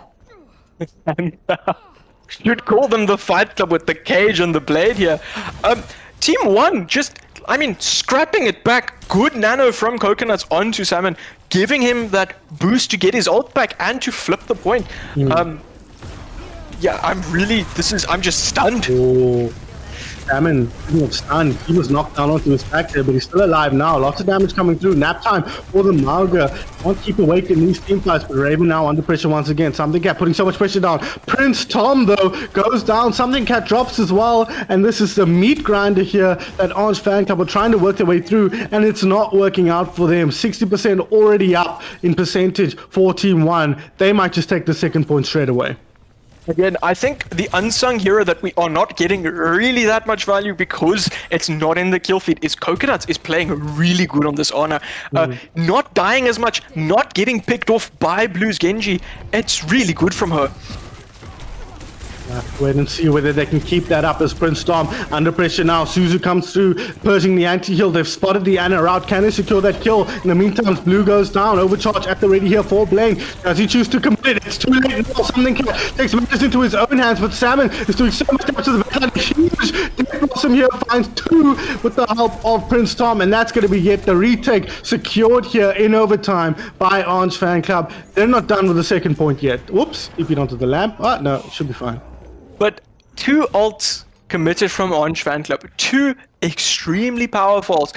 Team 1 also committed that Sigma ult there, but Salmon has shown that he charges up these ults really quickly. I think the Juno ult is a game flipper ult, and not having that means that Team 1 can find the potential. If Raven can find that Death Blossom, or if Blaine can get that angle to overclock, I think this might be a Team 1 flip. We'll have to wait and see here. Already up to 64% here on the clock. The Katsuna rush, so much damage being pumped into Salmon here. Full up already. The Blaine finds something. Cat takes out the Kiriko. The healing is so low now as everybody falls. Salmon finds 2. Blaine, Raven working together to find 2 more. Last man standing. Lixodian standing no longer. And that's going to be it for point number 2. 87%. Not good enough. Team 1 even things out. Team 1 also did not commit any of their 2 big ults. Nano was committed there to keep Salmon up, which was really good from Coconuts. I cannot express how much she is doing at this moment. But that Salmon, the Gravitic Flux from Sigma, the Death Blossom, and the Overclock, Orange Fan Club needs to hit a big cage, and Blue needs to get a big blade. Well, we've seen them do it already, but in doing that, Prince Tom got vaporized on the front line, so he'll be hoping that doesn't happen again. He'll be looking towards something Cat to keep that Suzu available once he gets anti-heal, but it's going to be a tough push in here for Team 1. They've got the Gravitic Flux, they've got the Death Blossom, they've got the Overcharge, as you said, Cheetos, but it's all about execution at this stage, and positioning is much better here for Orange Fan Club. Here, they start with the Sigma ulti though. 3 players in, 4 players now dead, 2 players dead, sorry. Salmon finds both. No ults committed here, unfortunately from Orange Fan Club's, or fortunately from Orange Fan Club's perspective, but they were steamrolled there with some very, very clinical ult usage. That was a really good Gravitic Flux there from Salmon.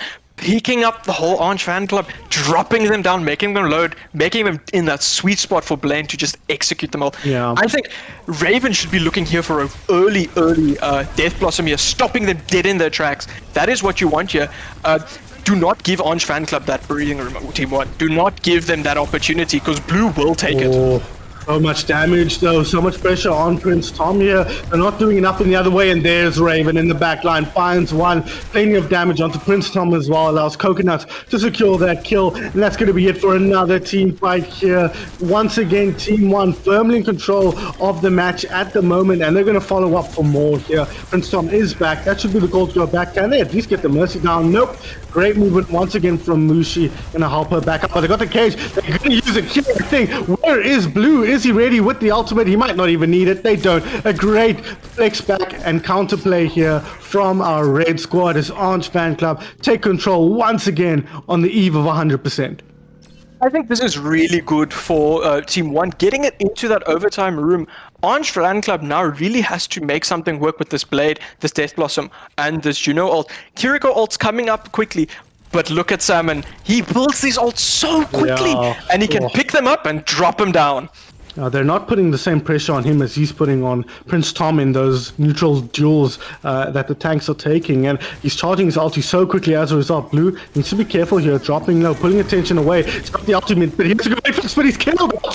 Finds the last hit onto Salmon, a critical kill to keep his team in the game. Yes, he's back, but the Gravitic Flux is not a great accretion though. Takes down Luxodian mid. Death Blossom finds nothing with that. So much damage coming through as the charge goes through as well. Soup in an aggressive position and Blaine takes him down, but he will pay for that with his life. Prince Tom avenging his support, but it's not over yet. This healer's on the point. Already up to 93% here. Mushi going down. Can Simon carry his team out of this one? He cannot. Revenge for blue, and that's going to be it for point number 3. 2-1 now to Orange Fan Club.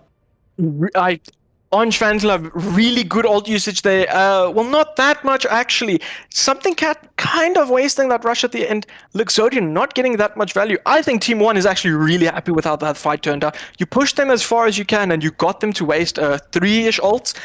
Team 1 is doing well. And Salmon again almost has his Gravitic Flux again.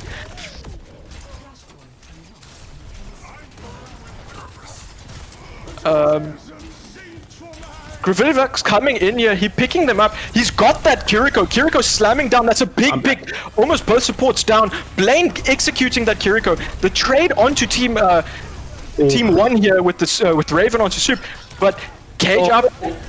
Orange Fan Club just cleaning them up. Yeah, this is clinical play from Orange Fan Club at the moment. There's just a couple of players left now. Blaine on the high ground, low HP, taken down eventually. Prince Tom executes Coconuts as well, and now this might be hit. Team 1. They cannot afford to lose another point here, Cheetos. This is their last chance to keep themselves in the match. Orange Fan Club is probably going to look for that Cage early to get the combo if it's needed. Otherwise, I think Prince Tom can just clean up here. The nade from Coconuts is going to be crucial here. Try and wait for something Capsuzu, nade Mauga, and burn him down. They do have that Death Blossom very close. If Reaper can get onto that Mauga, get that Death Blossom, it might be a different story. Yeah, it might well be as now they come in. Here's the Blade. He spotted up the Mercy, but he's looking for targets. That is a meat grinder if I've ever seen it. The Katana slicing through the entire Team 1 side and 70% on the clock. It's going to be a frantic last fight here as they look to try and keep themselves in the game. Only one ulti available, Cheetos, for Team 1. But those 2 support ults do get built pretty quickly, if I would do say so myself. Mushi will have to be getting a lot of value. Salmon on the hazard, he has officially said, fine, I'll do it myself. Hazard though, sorry, Raven finds 2, but they've lost 2. It's a very even fight here. I think it's a 2v2 now, 3v2 on the point. Oh, but they don't touch! What? The Tracer clearly on the point, but somehow the game has decided that it's not good enough. And that's going to be it. An anticlimactic end, but at the end of it all, Cheetos gets a brand new target in his sights for the next game. It is going to be Orange Fan Club who who take a hard-fought victory here against Team 1. We thought they would be the second best squad in the tournament, but they were outdone at the final hurdle by Orange Fan Club. So when you face to face, Cheetos, excuse me, come again. A new face-to-face. A new face-to-face, yes. Very excited to play a team differently. I think if we play Team 1 for the 3rd time in a row, I think it's going to be quite tragic. Really excited to play against Team Orange Fan Club, showing a lot of potential, but fortunately, I think I know how to exploit them. You've learned here, you've been watching, you've been taking notes. You've an unfair advantage here, getting first-hand knowledge of, well, to be fair, I mean, you're not seeing anything that the viewers are not seeing. For those wondering, we're not in the lobby, so Cheetos isn't able to, watch certain players and get, some ideas of what makes them tick. But he's going to be facing them up here. But real credit to Orange Fan Club. But at the end of the day, Cheetos, what do you think separated the two teams? It really felt like Team 1 had everything they needed to force a win here, but Orange Fan Clubs were the ones who got over the line. I think the lack of kill pressure from Team 1 is what really showed there in the end. Blaine, yes, having to do that heavy lifting there. Raven showing that they are pretty competent on the Reaper, doing pretty well there, but not really forcing that pick potential like the Widow had there. Mm-hmm. If I'm being honest here, I would have liked to see Salmon bring out the hazard a bit earlier so that he can try that. He was really oppressive on that Sigma, but it just wasn't enough in the end.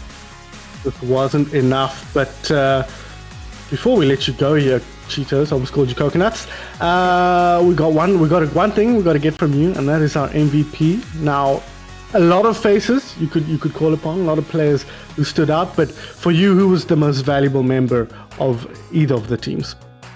If I am going to be honest here, you would like to say that Orange Fan Club should have the MVP. And I think they've got really good players. I think Blue did really well. I didn't think Lixodian did really well. I think Something Cat did really well. I think Prince Tom did really well. I think all of them did really well. You only didn't name one player there. That's the one I blanked on for a bit. No, I think everybody on Team Orange did really well. I think everybody on Team 1 did really well. And I have to say that it might sound like a bit bittersweet taste here, but I think Blaine should get MVP there. Even though Team 1 did not end up winning the map, I think Blaine showed why he was that X factor in that team on the Widow, getting pick after pick after pick. Blaine showing an exceptional game. Right. Honorable mention to me would be Coconuts. As a support player myself, I think Coconuts was really good. I'm getting used that it had to be for an MVP from a winning team. In that case, I will have to give it to Blue, being very consistent on that Genji. Yeah. Very, very good on that. Also flexing a little bit onto the Symmetra as well. We saw how well he did to shut down Salmon on that first map on Lijiang Tower Night Market. So we credit where it's due. Blue stood out in a big, big way. But that's going to be it here, guys. Before we wrap up, we'll take a look at our bracket, though, and then remind ourselves where we are now as we take our final steps here towards the end of this tournament, towards crowning a winner of the Talon Cup. As we can see here, that was our lower bracket finals. Team 1 dropping out of the tournament courtesy of some stellar play from Orange Fan Club, and they secure their position in the grand finals against Team Tank. So it's going to be Tank versus Orange Fan Club in our grand finals. Cheetos, you know who you're playing against now. What are your thoughts? Any fighting words before I let you go here for your opponents in the grand finals? I'm scared of saying anything that would result in this anime arc lining up, because I've already spoken to Blue after that first game I cast where I was saying that I'm going to practice shooting Genjis.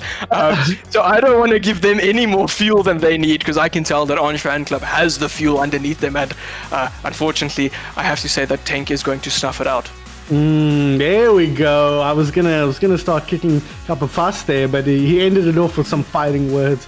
So you heard it here first. Cheetos says Tank will dominate Orange. It'll be a quick 3-0 victory. In fact, nobody will die on Tank, is I believe what he said. So you can review the video verbatim. That's a direct quote. But guys, that's going to be it here for the lower bracket finals. What is the time? 7:15, so 45 minutes, 8 o'clock. That is when the grand finals will be happening. So go to the bathroom, have a shower after a sweaty match, get some dinner, and join us back here at 8 o'clock. Myself and Altruism will be taking you through the grand finals of the Talon Cup. Team Orange versus Tank.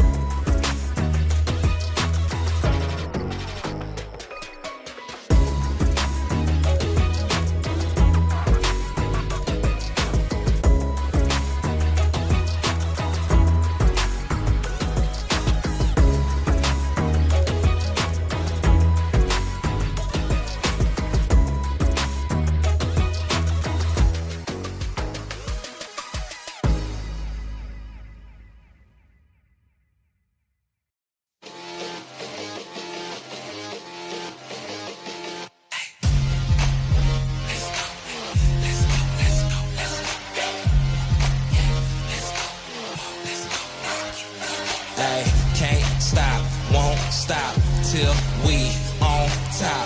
Quit, I think not. Coming hot for the #1 spot, yeah. No key, got the game on lock, ayy. Big threes when I take my shot, ayy. On the rise and we ain't gon' drop. On the grind, it's our time, just watch. If you want it, you can get it. Life gets hard, but don't you let it get you down. Go get the crown because our time is now. Hey, we gotta get it. Gotta get up, gotta go, we gotta get it. Hey, they won't forget us. Made it happen and we all became legends. We gotta get it, gotta get it, gotta get it. We gotta get it, gotta get it, gotta get it. We gotta get it, gotta get it, gotta get it. We gotta get it. We can't be contained when we leave the game. My name will remain. We don't need the fame. You can keep this chain. We broke free, so things won't be the same. Nah, on the mission, gotta get it. Let's work. You were raised on the net. I'm raising my net worth, but it ain't about the money. Nah, it ain't about the cause. All that matters is the world knows who we are. Stars. If you want it, you can get it. Life gets hard, but don't you let it get you down. Go get the crown because our time is now. Hey, we gotta get it. Gotta get up, gotta go, we gotta get it. Hey, they won't forget us. Made it happen and we all became legends. We gotta get it, gotta get it, gotta get it. We gotta get it, gotta get it, gotta get it. We gotta get it, gotta get it, gotta get it. We gotta get it. Know that our time is now. Yes, life can get hard, but don't ever let it keep you down. See,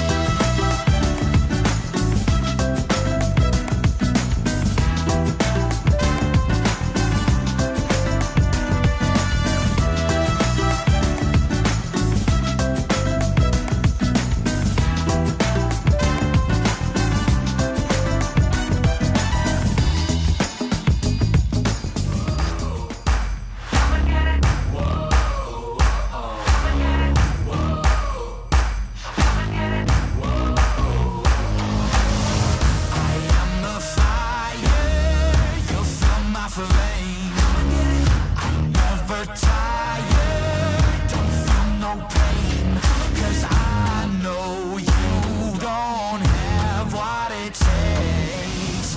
I'll build an empire from your mistakes. I'll build an empire from your mistakes.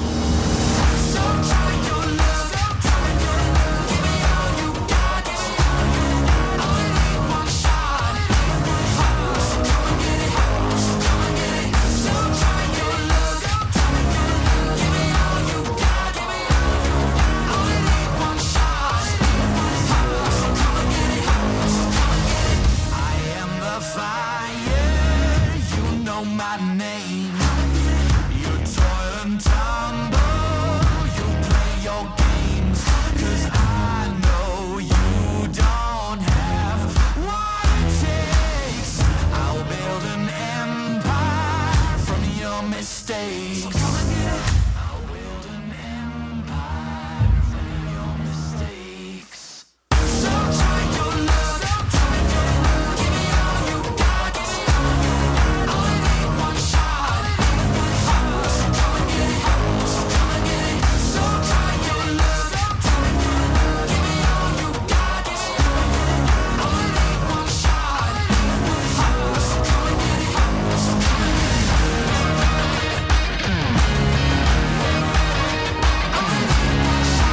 So come and get it, so come and get it.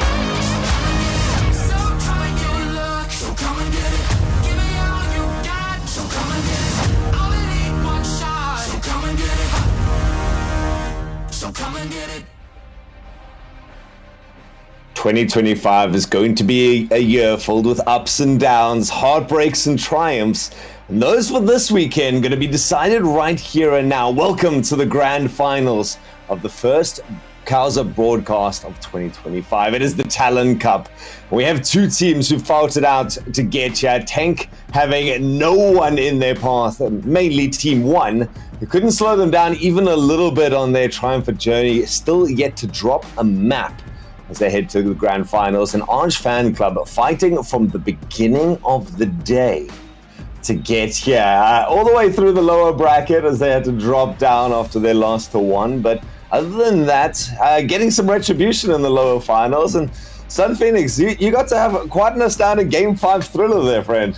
I did, and it was nice to see Orange come out on top, because we've seen so much of Team 1 throughout the tournament so far, right? We've seen them 3 times already. It would have been the 4th time we've seen them. No disrespect to Team 1, but Cheetos was pretty adamant that he's tired of playing against them as well, as a part of Team Tank. So no disrespect.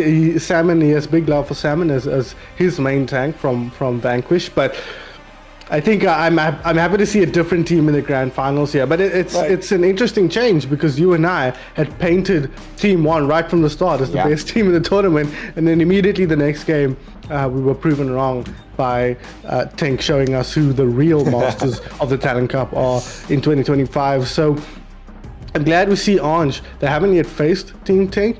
Cheetah said he was looking forward to facing up against this team, and so I'm looking forward to seeing how these two teams match up.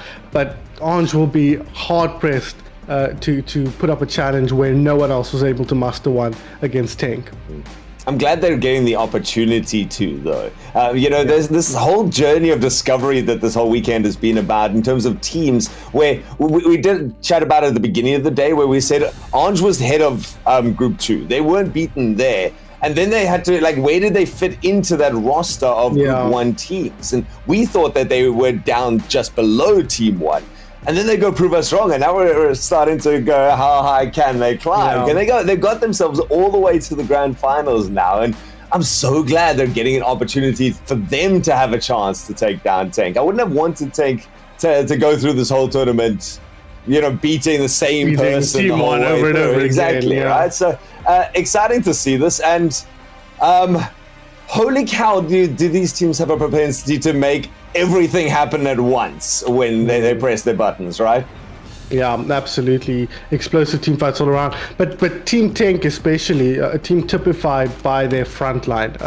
We, of course, why don't we take a look at the rosters, actually, since we're talking about it right now. So Team Tank typified by their two main men up front. Of course, it is going to be Apricornicus and Solaris. They've been the front runners for this team, making so much space, doing so much damage to the enemy back lines. And we saw how Team 1 could not handle that. They shut down Salmon's backline, and it meant Salmon did not have the resources that he needed to assert himself on the enemy backline. So that's something that Orange are going to have to be aware of, and it's something that Orange didn't do a great job of dealing with when Salmon, especially on that hazard, was doing the same to them. Yeah. So we're going to have to wait and see how Orange respond to that. But of course, Cheetos, Pokemoli, Kurigari another standout, on this team. Has been excellent on the honor. Anti-Nades from downtown, good, just general mechanics with the snipers as well. It's been excellent. And Cheetos, Pokemoli, no slouch, members of that Vanquish team as well. So second place in the Ethereal Crown, really, really strong performers in their own right.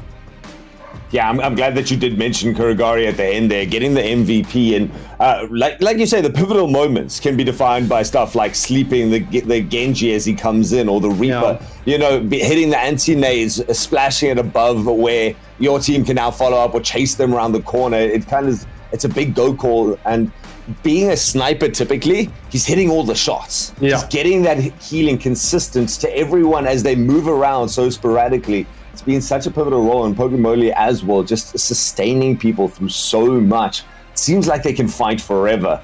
On the other side, of course, Orange Fan Club, our most recent visitors to the stream, a team that, again, is doing lots. Soup, again, I'm a support main. I got to show a little bit of love, a little bit of bias towards these supports. They've been playing superbly. I've been touting the ability of people to stay alive, not get picked randomly.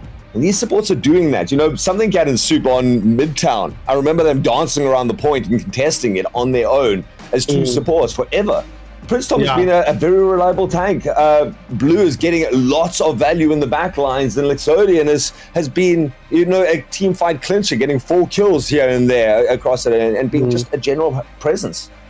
Yeah, we've seen a lot of Orange Fight. I'm just going to call them Fight Club. God damn it. We've seen a lot of Orange Fan Club recently. Of course, the last 2 games, they've featured in both of them, and it is definitely a team that plays around Prince Tom very well. If he's able to do his thing, the rest of the team responds very well to that. But as you say, this is a team that is better than the sum of its parts, I would say. A lot of strong players, but no one player that you're like, this is the guy. You've got to take care of this guy, watch out for this guy. We gave MVP to Soup, and I think he deserved it. But Prince Tom, Blue, Lix, they've all had their moments. Something Cat, of course, as well. Have all had their moments at different times in terms of pushing this Orange Fan Club squad to this point of the tournament. Yeah, and that makes it so hard to play against, right? If there's not one person you're trying to shut down, if everyone's doing everything, now you got to play your own game at that stage and get in and wreak some havoc. Certainly Havoc being a big part of this, as Hazard came to the fore so prevalently previously. And I'd like to see that come out. I don't think either of these teams would be unafraid to throw that in. But grand finals, I think we're still waiting on whether it's best of 7 right now or still it's just best of 5, first of 3. Yeah, first of 3. So the same as we've been doing the whole day up until now. And in terms of the series as a whole, I've never found any sort of pattern towards the person who wins control points takes the rest of the series pretty convincingly, right? It's the counter pick mechanism has really proved to be something that teams are utilizing.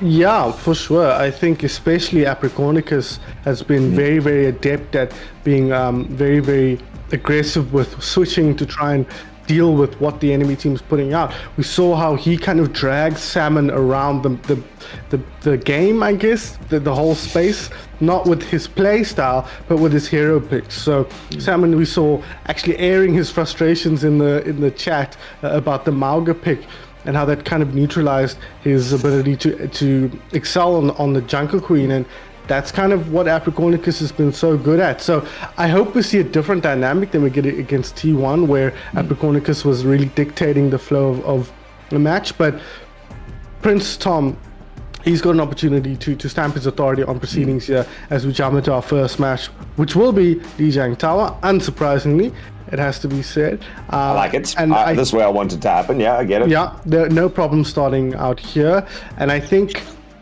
I'm interested to see the dynamic between these two teams because I'm so used to seeing we've seen them twice now, Tink, and both times was against Team One. So I'm interested to see the different approach that they're forced to adopt here potentially against Orange Fan Club. I love what you say. Lijiang's a nice neutral ground for them to really try out what they want. And Apricornicus and Solaris, when they play together on the front lines, are so devastating. Something that I've seen Orange Fan Club and a lot of the teams that have done well against any of those dives is the ability to stay alive for so long, to just peel so well for each other if they're going for something like a Brig and an Anna, or the ability to just evade. You stay out of reach of the Junker Queen. You dodge the Doomfist as he's coming in. People like the Juno or the Moira or the Lucio, these have been key character picks that have worked regardless of map and kind of not around the geometry of the map, but more to count out who's going to be coming in against them and hunting for them. So that's something. That's why I've really appreciated watching the supports throughout this tournament. Yeah, absolutely. We've got some sort of technical issue here with Orange Fan Club, it seems like, but we'll have to wait and see if they can get that sorted out. But this is Night Market, I believe. Again, guess your map knowledge. I'm getting nerfed so hard here. Not only is it a random part of the map, but it's also got that Gaussian blur turned up to 11 here. So who's to say where we are? But I believe it's Night Market, and that is an interesting map with a lot of opportunity for sort of guest speech. It was based on evidence, okay?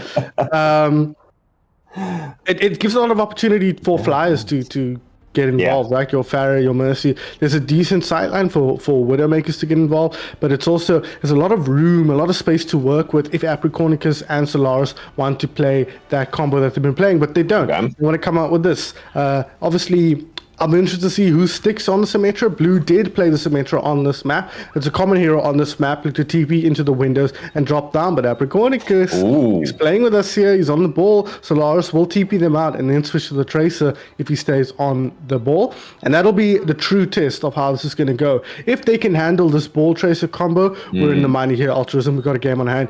If they get steamrolled like everybody has before, it's game over. But no, we're going to go for something a little bit more brawly instead. And Prince Tom on the Ryan, he wants to get involved, and the TP will help him do that. All right, so sticking with the Symmetra does get you to the point faster, and that's important because both these teams need to brawl. Orange Fan Club going to be excited that they're going to be able to do it from in possession of the point, set up these turrets and make it very difficult to contest this point. Unfortunately, but they're going to have to start contesting within 3 seconds, and that pick at the beginning is going to be big for it. All the heals having to come out. Kirigari helped out by the Suzu, keeping the Ram alive, allowed to poke in, and Orange Fan Club do need to worry because the point, or at least is going to be happy that the point is ticking up, but losing everyone so quickly, Tank played and timed that to perfection after the pick.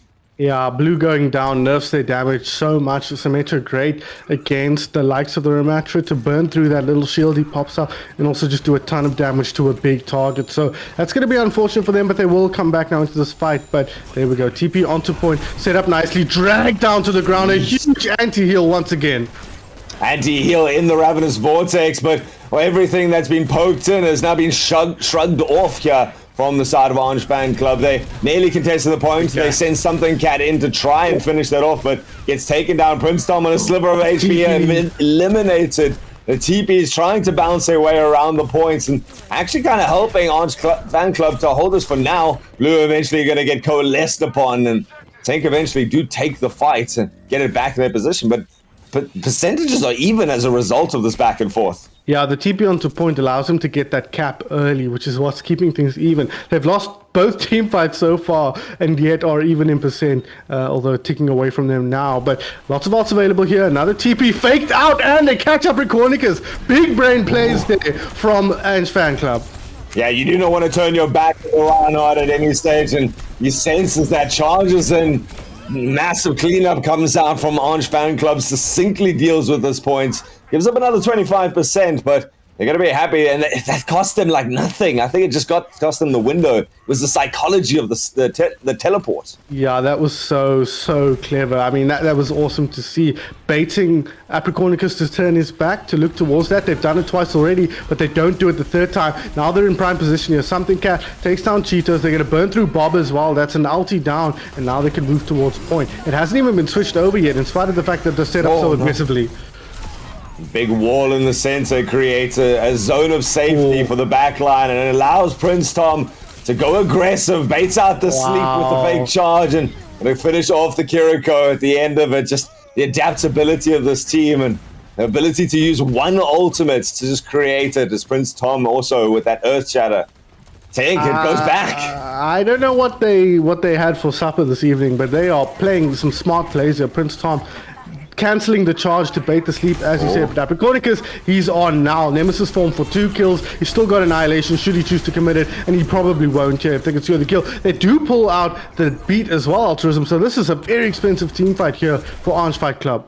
Well, Beat and the Death Blossom both dropped there. It still was enough to drag it out for a few seconds longer, like you say, but now you're running completely dry. You don't have that one win condition.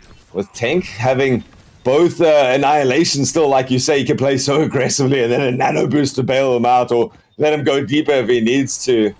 Tank really have everything that they need. Interesting TP play going to be forced out, and there's going to be one required here. Orange Fan Club, they go into the absolute meat grinder term you've used a couple of times today. The anti-heal was there. The Immortality Field was forced out immediately, and everyone still just died. Nano Boost not used as well. Kurigari holding onto that ultimate, really nice from him. Pinned up, Apricornicus dropping low. There's the Nano Boost. That's why we hold it. A big anti-heal onto the Rhino as well. Somebody needs to go through. What an incredible team! Oh my god, Altruism. These guys are on something else in this grand finals match. They TP to the points. They get themselves more healthy. They group up. They've got control of the point right now and going to get that up to 100%. Going to be able to come back round, but overwhelming force. That is Apricornicus leading the charge into the backlines of Orange Fan Club. It was a heroic play. It was a creative play. It was a miraculous play, but I don't know if it's going to be enough even. Another TP play comes out, Immortality Field, but so quickly does that Kurigiri anti-heal fall on the heads. Secure the victory long term. Take just map number 1. Yeah, really strong play. Orange Fight Club, Fan Club, fuck it, man. Fan Club, Fight Club, whatever, who cares, right? Just a terrible name. Anyways, I mean, they really pulled out all the stops there, right? Really smart play around Blue's ultimate, around Blue's teleport, rather. Using that to relocate around the map. This is like when people put teleports in games, this is what they hope, how they hope they'll be used, right? Not just as a way to get out a spawn or a gimmick, an actual tactical tool that you have in your tool belt. They will switch now off onto the Junkrat. I like this pick quite a lot. Luxodian moving over onto the Sojourn, and otherwise I'm quite happy with this composition. I think Orange Fan Club will feel like they can do this, but I almost think they need a Kiriko. Kurigari's been too good with the anti-heals. I think you just want to neutralize that, and you'll save yourself so much pain. Yeah, they're trying for the Immortality Field to do that kind of job, but everyone's still really low HP and purple by the time they get out the other side of your Immortality Field. So it's not buying the space that they need. And right now, Orange Fan Club not being able to take a lot of space. Ryan's going in, doesn't have a lot of shield, and trying to force this high ground, gets buffeted back and loses half the HP. Immortality Field forced down, and Exodian breaks the deadlock with a nice railgun to take out Kurigiri. So suddenly Tank, they're the ones who are going to have to give some space with that diminished healing, and of course those anti-heal nades that have been so pivotal. Orange Fan Club rally, they turn their sights on it. Tank have managed to get control of the points, so they're going to be able to tick up the percentage and buy time. Apricornicus, that's all his life is going to be able to do by the end of it though, and Orange Fan Club, they're going to be able to charge back in, take the point for themselves and get in some trickles at... no? A lot of kills going both ways here, but eventually Orange Fan Club are able to secure the point. The tank will be the last man in here, one of the latest men in for Tank. So that, oh no, here he is, never mind, Apricornicus, ready to go. They've pulled back to point to group up faster. Really smart play again from Orange Fan Club, and now they can try and set up for a team fight. Apricornicus, a lot of plays close to ultimate. Blue finds a shot, has the Riptire, and he'll look to end this team fight early. Immediately, you can see the emphasis. A single kill is not going to be able to decide this fight, but I'm going to go for more. Unfortunately, has lost their own life, and couple of gets a retribution with the tire. That's a great pick at the end, though. Prince Tom with the fire strike takes out Kuragiri once more. Orange Fan Club once more in control of this point. Vast amount of percentage starting to build up, and just short a little bit on ults. Yeah, but they're taking fights very effectively here. For how little they're getting value out of Prince Tom, if you look at his damage he's been able to put out, Aprikonicus already has his ultimate. Prince Tom only at 80% at the moment. They've been doing an excellent job using Blue's damage to win team fights, and that's been the difference between the two teams. Now the charge comes through, the boop away, Solaris taking down Blue straight away. Cheetos following up with the kill onto Soup. Oh, I don't know how that pin did not latch onto anything. That one again, Prince Tom robbed. You got to catch it on that right-hand side there, friend. And I mean, all of those are missed opportunities. The extenuating pressure that Tank put on for a long time, and the confirmation using the riptide at the end. Tank now managed to wrestle it back towards themselves. Remember, if they take this, they take game number 1. They've got a long way to go. And, oh my goodness. I think the Suzu blocked it at least for the Kiriko. Yeah, it did. It allowed it to get the Kitsune rush off, and a turnaround from Tank straight through the Reinhardt. Now aiming the sights on the back of the back lines. Takes a lot of damage along the way, but they've earned themselves this space and don't give up any random kills. I need to be reported, says Pokemoli, because she blocked that, as you said, kind of neutralizing Prince Tom's efficacy on that ultimate. But now they move forward once again. Shatter used up in the previous team fight. Now they've got the overcharge, though. They look to get aggressive here. Can they find anything with that? You'd think they can. And now the big anti-heal, though, onto the Rhino. Aprikonicus, such low HP, but he's got the ulti going. It's keeping him alive, and they get the kill onto Prince Tom. Aprikonicus is still alive. He's getting healed up. Can they find the picks on the side of Orange Fine Club? Oh, the boot off during the ultimates, then Blue through the backline. I mean, that fight was close for longer than it should have been, so let's take a breath right now. Let's utilize this pause. There was so much that happened throughout that fight. I mean, the start was Orange Fan Club kind of rushing onto the point. They were going to drop everything that they could. DC on Solaris. That's unfortunate at this stage. He was on 70-something, wasn't he? Or was it 7? Because he hadn't yet used his overcharge, I don't think. No, I think he did towards the end of that fight. Oh, did he? Okay. Yeah, he was the one who got booped off mid-ultimate. That's true. That is true.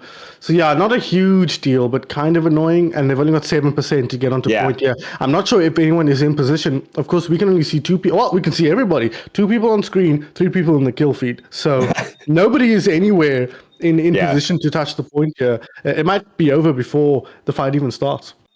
Yeah, right. This is just Orange Fan Club overwhelming their opponents at the end there, and the awareness to be able to turn around to any lingering menaces they are trying to get an off angle. I mean, Blue sets up anyone rushing into the point that's trying to help out this poor lonesome soul. You're dead.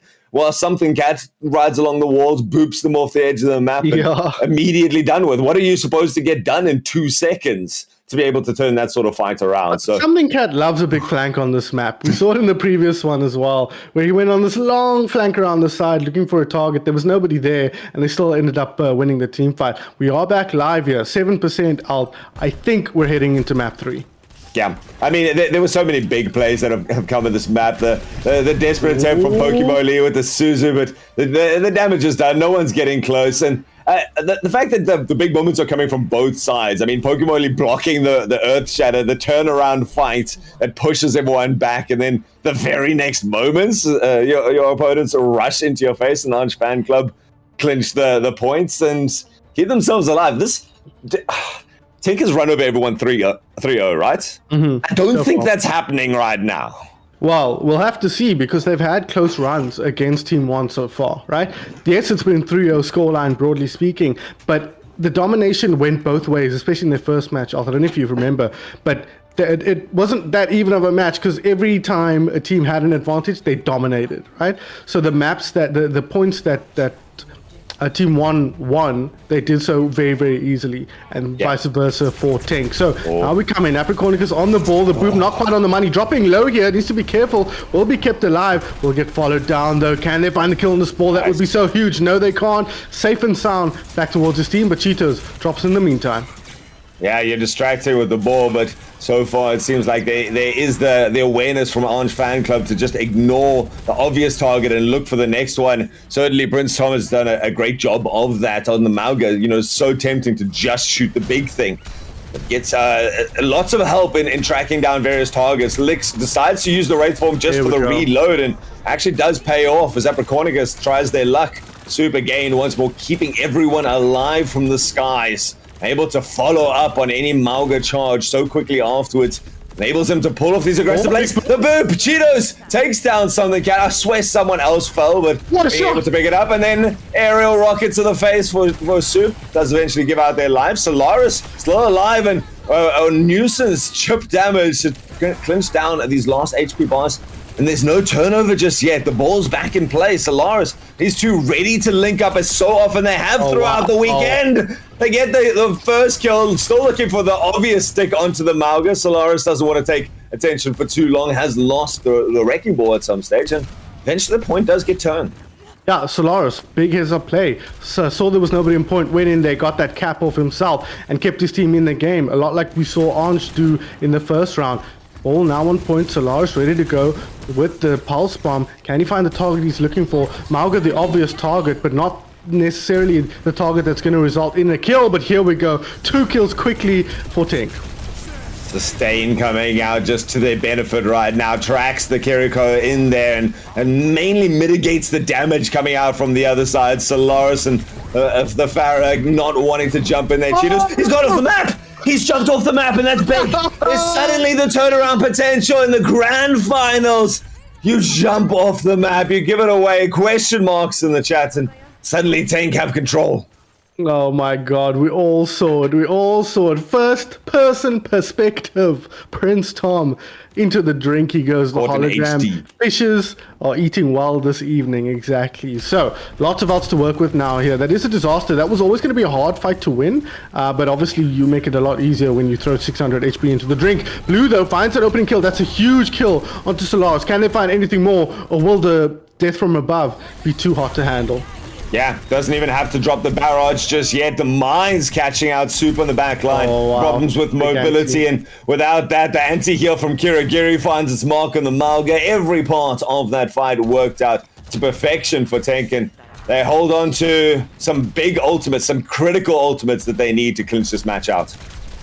They do, but there's ultimates on the other side as well. Blue, he's got that ultimate, so he might be able to take out Cheetos if Cheetos' positioning is not perfect in this team fight with the high noon. They've got the orbital ray, we know how strong that is, but there's a big chance that they'll all get killed. A big anti to start with as well. This could be a disaster.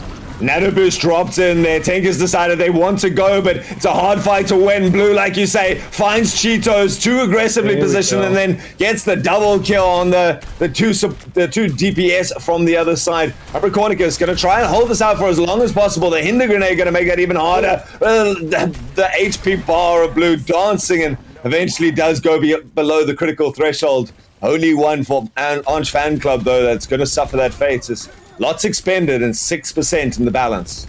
Kitsune Rush ready to go, but it's going to be this Death Blossom from Luxurian that we're keeping an eye on. Cheetos, opportunity to make big plays, but Blue's done a good job of dealing with him when he's got the space to do, though. But he's got to deal with the Tracer. He's got to deal with the ball as well, but doing well so far. They have lost Soup, though, early in the team fight on the side of Ange. Pokemoli has such a big job right now. Gets the Suzu out. A nice teleport early out of any sort of danger. Just rushes to the other side of the point. Realize everyone's coming in there. Saves their own life. Keeps alive, actually. Looking for the teleport. Throws down the Suzu to keep the point alive. Gets back to the teammates. Apricornicus, meanwhile, has stayed alive throughout this all. And Ange Fan Club, they've trapped themselves in. They literally trapped themselves in. Somehow, though, the Mauga, he lives through it. Prince Tom He eventually goes down the anti-heal. The final clinching blows. It's been the beginning blow for so long. Apricornicus, not the time to go off the map, has tracked down the Wraith-forming Reaper and has the ability to go around this corner if he really wants. Not sure what's left there. Instead forces the overtime. Immediately answered by the anti-heal. Reaper needs to get out of here. Lixodian doesn't press shift in time. And Tank, once more, led from the front, led from the back. Every part of this machine are working to perfection. 99-99 though, Altruism, a close match. If ever you've seen one, just one team fight win away, one kill perhaps away from winning things out here, as we see player of the game going to Prince Tom here. The Shatter on the money, not even Nido, that was post Shatter. Just a lot of Reinhardt swinging, but that was a really nice play from Prince Tom. One of many big Bane plays from this on squad, and that was awesome to see. Night Market, a lot of clips that can come out of that one. But hopefully they can carry this momentum into the next rounds, and we've seen teams do this to Tank, but they always find that gear. We spoke about it before. They always find that final step they need to get over the line, and the question is, can Ange follow them one step further? It does help to get over the line first when your opponents step over and get themselves eliminated, and you're then left with just a one-horse race by that stage. So look, I think it was a long shot to win that team fight anyways, but you definitely didn't help your cause by taking like the swim. That's just one of the highlight moments, one of the funnier ones. But like you say, a very clippable game. We could spend like the next half an hour just dissecting individual moments of brilliance. I mean, we saw Kiriko's blocking a Reinhardt shadow. We saw cage fights getting in the right position, really nice barrages, and every part of those was perfect. That's it. A single kill off a high noon on the Pharah comes down to being a pivotal pick at that stage. So it's an ultimate used perfectly to win a fight. So such a nice, tenuous grasp on this game, because like you said, that was 99-99 on map number 3, and it was not far off that for the rest of the series, back and forth, and we still have at least 2 more games. The big question is for Tank now. They got game number 1. Are you believing they're again going to do this in a 3-0? Is that 7th, 8th, 9th gear enough to just allow them to steamroll over the rest of this?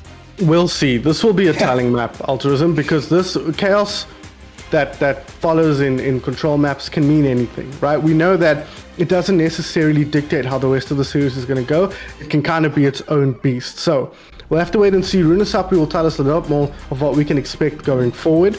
It is going to be, of course, a push map, a lot of space to work with, but tends to be dominated by Brawl, tends to be dominated by Junker Queen, Ramatra, that sort of thing. Apricornicus showed himself adept at dealing with one of the best, if not the best, Junker Queen in the tournament at the moment in the form of Salmon, and they handled that comfortably. We'll have to wait and see if they can handle the Mauga on this map, potentially, once again from Prince Tom. He looked really good on that hero, but I think they're leaving too much work for Blue to do on the Cassidy. He's got to deal with the Pharah, he's got to deal with the Tracer, he's got to deal with the Ball. All of that is his baby, and that's too much baby for one man to deal with. I think they need to give him a Sombra or some kind of support that can help him deal with that. They do obviously have the Reaper, which definitely helps try to shut down that Ball, but a little bit more lockdown might be worth looking into to try and shut down Apricornicus and Tracer. Yeah. And the other option is running something like the Zenyatta. A lot of the teams have been going, okay, we're just going to blow up the Mauga as he runs in and put by the Discord orb. And it also allows you to challenge stuff like the Pharah in the air. Zen's not bad at actually lobbing damage towards a Pharah that's doing something. But I like what you say. We saw a lot of success on the pharmacy plus someone brawling below you kind of thing. The Mauga is a really nice option. So if you end up in a Mauga v Mauga duel, like you say, the Mauga... both of these tanks, though, I have noted on the Mauga, they're a lot more quick to swap focus to something like a Mercy that's out of position. They really do want to add that, and the tick damage fights a lot against the Mercy. You do most of the damage and they tuck around the corner, still gonna die. So something like that is prevalent and is a nice counterplay. But the Pharmacy plus Mauga is a powerful combo, and Runasapi is a good map for it. I think it really is, but we'll have to wait and see if they bring that out. They haven't played the Pharah at all, right? We saw them countering out Team 1's. No, it was whoever they played before they played Team 1, where they were dealing with Babs. on the it was Aura they played. They were dealing with Babs on the Pharah. That was kind of a hard point for them to deal with, and we saw it there as well. Cheetos on the Pharah that time, difficult to handle. Blue using the high noon to secure that kill and secure teamfight win, but still getting a lot of space. Synergizes really, really well with the Tracer. So if Tank choose to bring that out, they can find a lot of success with that. We haven't seen that same look from Orange Fan Club yet, but maybe we will soon. They're going to go for tried and tested, Genji, Sojourn, Junker Queen with some speed, and of course the Kiriko. I think the Kiriko is a must-have against Kurigari because he is, as we've seen throughout the tournament so far, too hot to handle with those anti-heals. I think Anj is going to struggle a little bit when you look at the other side. Okay, they're going to swap off the Mauga instead for the more stable. And Cheetos, he offered up the Venture. I was going Mauga Venture. Now there's an interesting way to play it, but instead they want to win this through consistency. Apricornicus manage your cooldowns properly. Kurigari still looking for the anti-heals, which on Prince Tom would be devastating if not dealt with. But this is what Tank need to worry about. It's just Orange Fan Club ready to run in and side set straight forward. There's so much healing coming up behind them. They all drop low, but they sustain back through it. Tank still looking for some sort of pick from the backline. Cheetos caught off in a side position and eliminated succinctly after Solaris as well. And Tank, they've lost their during fights, the long drawn up. We're going to rush you, then we're going to get back, find a better angle, rush you again, and clean up everyone.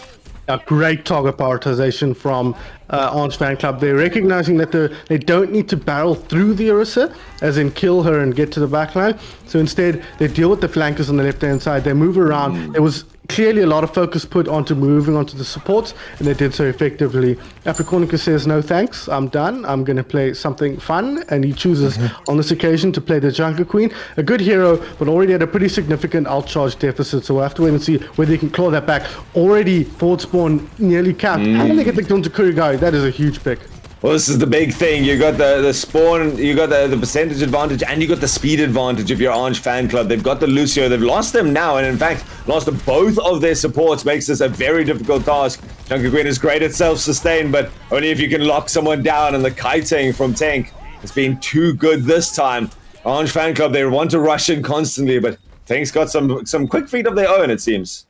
Yeah, but they'll be okay with that. They would have loved to have gotten that cap, but heads up play from Apricornicus, hopping onto the point, preventing them from grabbing the forward spawn. But now they've got a chance to defend their own forward spawn here, and they can do so very effectively. They've got nearly a few ults to work with here. Blue and Lixodian closing in on theirs. Both support is closing in. A lot of ults, in fact, coming up soon.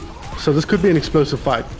Well, Genji caught out of position a little bit as the anti-heal on the back line. Sent Orange Fan Club back 2 steps, but it waited it out. Everyone's still alive, and they've decided to bring the fight forward. Now Apricornicus in an aggressive position. Blade comes out from Blue. Goes on to the nano boosted Junker Queen. That is not the target that you want to spend all your slashes on. Realizes a bit too late, and now in a precarious position. Going to fall shortly after the rest of the team, and cleanup duty comes out from Tank as that Rampage. I mean, that Junker Queen didn't even notice.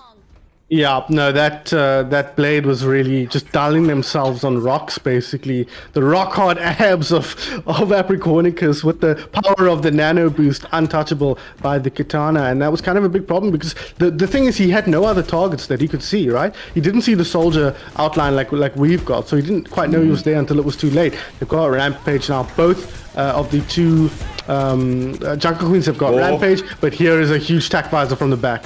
Tack visor from the back, then you crossfire with the bob. A couple of ults being thrown out as Prince Toms tries to salvage this fight, but a little too late there. Frain is still alive, but not for much longer. See if he can get any constellation kills. Can't by the end of it, and I think Prince Tom should have maybe held that as Tank. They started the fight in too many places. Prince Tom's had enough. He's like, whatever, I don't care. I don't care. I'm just going to play Mauga instead. And now he's going to look to try and counter out Apricornicus. We saw the difficulty that Salmon had with this matchup from this position. So we'll have to wait and see whether Apricornicus has the same kind of problem as now they move forward. But they're going to be fighting into this. Oh, the Rampage is looking pretty juicy there, Altruism. But they know that they're running soup on the kill. But there's the Suzu. This is the opportunity.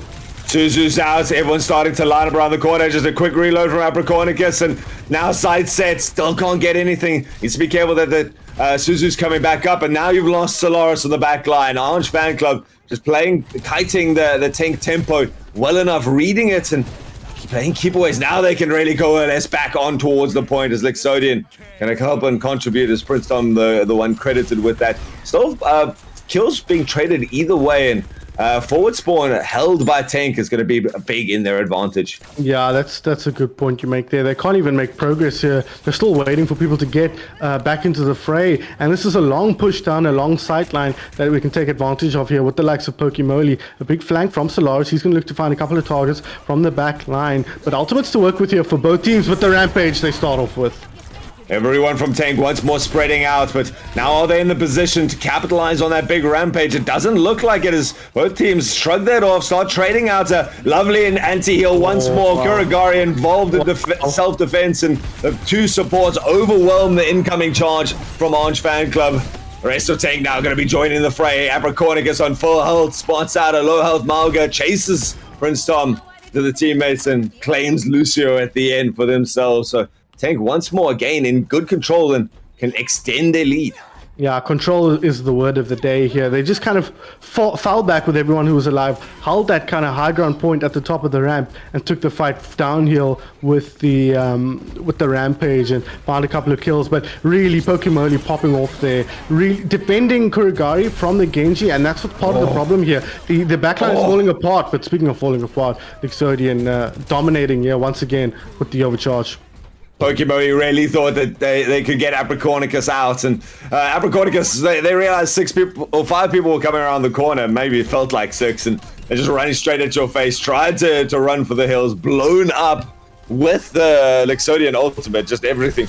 That was enough to drop. And it's a massive dynamite. Cheetos picks off something, Cat, and it opens everything up. The anti-heal once more inside basically mitigates everything that the Malga Cage is going to do. Blue takes too long to get around the corner and just ends up as part of casualties of war here. Tank, they just destroyed them in their own house. Yeah, they were forced into a corner there, into that room with the cage fight, and it wasn't good enough. Another huge anti-heal from Kuragari. Now they've got the rampage from Apricornicus. They can use that to win the next team fight. It's looking rough for Orange Fan Club here. They've got a couple of fights to win. 3 minutes still left on the clock, so time to win fights, time to push back, but they haven't looked in control of this match so far, and it's going to be a tough ask to win 2-3 fights in a row against a team as strong as Tank. Some changes coming out right now. Soup going away and from the Suzu and wanting to give a little bit more movement and heals to the team. Certainly being a pivotal on this role before, and keeps everyone alive, keeps the Genji alive through that. Every bit of that you can thank your lucky Soups. And something Cats, unfortunately, goes down at the beginning. It's only half of the mobility that this team has. I mean, but you get a second pick on top of that. Tank, they're ready to roll. They're ready to charge forward. Gracie finds Soup in the back. Go back to Mars. Desperate charge for Prince Tom to try and get out at all. Helped out by Genji. Nearly pays to their own life, but Tank, they've got this match, it seems. Now the question is, can they finish it out, or Orange, do you have something left? Well, they've got risen through everybody. Cheetos cleans up Blue. So much damage forthcoming here from the Blue team, and there are the kills. The follow-up is there. Prince Tom in the backline. He's identified his target. He's had enough of that Ana, but the Ana has so much backup that it's a long shot to secure that kill. That's going to be it for that team fight all the way towards the end now. One last hurrah. If they are to win this Orange Fan Club, it would have to be the greatest comeback we've ever seen on a push map. All the sightlines and attention drawn by Cheetos on the left, and kills start falling on the right as Apricornicus pushes in. This is what Tank has been doing so well, when they can split up the fights, when they can create some distance like this, able to poke and prod so well as a little 2-3 man kill squads wherever. And they're able to run you over when they get the advantage. Nano burst onto Apricornicus, ready to go toe-to-toe with the Malgan. Completely overwhelms that. Even with Suzu ready and available, something had gonna go down. There was no anti-heal needed this time. It was just pure DPS as Tank, they're going to walk it all the way home. My gosh, a full cap. You don't see that very often in push at any level, let alone with teams as competitive as this. But total domination from Tank here in game number 2. Apricornicus untouchable on the Junker Queen. Great use of ultimates, great management of ultimates, because he had this ultimate before the previous team fight, choosing not to use it there, recognizing it's not necessary, and using it to pretty much close out the match, the map. Really, really effective stuff from Team Tank. Unsurprisingly, I think, given as strong as we thought they are, and now I feel pretty confident in predicting a 3-0 victory, because they did not look like they could handle what Tank were putting out on the side of Ange. Yeah, there was that definitiveness that really defined that match. It looked so close on control point on Lijiang Tower, and then you come here and you're going, okay, that wasn't just a victory. That was, they cleaned it out kind of thing. They finished the map on a push map. So Tank looking strong. And it comes down to so much, you know, the hero picks that they're able to use, like the Ana and Kirigari. That NK is becoming very important to this team at the end of their name, landing the consistent heals. And even when your opponents are trying to counter it out with a Kiriko, it didn't seem to be consistent enough. It didn't seem to come in at the exact right time, or it hit too many people that the Suzu just couldn't get to you after everyone scattered. You know, whether it was through a sim TP or anything like that. So those sort of plays are what's defining Tank, and their ability to split apart and still yet cover each other. Yeah, I think that the two things that stand out to me was the ability for Solaris to go on a flank